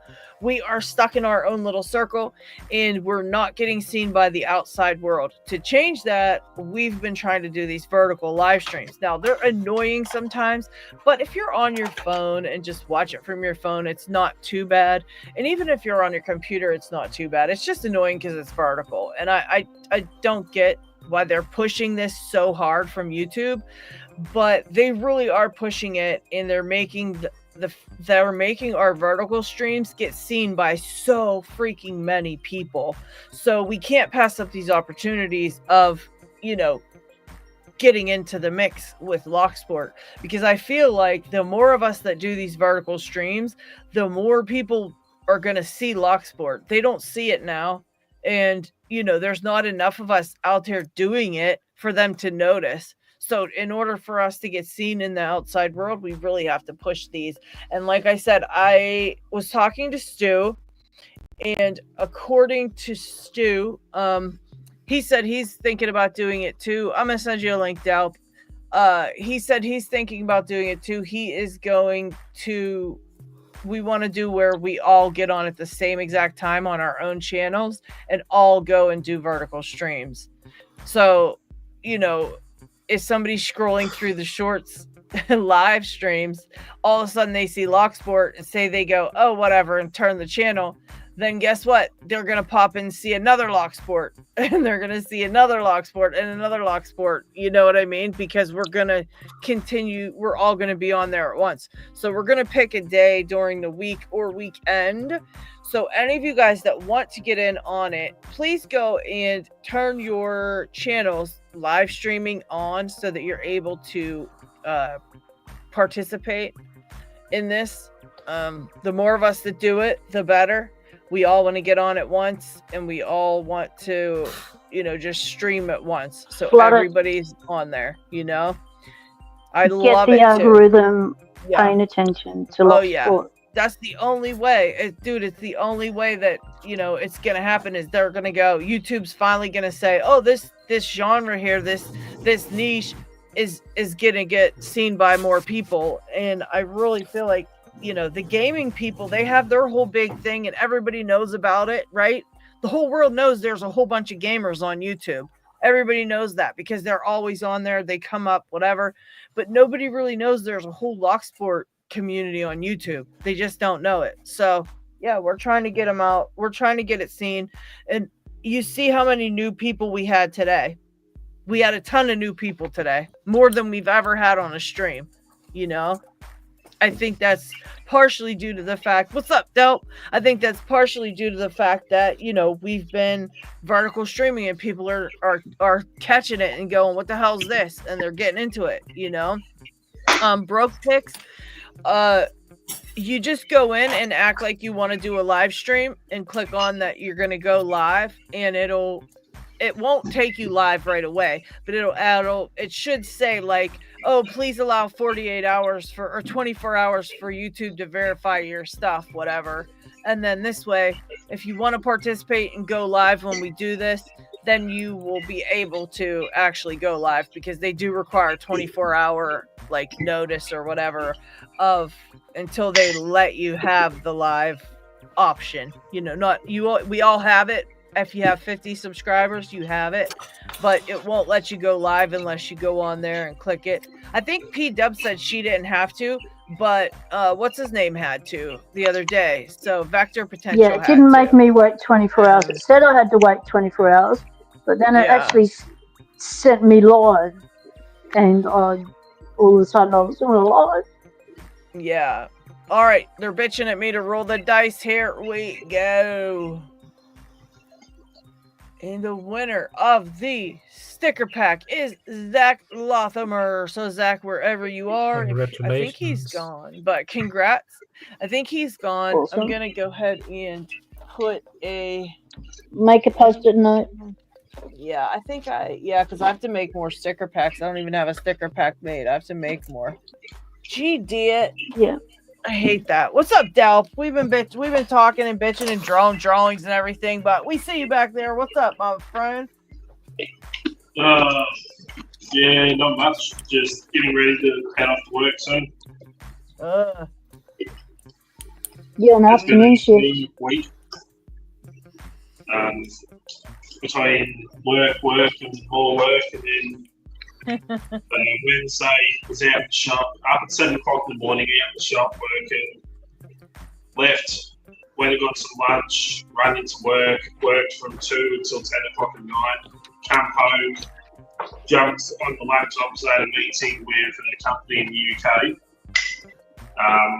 at 11 o'clock or 11:30, which went on until like 1 o'clock in the morning. And then was on a chat with Darren afterwards, and then went to bed like 2-ish, crashed, woke up early, went out to the shop, working again, and I'm like, geez, I'm really hungry, what's going on? Didn't realise I hadn't eaten in like 24 hours. Oh, Jesus. That was me today. I didn't eat nothing yet except for a handful of M&Ms and I think 10 pretzels. I was that busy, like I just hyperfixate on stuff, downside to my brain. So I was just hyperfixating on things at work and didn't even think about food, didn't even cross my mind. So, yeah. But the meeting with the UK was with KSEC Global. If any of you know who KSEC is. I'm not sure. Do you know P-Dubs? Say the name again. KSEC. KSEC Global. Yeah, I've seen that name before. Yeah, so they're a security company over in the UK that does cyber security, it does physical security.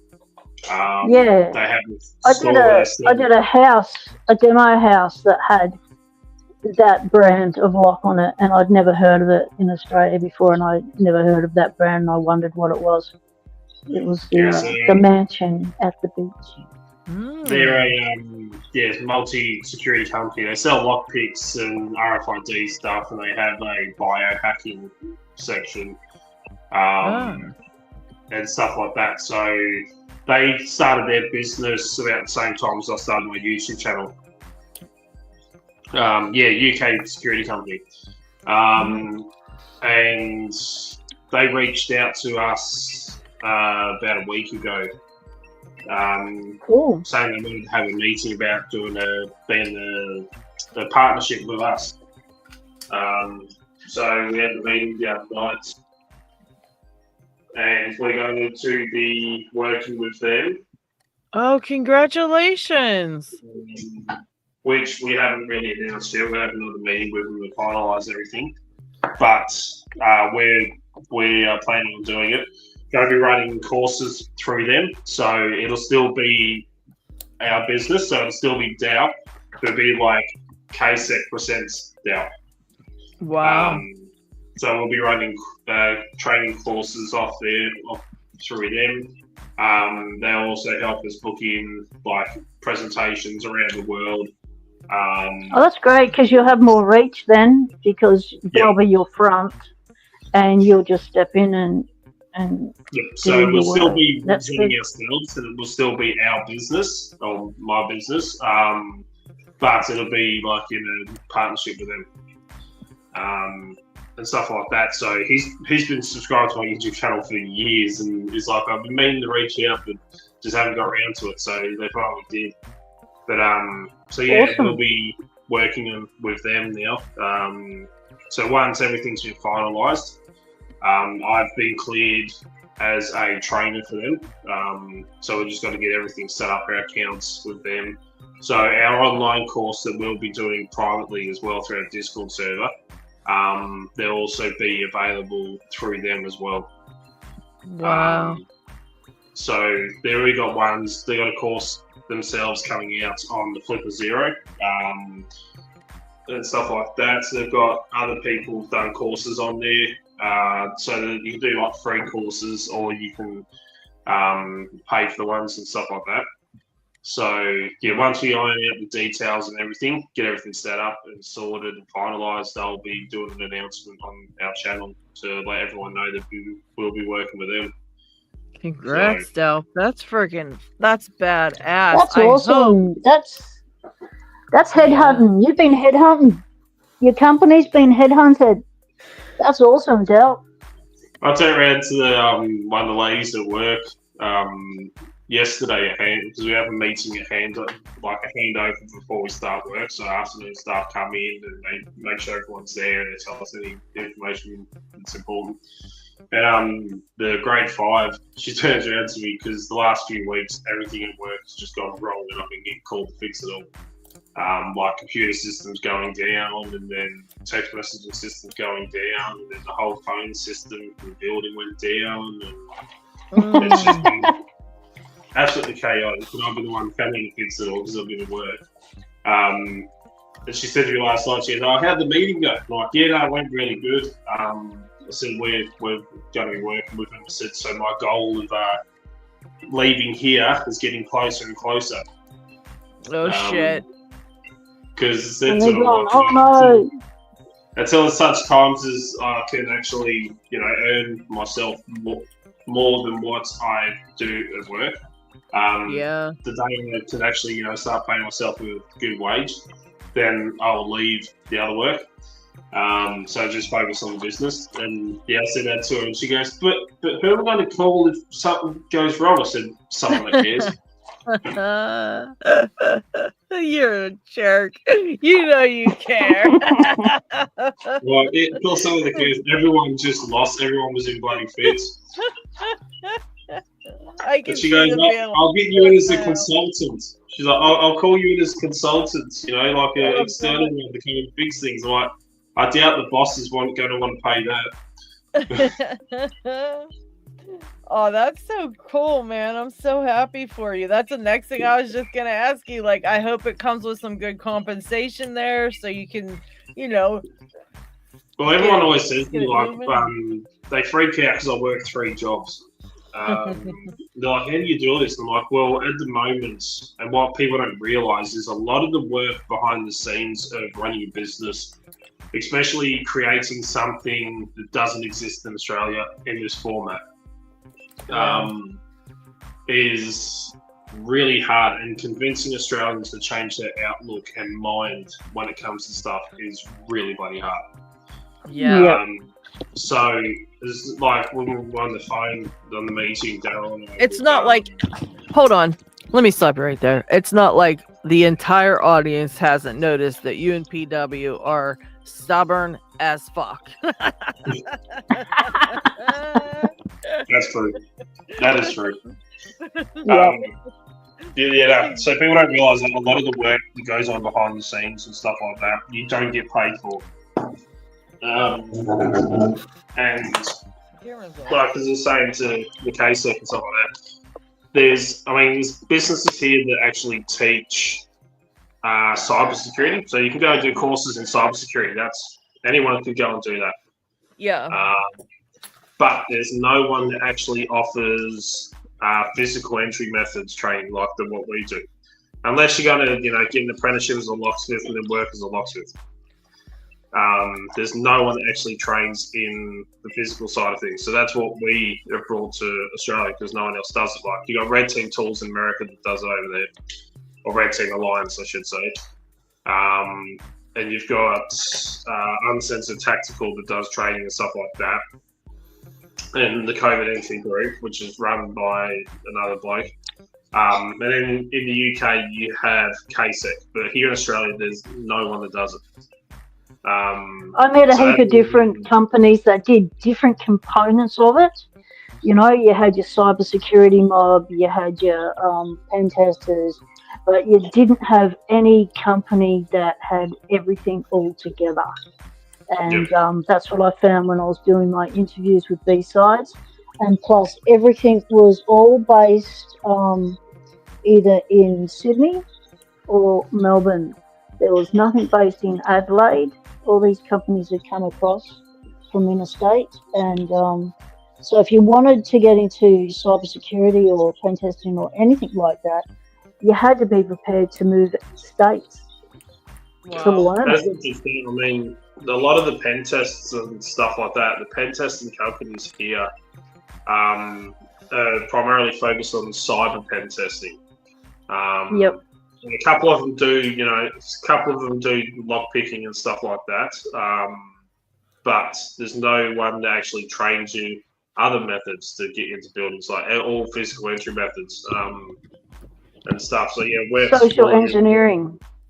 Yep, that's one of the biggest ones. That's one of the parts we're going to be including in our online course. Yep. And stuff like that, because that's what we get asked the most about. And it's one of the most scariest things, and something that I'll tell you, I was at work the other week. I said something to the boss, and she goes, "How the hell do you know that?" I'm like, "I know everything that goes on around here. Trust me." She's like, "How?" And I'm like, I probably shouldn't admit this, but I socially engineer everyone. You what? Socially engineer them? Yep, I socially engineer everyone. I said, I know everything that goes on, even stuff that the bosses don't know. I probably shouldn't admit that, should I? And she goes, "You probably shouldn't." She goes, "But if you hear anything you need to know, let me know." I'm like, "I'm no snitch." But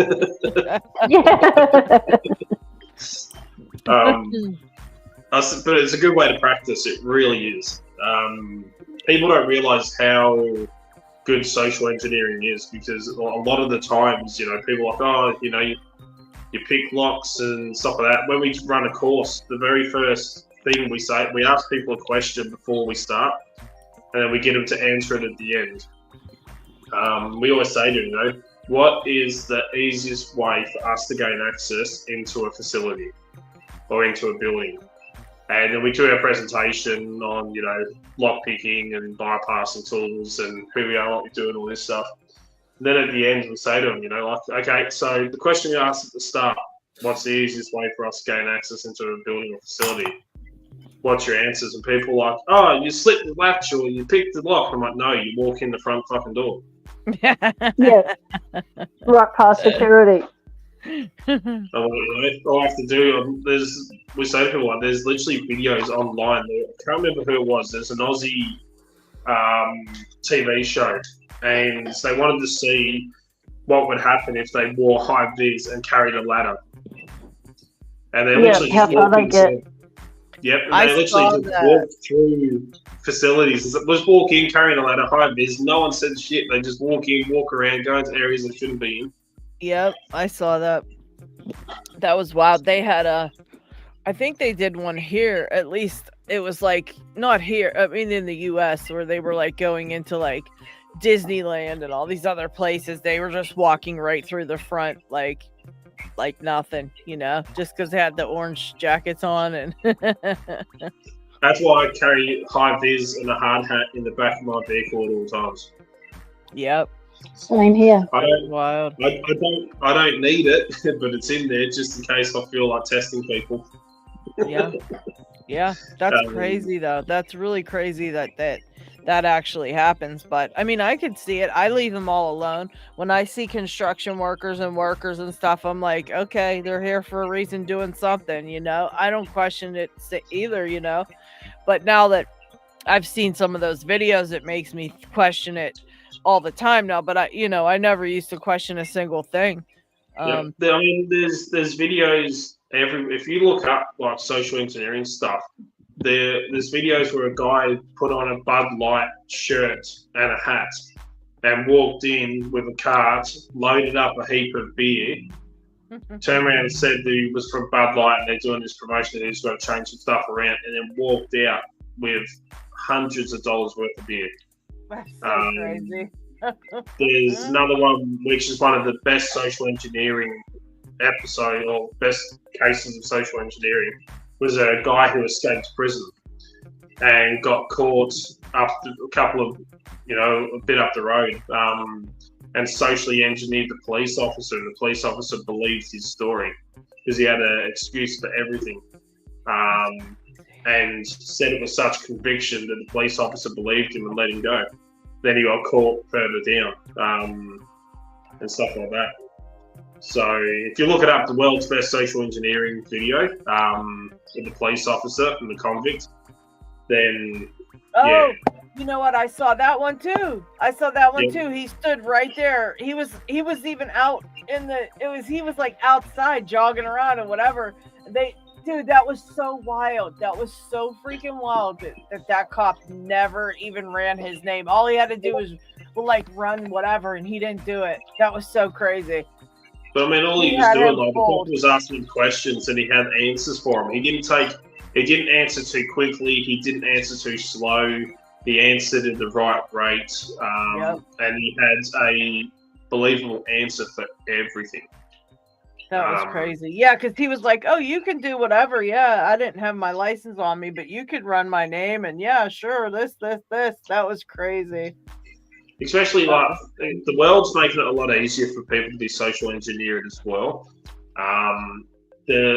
So many people get lazy these days. We've got Uber Eats, we've got Menulog, we've got DoorDash. You can literally turn up with a bag of food in it to a business complex and be like, "Oh yeah, I've got a food delivery for, say, one of the most common names around, James or Ben. Oh yeah, no problems. Can I just take it up and get in the front door?" It's crazy. Like, the world's making it a lot easier, but it's one that I reckon people should look out for. Daryl and I did a video, a live stream a while back, where we actually spoke about social engineering because he uses it for repos and stuff like that to get information on people. Yeah.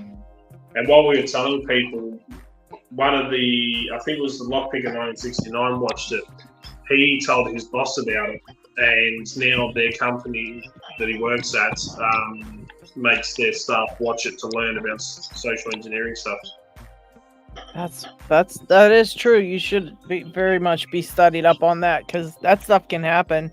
It's so wild though, because I mean, people can study up on how to behave and get through a lot of stuff, That's wild. It's not just in person, it's online as well.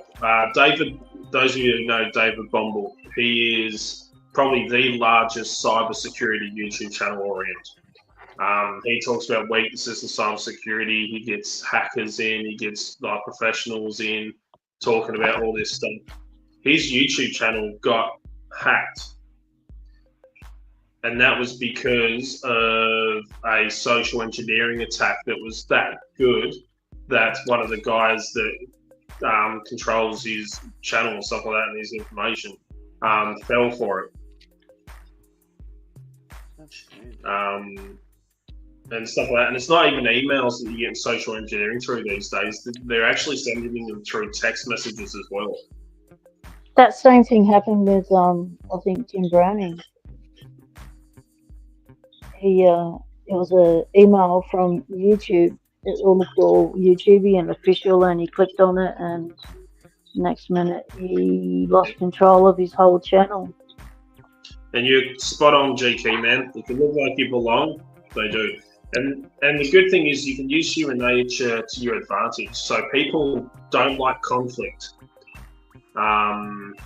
People like to be helpful. They can't help themselves. They don't want to be, cause conflict, and they want to be helpful.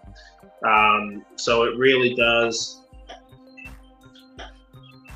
Beta testers for your training. I'll think about that one. The number of limited Zach said the number of limited access locations I can get into as an electrician is nuts. I am regularly going into server rooms and offices and security control areas, and nobody questions me. Yep. And the funny thing is, a lot of people leave the passwords in the server rooms to access the servers. They have it printed out on a little bloody sticker and stick it up on there.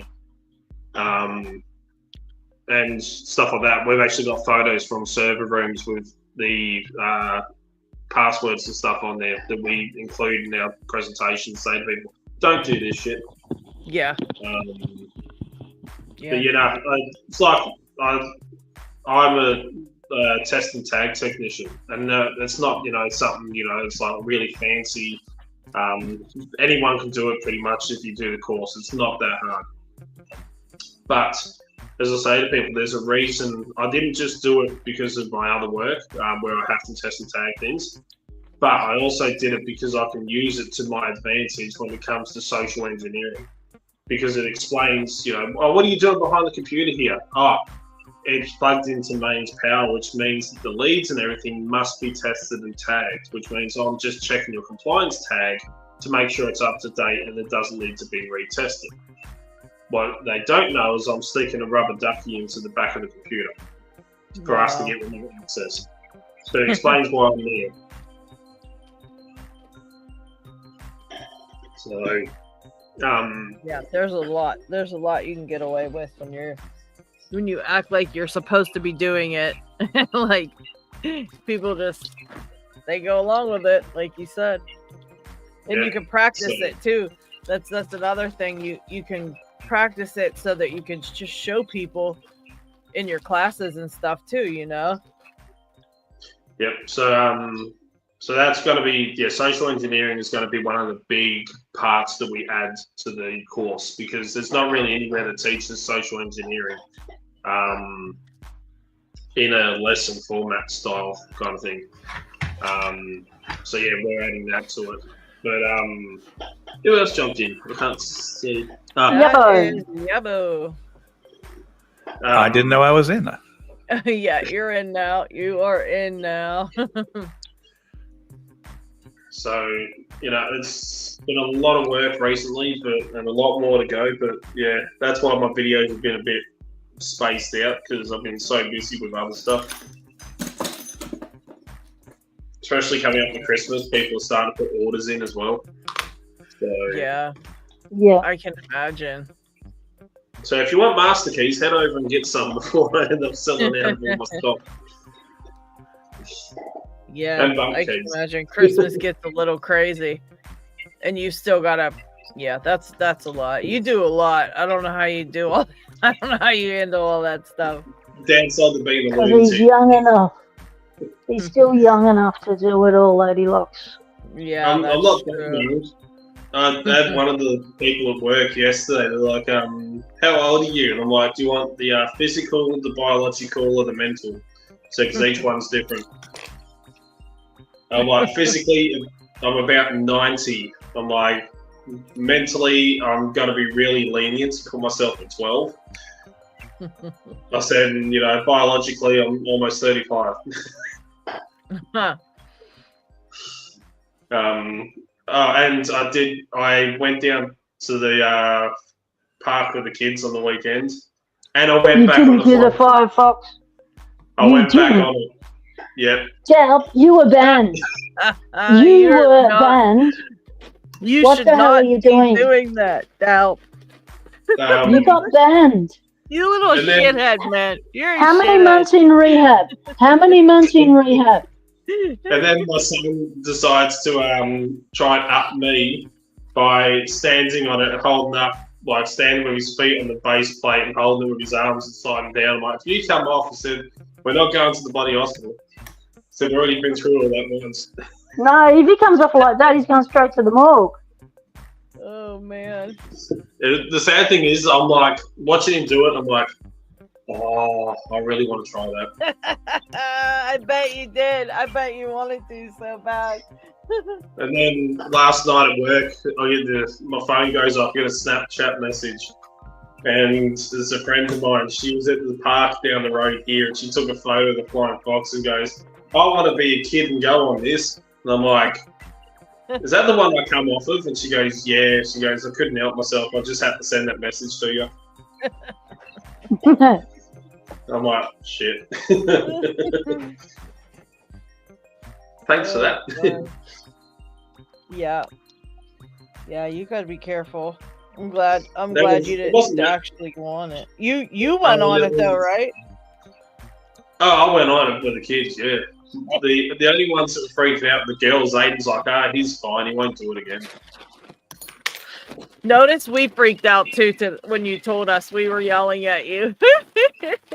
You knew we were gonna yell at you. You knew that was coming. That's okay. I told the boss what was going on. And stuff like that. Like I said, I'm not that stupid. I said that was a fluke accident. Yeah. And then like we're on one of the swings. I was on one of the big round swing sets that you can spin around and go up. So the kids were seeing how high they could get me, and it started creaking and bouncing, something shocking. And they're like, "This is going to snap." I'm like, "Oh, you'll be fine." Oh gosh. Well, what's the worst that could happen? Oh, you didn't. You shouldn't be saying that. It wasn't that. I mean, my ankle was 3 months non-weight bearing in a boot. And then how there long was in surgery? I didn't need the surgery. They couldn't do the surgery. Because it was broken so badly. Yeah. There was no one left to pick. I rest my case. And then it was another 4 months of physio. So all up, it was about 9 months until I was about 90% back to what I am. Well, back to normal. I'm still not 100%. I still get pain every now and then. And so at 90%, you decide to go back to the Flying Fox. Yeah, because it's fun. And you had 9 months off it. Oh man. It was a You're dirt crazy bike. one, Dal. And you know what? With your luck, a kangaroo would not want you running through their area, and they would dive bomb you while you were on the damn thing and send you flying off somewhere or something like that. Well, And I you still was went on it. I was going through videos. I forgot, like, you can save videos to Snapchat and stuff like that. So I was going back through all these videos I had and photos of them, and there was one of them when I lived out on the farm. No motorbike helmet, just a hat. Riding side saddle, so sitting sideways on the motorbike, legs off one side, banging it down the driveway and it's pissing down the rain. Oh, I want to ask you. Remember that that Instagram reel you sent me? Was that for real? That was not a real spider, was it? No. Oh my god! I thought for a second, I was like, "That's not a real spider," and then I was like, "Dude, it could be. It could really be a real spider." I feel like I couldn't help myself about listening to you. I thought it was real for a minute. I was like, dude, I can see that. It is Australia. It is Australia. That can be real. we're only the toughest maker to adulthood here. Oh my god. You guys have the craziest. That was a fun video. Every time I see videos like that, I would send to you. There's another one I saw. It's like how Australians fight, and there's two kangaroos, and they're like fighting each other. Got their front, like their top legs wrapped around each other and spinning around, and all of a sudden one of them goes flying and goes through a metal fence, just knocks the panel out of the metal fence. Oh my god! And it's like this voices over the top and goes, "Oh, geez, you all right, mate?" Like, yeah, no, we're fine. All good. Didn't hurt that much. Now you cannot take it. I saw a video of a cassowary, and I saw that, and I just couldn't even believe that that's like a real thing. And that thing was so evil looking. It was like yelling at the people who were videoing it like it was mad. And I'm just thinking, like, just run. Why are you standing here videoing? Because if you run, they chase. Oh, you run, you become prey. Don't run. It's like the video, the dog, the kangaroo's holding the dog, and the guy goes over and punches it. Oh yeah, that was wild. That was totally crazy. There's just way too much stuff that's just... Oh, then P-Dubs did you see P-Dubs' live where she was on the beach and she was just walking us through like the beach? And no, I didn't see that one. Oh dude, I was cracking up. Me and David Romano were dying. So listen to this one. You have to hear this. So P-Dubs gets up and she does a live, and it's a vertical live. So we're all in there watching, and she's taking us through this beautiful beach, gorgeous beach. Then she comes to this lifeguard, okay? And she asks him, "Do you mind if I video you?" She says, I got a live going. Do you mind if I video you to show everybody what'd you say, what Australian lifeguards look like, right? Yeah. And he goes, well, I'm not Australian, but you can video me because I'm a lifeguard. She goes, okay.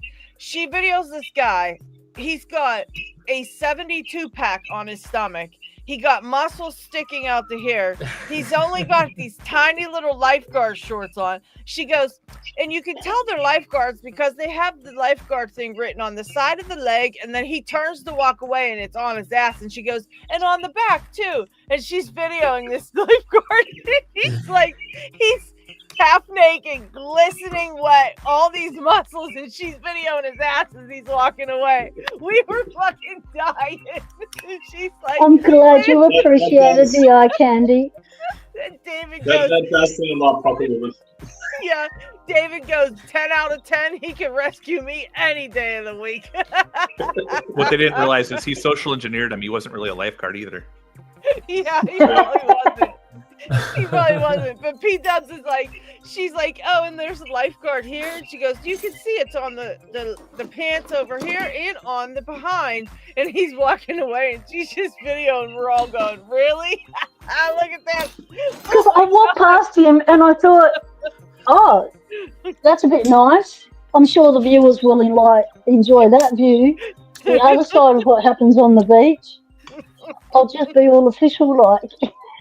Oh yeah, you're gonna get lots of likes from that video. Actually, YouTube's not pushing that video.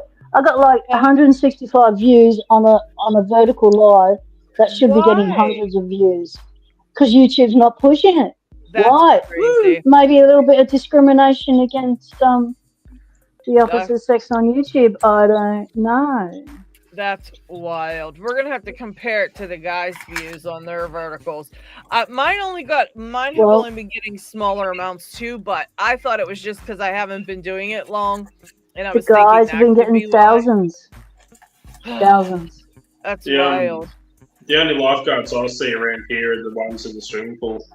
Which reminds me of a joke I heard the other week was I was up the deep end of the swimming pool having a piss, and the lifeguard yells at me. It was that loud, it startled me, and I almost fell in.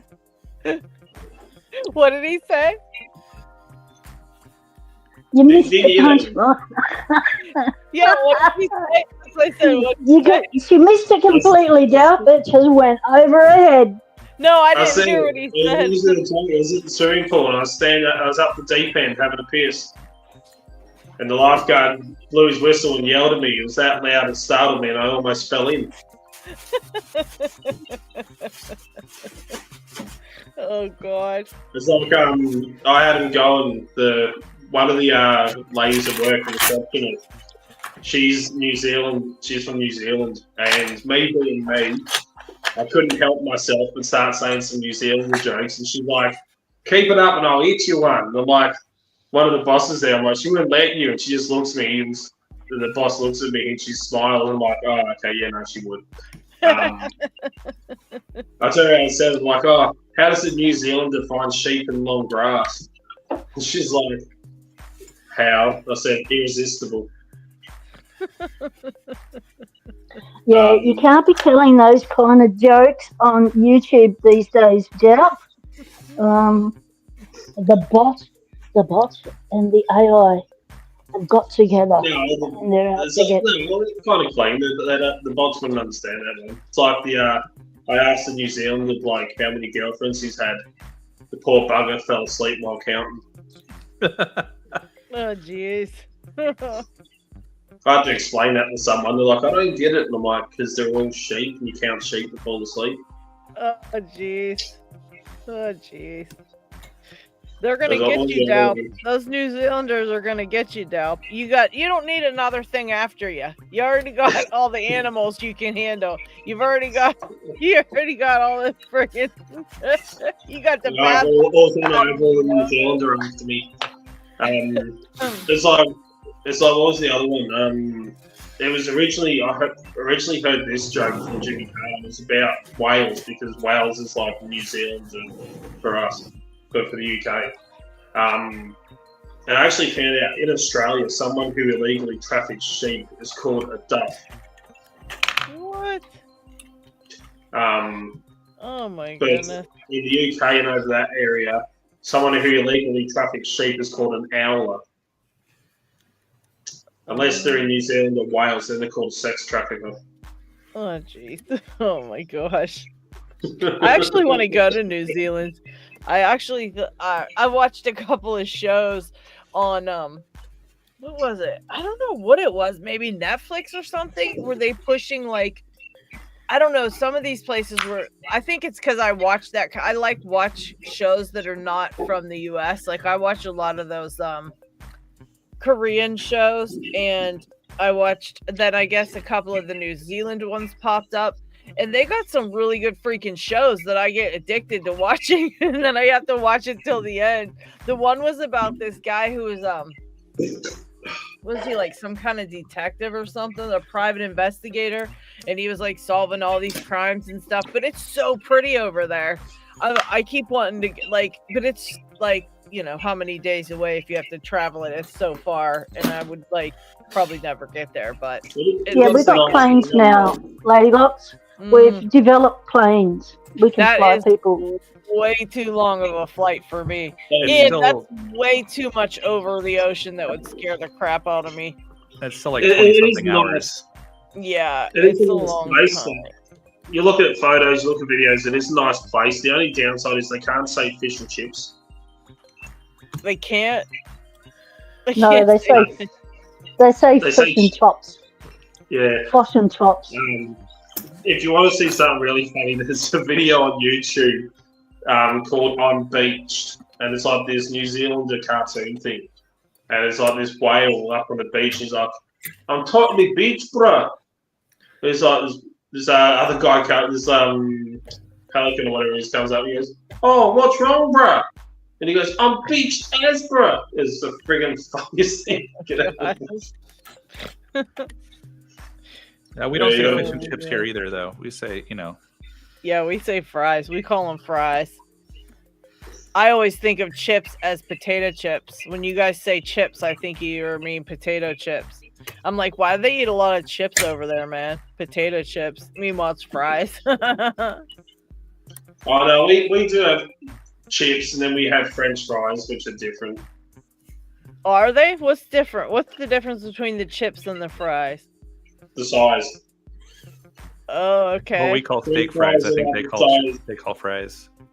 So French fries are like the size of the ones you get from Macca's and like stuff like that. Whereas like chips, the fish and chip shop are big, thick. Fry. Yeah, they're our steak fries. And then you got wedges. Yeah, good old wedges. Okay. Oh, damn. Yeah, it's like even here in Australia, like down here in Victoria where I am, you get what's called the fish and chip shop. You get what's a potato cake, which is literally like a big fat slice of potato that's then battered and deep fried. So it's a big round one. But up in Queensland, they call them scallops. That's so weird. Whereas for us, a scallop is an animal that comes from the ocean that lives in a clamshell. Yeah, us too. That's scallops for us too. Up there, they call it scallops, kind of like the scallop potatoes that you can make. Right. And stuff, so yeah. That's funny. They say it different too. That's wild. That's what I had to explain to someone the other day. They're like, "Oh, where do I get cilantro from?" Like, I was watching this show and I had this recipe and it looked really good. They use cilantro. I'm like, it's coriander. No, it's called cilantro. And they're like, what? And I said, yeah, the Americans call it cilantro, but here we call it coriander. Oh, okay. I'm like, just like, we have eggplants, they have aubergines. We say eggplant too, though. Yeah. It's weird. We say a bunch of different things from different places, isn't it? Jeez. It's like, you got zucchinis here and stuff like that. I think you call them a different name over there. I can't remember what it is now. We say zucchini. Yeah. Courgettes. Courgettes. I think it's England that says that. Yeah, never heard that word before. Yeah. You haven't heard of courgettes? No. No, we That's say in there, zucchini. yeah. If it's for the zucchini, we say zucchini. Yeah, we call them zooks. Because Aussies like to give nicknames to things and shorten things, even food, like, doesn't escape the Aussie We call nickname. cucumbers cukes. Cukes, yeah, we say cukes. And what's funny is here we're divided between what we call soda or pop. So some of us say soda, some say pop. It just depends. We call it soft drink. And then some say Coke. They just call everything Coke. Yeah, that's so weird to me. I'd be like, well, I couldn't deal with that. That would annoy the shit out of me. So soft drink like your sweetened like Fanta, Sprite, Coke, and stuff like that. We call it soft drink here. But if it's like the brand name, we call it by that. So Fanta's Fanta, Coke's Coke. Yeah. Sprite, Sprite. I do the same thing, and then I just generalize. I say soda. Yeah, I say pop. Yeah, we call it soft drink here because we're weird. And we don't actually say soft drink. We say, a fizz. Have you got any fizzy? Or, like, fizzy drink. Yep. We ask for the name of the thing we want. We don't actually really go around calling things soft drinks. Yeah. I think they say fizzy drink in England too. Oh, do at the same time, though, we have the urge to fucking shorten everything, even if it doesn't need to be shortened. And we normally put like O on the end of it. Like we're going down to the say doggo. P-Dubs always says, "Oh, it's a little doggo." Like the petrol station, we call it a servo. What do you call it? A servo. It's a petrol station. Oh, like a because it's called a service station, so it's a servo. The bottle shop or the like a place you buy alcohol from, we call it a bottle liquor shop. The liquor shop, yeah, we call it a bottle It's like if someone's got the name Steve, we can't say Steve. It's always Steve-O. And same as Dave. It's Dave-O. Yeah, Dave-O. Damien is Damo. That's funny. And well, it's like there's this guy that does these videos for Australia, and he answers questions for people. And one of them that literally I was in tears, my ribs were hurting, I almost fell over from laughing so bloody hard. Was someone asked him about the word muff, which I can't say on here. I cannot say on here what I'm referring to. We already know. I know what you mean. Have you seen that video about the muff diving? Yes. Someone's asking him, like, this guy's asking him if he needs a license, so he's trying to explain it all. That guy just cracks me up every single time. Like, some of the stuff he comes out with. I didn't see that one. Like, it's friggin' hilarious. I'll have to check that one out. Yeah, we're like Yabba. Exactly. Exactly, great. So I heard you talking about your barrel plug method here, Lady Locks, earlier. Yeah. So I have my Master 19 here. You said you're doing some sort of scooping motion? Yes. I'm trying to figure out what you were doing, so. It's actually the reverse C. Yeah, it's like a reverse C, but upside down. So you start at the bottom and you'd make like a reverse C, but at the top, it's kind of like a snapping. It's like it's like a snap of the wrist kind of twisting kind of motion. And what I think is happening, I don't know for sure until I would ever I don't even think I would ever be able to tell, but I honestly think what's happening is when you do that, you're hitting a certain part of the key pin that hits a corner of one of the barrel spools, just a corner. And I think it's popping them up unevenly. Yeah, and so tilts it. Yeah, it's making it be able to pop up into the chamber way easier than if you go straight on at it. Because when you go straight on, you're trying to push the entire barrel through and it doesn't want to go. But when you do that little reverse motion, you're going up onto the corner of the key pin, like the very right hand corner, and then you kind of scoop around and snap it to the left.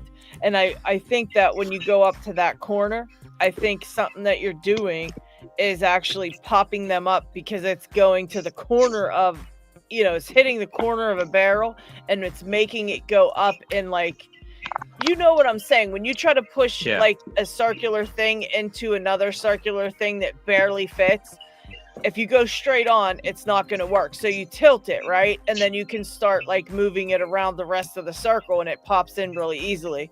I think that's what's happening inside of there when you do that.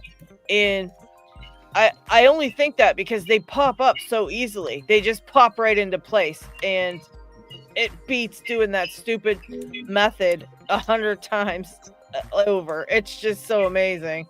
And it works every time. Like it'll get them going, but you have to have the tension right, and you have to get you have to get that scooping kind of motion down right. But you'll know because they'll just start moving, and they move super easily up through everything. They just go right up. We'll see if we can get you a copyright strike. You ready? Wait. Don't you dare doubt. Here we go. Oh my God, that's it. We're done.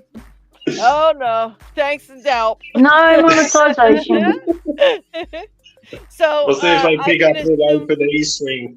So we can assume that. So Delp can be in the Locksport band as well because he plays really good guitar. He's played guitar for us on a live before, late at night. He's serenaded us before. So yeah, it's a rare occasion. He does that. You're in the band, bro. Sorry, you're in the band. I'll play guitar, ukulele, drums, bagpipes, bass. Right, audition successful. Too. Oh shit! Audition successful. Dalp's on the bagpipes. Ooh, we gotta pick the instrument. Dalp can be on bagpipes. Hell yeah! In that really awesome kilt he's got too. Yes, you can wear the kilt and do the bagpipes. You're in the band, Dalp. We're gonna No, we're because gonna people do a listen live. to the Tiwanaku, you got to write in bagpipes in the arrangement. Song, yeah. Tiwanaku probably can't answer right now because he's probably at the back already working on the song. Yeah, he's already working on the music. I know he is. But yeah, you guys are all gonna get dressed. You're all gonna come on live, and you're each gonna play at the same time and get a really good song going for us. We can't wait. Thing is, I don't have bagpipes anymore. Well, then we'll find you another instrument. You seem to have a guitar, so I guess we'll just have more guitar players. You can't ever have enough guitar he's players. got all them other instruments too. He's got drums. Yeah, you Well, can I've be got a on practice drums. pad. I don't have a drum kit anymore, but I've got a practice pad for when I used to play in the pipe band. That'll work. That'll work. I've got an ukulele. You can play that. We're not picky, bro. We're not picky at all. You can pick. You can play all of it. It doesn't even matter. You're good. And Ryan's talented. He can write any kind of instrument. Yeah, into and this Ryan can arrangement. actually play any instrument on the keyboard as well because he has a program where it turns the keys into any instrument. So if we don't have it, Ryan can play two parts at once. He's that good. He can just be both Awesome. parts. We'll just have him loop it so he can play all the instruments. He could just play one-handed on each one of his keyboards. Yeah, while we Sure, just wrap the song. He could just play one-handed, like one on each hand. He could do that. I bet you he could actually. Baby, start practicing. GT Man, I would say Dal is on his way to work, and we got him before he was due to go. Supermarket first. Supermarket first. Yeah, I gotta grab something to eat because I haven't eaten yet. Yeah, I can't wait to eat dinner or breakfast. I haven't eaten nothing yet either. I can't wait to eat something. It always screws my brain up to see daylight in somebody else's stream when it's night here. Mm-hmm. It's the worst downside to being a high functioning autistic like me. Actually, there's a lot of freaking downsides.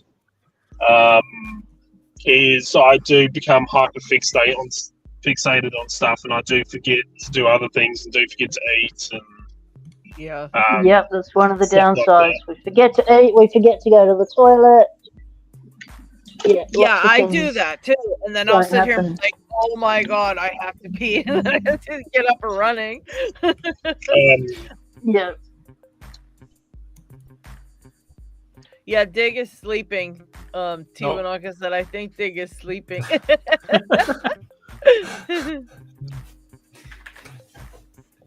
He's typing on the keyboard.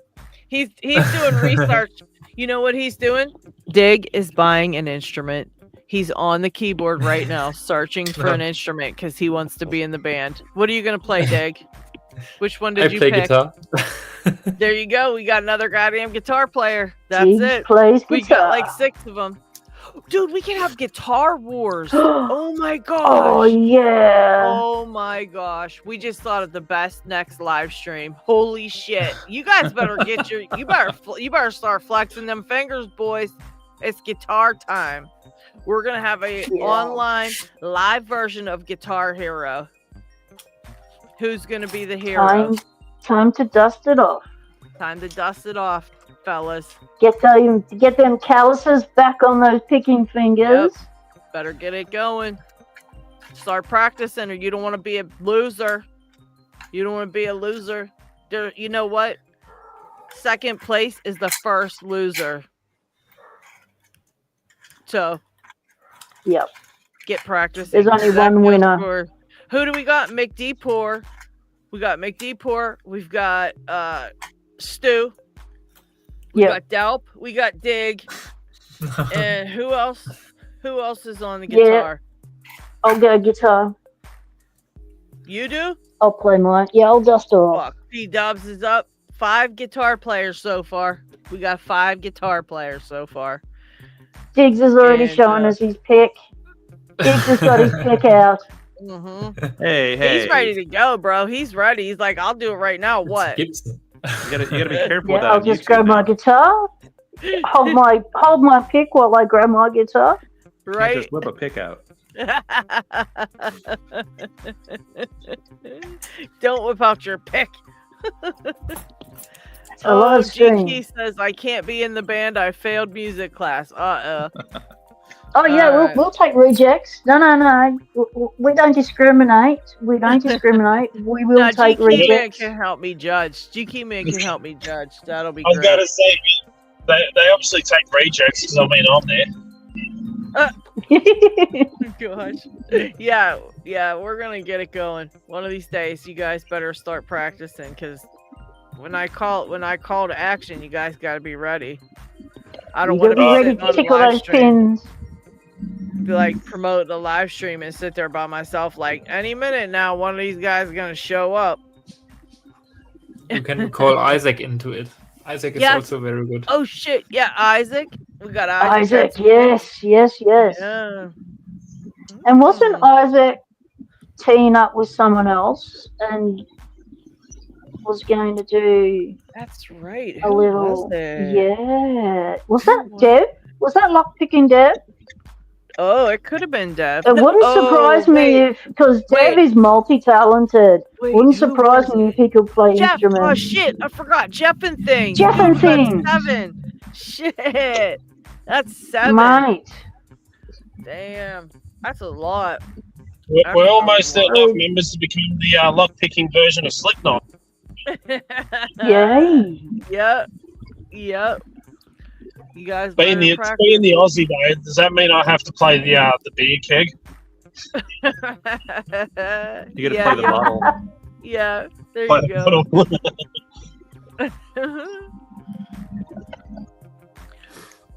Oh my god, that's great. Wasn't Doc? I'm vaguely thinking Doc had something to do with guitars as well. Doc Machina. Maybe she does. I'm thinking I've possibly seen one in the background of her video when she was on live stream with us. Good night, Zach. Zach is heading off for bed. He said, time for me to head to bed. I really hate having to be at work at 6:30 a.m. All right, Zach. Well, thank you for hanging out. Don't forget to get a hold of me on the Discord to get your sticker pack, your sticker swag pack. And you lucky Zach. I follow. I want to sleep also a little bit. We better see. All right. Have a good night, everyone. Good night, See ya. Dick. Good Thank night. you so much for hanging out, buddy. Thank you. Thank you. Thanks for showing us all the awesome locks again. Yeah. Thank you, Zach, Probably too, next for time hanging more. out. And yeah, you guys better be back next week. That's all I know. I better see all your friendly faces or YouTube names next week. So yeah, Zach better come back, and I know Dig will be back. What's that? So had a lady nearly pull into the front of me because she's driving down the wrong side of the bloody road. Oh shoot! Right in front of coppers. Dangerous? Yeah, you don't want me live Oh, streaming. did the coppers driving. pull her over? We Did the would- coppers do anything? Yeah, No, that'd they be just right. keep driving. That'd be right. Oh my gosh, yeah. You don't want me to live stream from the driver's seat. You would be definitely oh my It's gosh, only how called about road- what? It's only ever called road rage if they hear you. Yeah, I guess that's true. Yep. Yep, you're on a live stream, mate. Everyone can hear you. Yeah. Yeah, we can hear you if you're road rage. Yeah. Yeah, your road rage still needs to be YouTube compliant. Thank you very much. Yeah. Oh my gosh, I I'm- wanted to tell you guys. So I put that video up about the Covert Instruments trip, and it had like a little bit of the trip up there and stuff in it. I just put little snips in it to make it, to make it a little fun. And on the ride up there, Ryan was driving, and in the video, I'm like, oh, here I'm heading up to Covert Instruments, have this much time to go. And then I I pan over to Ryan's hands on the steering wheel, and I'm like, oh yeah, Covert Instruments sent me a driver. Like Robert knows how is super important I am. I was like, so yeah, he sent me a driver. Dig texted me today, and he's like, he's like, wow, that's really cool of them. And did they really send you a driver? That is so nice of them to send you a driver. I was like, no, that was first Ryan. And then I had to put it in my description because I'm like, what if people think I was being serious? I didn't read your description and I thought you were being serious. Oh no. Got me. Yes. Did you? Oh my god. Yeah. Oh my god. Yeah, I would never be like, Robert knows how important I am. Oh my god, people are gonna think I'm serious. Oh fuck, I look like a real No, I'm going, shit, yeah, she's important. You betcha they should be sending a driver for her and a car. It's a 4-hour drive. They should be bringing snacks too. And that's what I was thinking. I can't believe people thought that was for real. I was being an asshole. I had one. You know what it was? I had a part that I was sitting in the hotel. But all my audio got trashed, and I'm sitting in the hotel, right? And behind me is Ryan, but he's facing the other direction, and he's got his keyboard out, and he's playing his keyboard. And I was like, this is my musician, like Covert Instruments sent me a musician too. And I pan the thing over, and I show Ryan sitting there, and then I come back and I start talking again, and that's probably what's missing because then you guys would have known like I was fucking lying, but I was just being a jerk, you know, and I left it in there because it was funny to me, and I was like, now people are gonna think like I'm going, that's how important I am. Oh well, you guys. That's the thing. Never believe everything you see online.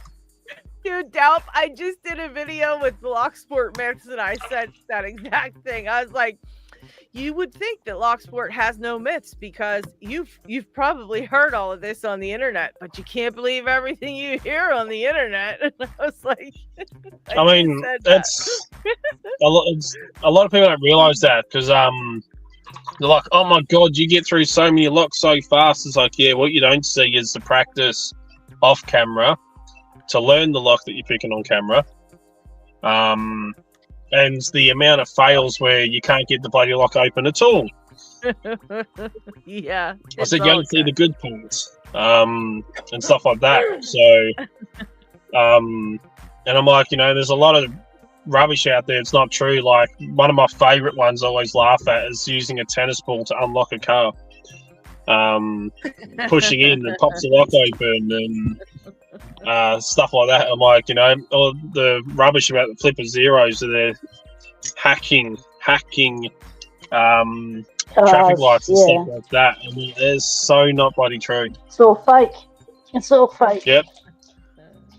Lady Locks, spontaneous disintegration says, what was that object that went a fly at left of screen?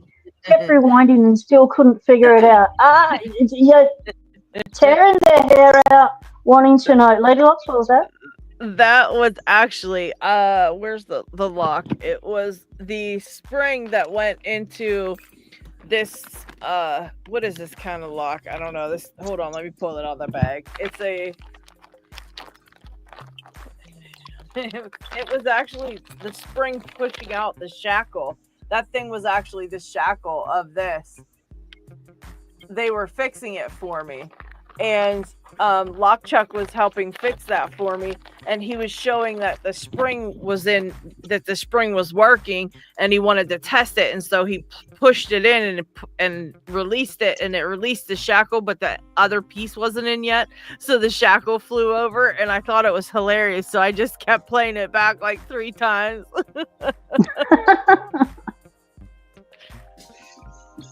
Well, I got to head off because I got to go into the shop, get something to eat, get some energy drinks to get me through the rest of the day. Good luck. Good luck to work. Yeah, have a good day, Dope. Thanks for stopping by and hanging out. Thank you. I'm kind of hoping I get beaten up tonight. You might. You never know with you. Why do you hope that? One of the ladies I look after, she got me the other night. All of a sudden, she has really bad dementia, and she can just switch like that. And the other night, I was leading her into the lounge room, and she switched and scratched me hand or me wrist, and hit me right in the pressure point at the base of my thumb. Oh. So I had this pain shooting through my thumb. My thumb was like twitching for 20 minutes afterwards, and I pissed myself laughing. Oh my gosh. About it, but yeah. And the weird thing is that especially tonight, I'm working with my ex.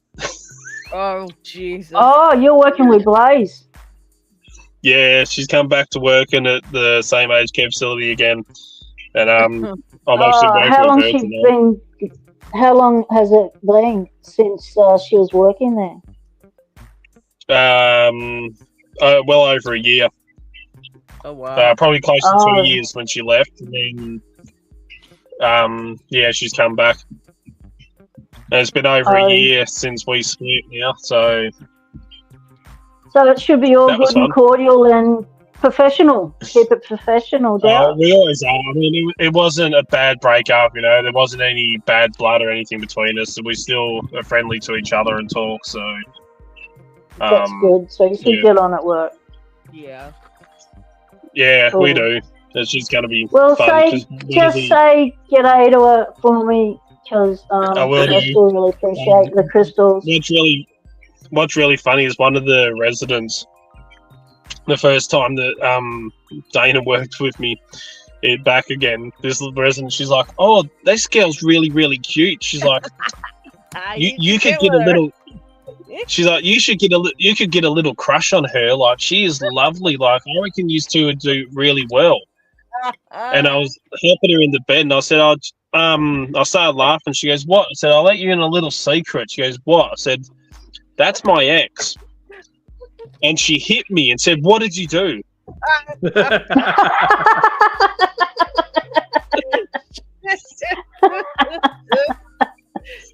I said, "Nothing." I said, "I didn't do anything." She's like, "Oh, well," she goes, "You'd make a lovely couple." I'm like, "Yeah, maybe." Oh, man. You're getting relationship advice, getting matchmaking by the oldies, mate. Yeah. One of the benefits of work. You know, you get a benefit of like 90 years of life experience. Yeah. They know some social engineering in their time. The creepiest thing I had was a 103-year-old trying to crack on to me. Oh Jesus! She's asking what room I was professionally decline. How do you professionally decline that? I'm sure that's in the training manual. Well, they so two staff members were trying to get her changed into her pajamas and get her into bed, and she wasn't having a bar of it. She has dementia. She had dementia. She's passed away now, and she was yelling at him and stuff. So they called me over to try and help. And so I go over there, and she's like, says to one of the girls, "Would you get into your pajamas this time of day?" And she goes, "Well, yeah. As soon as I get home from work, I'll get changed into my pajamas." She goes, "It's comfortable." And she looks at me and she goes, "What about you?" And me being me, and thinking I'm funny, the truth. I turned around and said, "Oh no, I don't wear pajamas. I wouldn't want to scare anyone." And the girl started laughing, and she's like, "Oh, what room are you staying in tonight?" She goes, "I'm going to be looking through your window because damn." And that was it. I lost it. I was in fits. That's a good one. That's a good one. And then it's like last night. One of the ladies, I'll have everyone laughing because I do all these jokes and stuff like that to the residents to get them all in fits of laughter. And one of them turns around and she goes, "Oh, you're terrible." And I said, "Yeah." I said, "I can be bad at times." And this other lady comes over and she grabs me and she goes, "I love badness in a boy." Oh my gosh. Oh my gosh. You're their eye candy over there. You know that, right? And I'm like, I'm like, when they start misbehaving, you know what? When they start acting up, the ladies are like, "Hey, Dap, we need you down here at this end of the thing. Just, and they make you walk the halls just so the ladies shut up and start looking at you like, "Oh, okay." That's what they called you down there for. You got to keep an eye out for. I bet you they do that a lot. You better keep an eye out for it. You should start trying to see if they're doing that. It's some of the stuff that you hear from, like, it's just. I mean, you always hear about the male. They've been around. You know what I mean? They've been around. You got to remember, they've been around, man. You know. Well, it's like a lot of the females you hear, like you hear a lot about male residents being inappropriate with the females and stuff like that. But you rarely hear about the guys, us guys saying it. It's like one of them, one of the blokes I look after. He's got a really good sense of humor, and I said to him the other night. He says to me, he goes, "Where's your mate?" And I'm like, "Oh, Shane." I'm like, "Oh, he's working down the back." He goes, "Oh, give me one good reason why I should be nice to him." I said, "I don't have one." I said, "But I've got a reason why you should be nice to me." He goes, "Why?" I said, "Because if you're not, I'm going to give you a bloody cold shower and dry you off with a garden blower." And he goes, "Well, that's easy fix." He goes, "I'm just not going to have a shower." So I said, "All right then." So I was helping him back in the bed. And I said, "Don't think you're getting a good night kiss off me." And he goes, "I'm not that desperate." And I just stood there, I'm like, "Oh, geez, that was a burn." So you can have a bit of fun at times. Yeah, I can imagine. I think a lot of them are probably hilarious, you know. Some of the stuff gotta have a sense of humor at that age. What else you got but your sense of humor at that age, you know? Yeah. You've seen and done everything. You know, if you're not laughing at it by then, you're never gonna laugh at it, you know? Yeah. Well, I still remember when I did the course to become a carer, and my very last day of placement, my youngest daughter was born. So I was up at the hospital all night with her, and then I went into work where I work now. I went in for my very last day of placement that day, and everyone's like, "What are you doing here? You should be hurt." I'm like the ex-wife, she's resting, the baby's fine. I said, "This is my last day. I got to get it done." And I'd never forget one of the ladies in there. She was completely blind, and I turned around and said to her, "I'm like, oh, you know, it's just James. You're on the list for a shower tonight. Is it all right if I give you a shower?" She goes, "Yeah, no, that's fine. That's no problems." And I said, "Oh, okay, cool." So I was helping her into the bathroom and stuff like that. And I'll never forget what she said to me because I fell over with laughter. She goes, "Oh," when I was helping get her undressed, she goes, "Oh, sorry, love." She goes, "When you get to my age," she goes, "they hang down past my knees." She goes, "I got to roll them up and peg them so I don't trip over them." And I lost it. I was in fits. Absolute fits. And she goes, "Oh, good. Someone with a sense of humor." She goes, "I hate those ones that have a stick up their ass." That's how my gram was, man. I had to watch everybody I brought around because she was so bad. She was so bad. Oh my god. She used to have us in fits cracking up though. She was funny. Oh man. The shit she would come up with. Oh my gosh. Yeah, it can be fun at times. It can be challenging, but it can also be funny. Yeah. So, but with that being said, I'll leave you with that image, and I had to piss off to the shops. Have a good work. Yeah. Have a good day at work. Have a good day with the act. Getting hit on, yeah. Take care, buddy. See ya. Oh man, that is funny. Yeah, the older people definitely come up with some shit, man. My gram was the funniest, dude. She was hilarious. She was so fun. I had to watch though because she was bad. She was bad at times. Let me tell you. Woo. How you doing with that barrels? I gave up on the barrels. I couldn't get it. Oh, so shit. I decided to try because I'm working on gin spools in the ASA 700. Yeah. I flipped to the Goal Z. I'm sorry, the Goal P.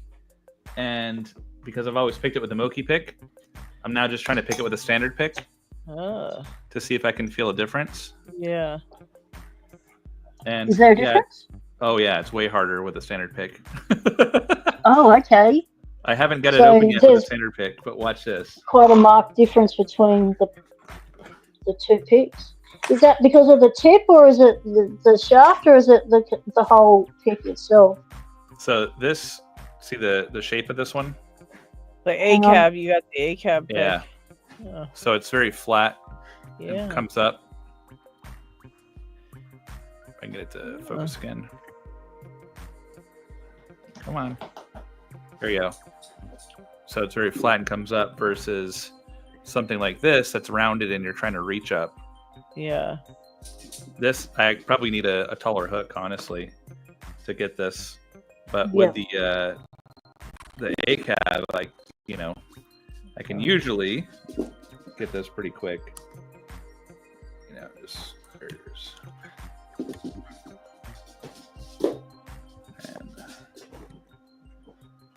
if I can find the pins. That's wild.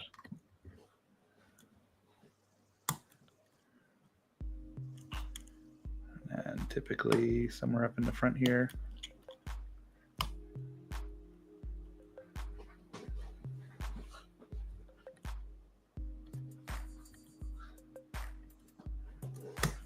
There you go. Nice right? job. So I can get that quick with that. But with this, like, I'm trying to figure out what type of pick, what angle I need, because this is straight up and this is now, you know, I'm now picking up. So Can you put the picks against each other? Put the picks against each other so we can have a visual of the actual difference between the curve pick and the straight up and down, the 90-degree pick and the curve pick. Because I understand why you would have a curve pick. It's easier to insert into the lock and all that. But as far as picking goes, what about that? The tip. Put the tips close to each other if you can. I know one's got a handle, one it's rounded, yeah. It's a bit harder. So I was trying to do it like kind of like that to show the difference. Yeah, the reach is quite changed, hasn't it? Yeah, a lot. So I might need a different pick than this one to get a steeper angle to reach it better, because I feel like I'm not able to set the gin spools high enough. Yeah, it's Yabo. What the WTF lockpicking? So that's kind of what I'm working with. So I picked the goal P and the goal Z with the ACAB, the Moki ACAB. That's wild. But now that I'm with the ASA, so cool. I'm like, you know, trying to figure out, do I have to have a different feel? Do I have to have a taller pick? Things like that. Yeah, they're kind of straight liftish.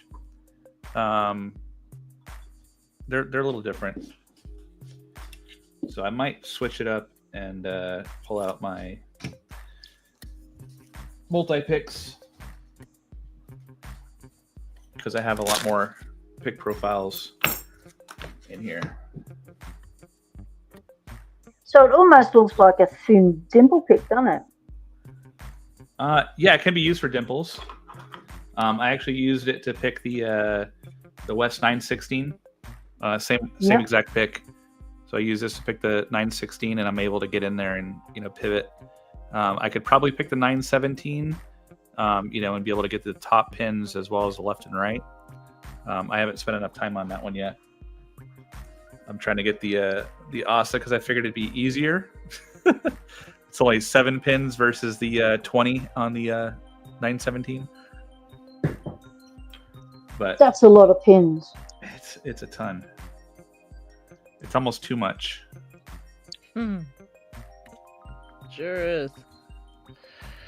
That's a lot. Snake? Yep. No, I'm up early, mate. It's only 12:30 in the afternoon for me. All going good. But I am going to have to depart shortly and attend a family thing. Yeah, well, I'm going to be calling it shortly. We're going to be calling it. Well, it's actually for me. People are arriving to say goodbye to me. I may take this one over to a vertical stream in a little bit, so keep an eye out for that. If you guys are up and are bored and whatever, you know, you can always turn it on and then just set your phone down and leave. It doesn't matter. It doesn't matter. Lady Lux is going for that 24-hour stream to get her watch hours up.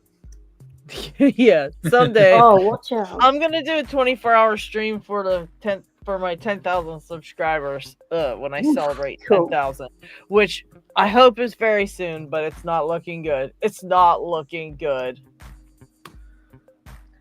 Hey, I'm just trying to hit 500 so I can start looking at my monetization stuff. I need that. Well, I need I've like still got 3,000 hours.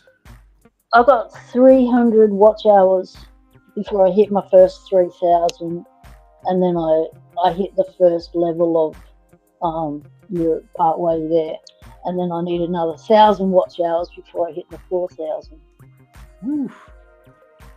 300 is not so hard. they don't make it easy. Yeah.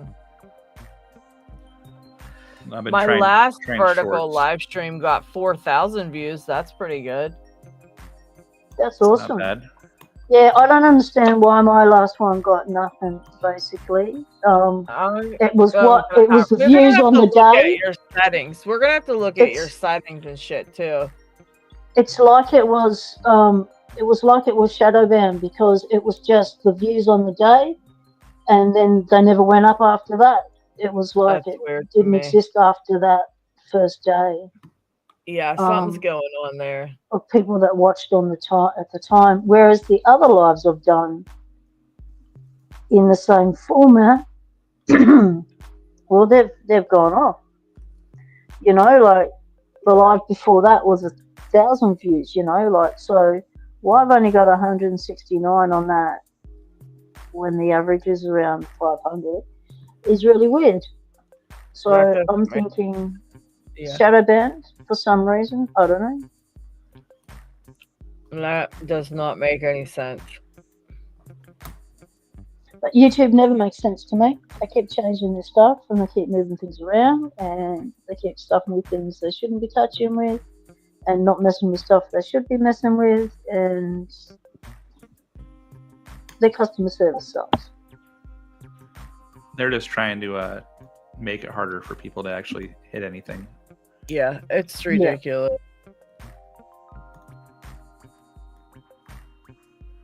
I think honestly that's what the majority of it is them just trying to reduce the number of people that are getting monetized. See, I think that they are doing. I think they are doing the opposite Nice. recently, just because they've been showing a lot more small channels up on the home screen and stuff. Even on mine, like I can see a lot more smaller channels popping up there, and I just really can't imagine that YouTube doesn't want more channels to get bigger, because they got too many channels that are growing just based on because they're big. They're growing more and more. Yeah. It's like follow Because the they leader. get promoted all the time. Yeah, it's like whatever looks like they have a lot of subscribers, people are just subscribing to because they, it's not about the content, which that's what YouTube's aiming for, people to be inspired and want to watch the content, not just subscribe to somebody because they have a lot of subscribers. But they're fine.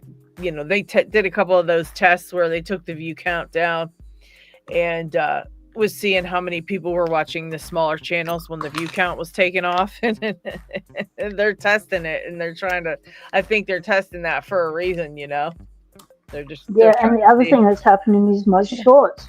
They were getting 1,000 views and stuff, and now I'm barely reaching 50 on my last. That's so wild. That's weird. So something's going on. I've noticed on my channel, it goes through a cycle every month where I'll suddenly start just getting blasted with subscribers. I mean, one after the other after that. All day long, the number will just grow all day, every day for like 3 weeks. And then one or 2 weeks will happen where absolutely not one single subscriber. Now, you can't tell me that I was getting them all day long every day for 3 weeks and now suddenly, nothing. That doesn't make any sense at all. It just makes no sense. You know what I mean? Yeah. Either it's a little bit trickling in all the time, or it's, why would it be like that? That's crazy to me. So something's going on where they're showing it more, on certain times, and that's it, or something, because it's every single month. I've noticed it every single month, every month. They have changed the community. They have changed the comment button in YouTube Studio to the button that says community. So if you can't find your comments in YouTube Studio, that's where they've hidden it now, under the button, under the analytics button is a button that says community. What the hell? That's where our comments are. So yeah, because I text Lady Locks in a panic the other day. Going, I can't find my comment section in YouTube. Have you got a comment section? She's gone, yeah, I've got a comment section. It's like, what have they done in my comment section? And then I found it in this new community button. Yeah, they're changing a lot of stuff and just keep changing and changing stuff. It's getting too much. And they also lowered the watch hours and stuff for people to get monetized. It used to be, well, it still is the 4,000, but they're letting people get other things ahead of time, you know. So if you hit at 3,000, yeah, you can get other shit, but they didn't used to have that. You used to have to get nothing until you hit the 4,000. Yep, and 1,000 subs. Wait. It's 500 right now. Yeah, it's gone down to 500. Entertainment. And you can live stream when you've got when you've got 50 subs. You can start live streaming now. Yeah. Let's see. In Studio Edit, I classify my videos as entertainment or gaming. Curious what others do, people in blogs, how-to, etc. I do educational. I do how-to. That's what I changed mine to today. Yeah. To see how it worked, because mine was set to nothing. Oh, wow. Is there a how-to button, is there? Like yeah, there's a how-to community. Oh, like people in blogs, there's a how-to. Oh, and I figured if people are looking at how to do things, like lockpicking might be something they're looking to be interested in learning. Because I got mine under science and technology, because when I started, there wasn't a whole lot of choice. Yeah, I had mine entertainment for a while. To update. Yep. That might be why you're not getting very many people coming in. Well, I have it as educational now. I used to have it as entertainment, but I switched it. But I didn't notice a difference, though, so I don't know. I meant Pocket Woman being science and technology. Oh, yeah, that could be, because it's not truly science and technology. And, I mean, it's... God, yeah, it really isn't. So people would be looking... It would be falling under those categories, and people were like, this isn't science or whatever, and they click buy it. It's technology, though. It's not technology. Lockpicking isn't. Yeah, technology would be like computers and stuff like that. Oh, like, okay. Yeah. Yeah, so, yeah, I'll change it. That's a lot of changing. Yeah, 700 videos. Rightio. Yes, 700 videos, 6 years, Locksport. Oh, you probably don't have to change it all. You could probably just change your default, so everything you put out now is moved over there. And then as long as you're putting links to your other videos in that video, then it'll drive them over to the other ones. And you can do that. I'm gonna do because I only just for the first time put an end card on the video for the first time to link another one on my other channel. Yeah, always put an end card, P-dubs, every time. Yeah, it was the first time I did that, and yeah, always put one. Working out. And so you can actually put links as well.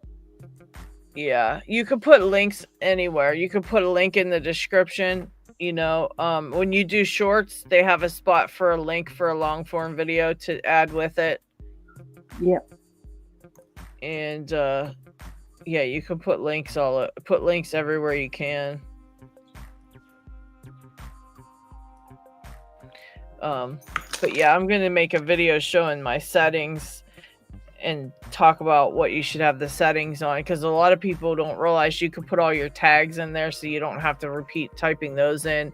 You can do all kind of stuff over there that helps out. You can make, you know, your description, you can have something that you leave permanently in your description, so you don't have to keep typing, keep Locksport. Yeah, I do all that, but it doesn't. I've done all that when I first started, but it doesn't actually. It never came up for me. Yeah, see, the only time those things come up is if I set up a live stream. That old stuff will come up.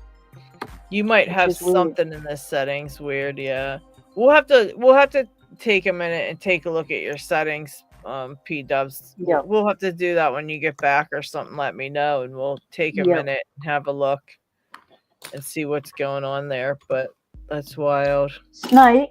Snake. You better do something, Snake. We want to see some stuff. We want to see some snake videos and some mossy pick videos. I reckon you two doing a live stream together would be lovely. Yeah, that'd be cool. Even if you just said nothing and just showed us your setup. Pan slowly around it and then pan back again and did that again. And you did that for an hour. That would be okay. Yeah, it's an hour-long showing of your setup. Let me show you. Yeah, you should do some videos in that, Snake.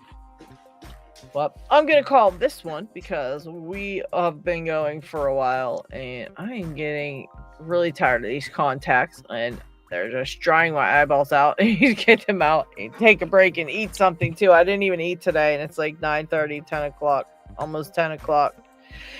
So yeah, I'm gonna go eat some dinner, breakfast, lunch, and dinner real quick. And keep an eye out. I might be back later for a little vertical live. It might be a secret. What do you got, Yabo? Send me I got some some of those. Cheez-Its ready for you. Yeah, can I get some of those? Dude, I wish I had a snack. All I have over here is a granola bar, but I can't eat it because it would be like crunch, crunch, crunch, crunch. I went and got it before I ran down here. And I was like, I'm gonna eat these just in case I'm not brought in immediately. I'll sit here and I'll eat something. Right. So now I'm gonna go eat too. All right, everybody. Thank you so much for hanging out on the live stream.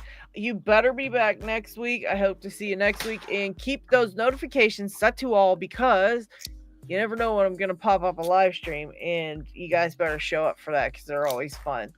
And yeah, thank you, Yabo, for popping in and hanging out with us for a little bit. P-Dubs, thank you very much for coming onto the stream and running shiz with me. And yeah, I'll see you guys on the next one. Go ahead and take it away, P-Dubs. Catch you later, Yabo.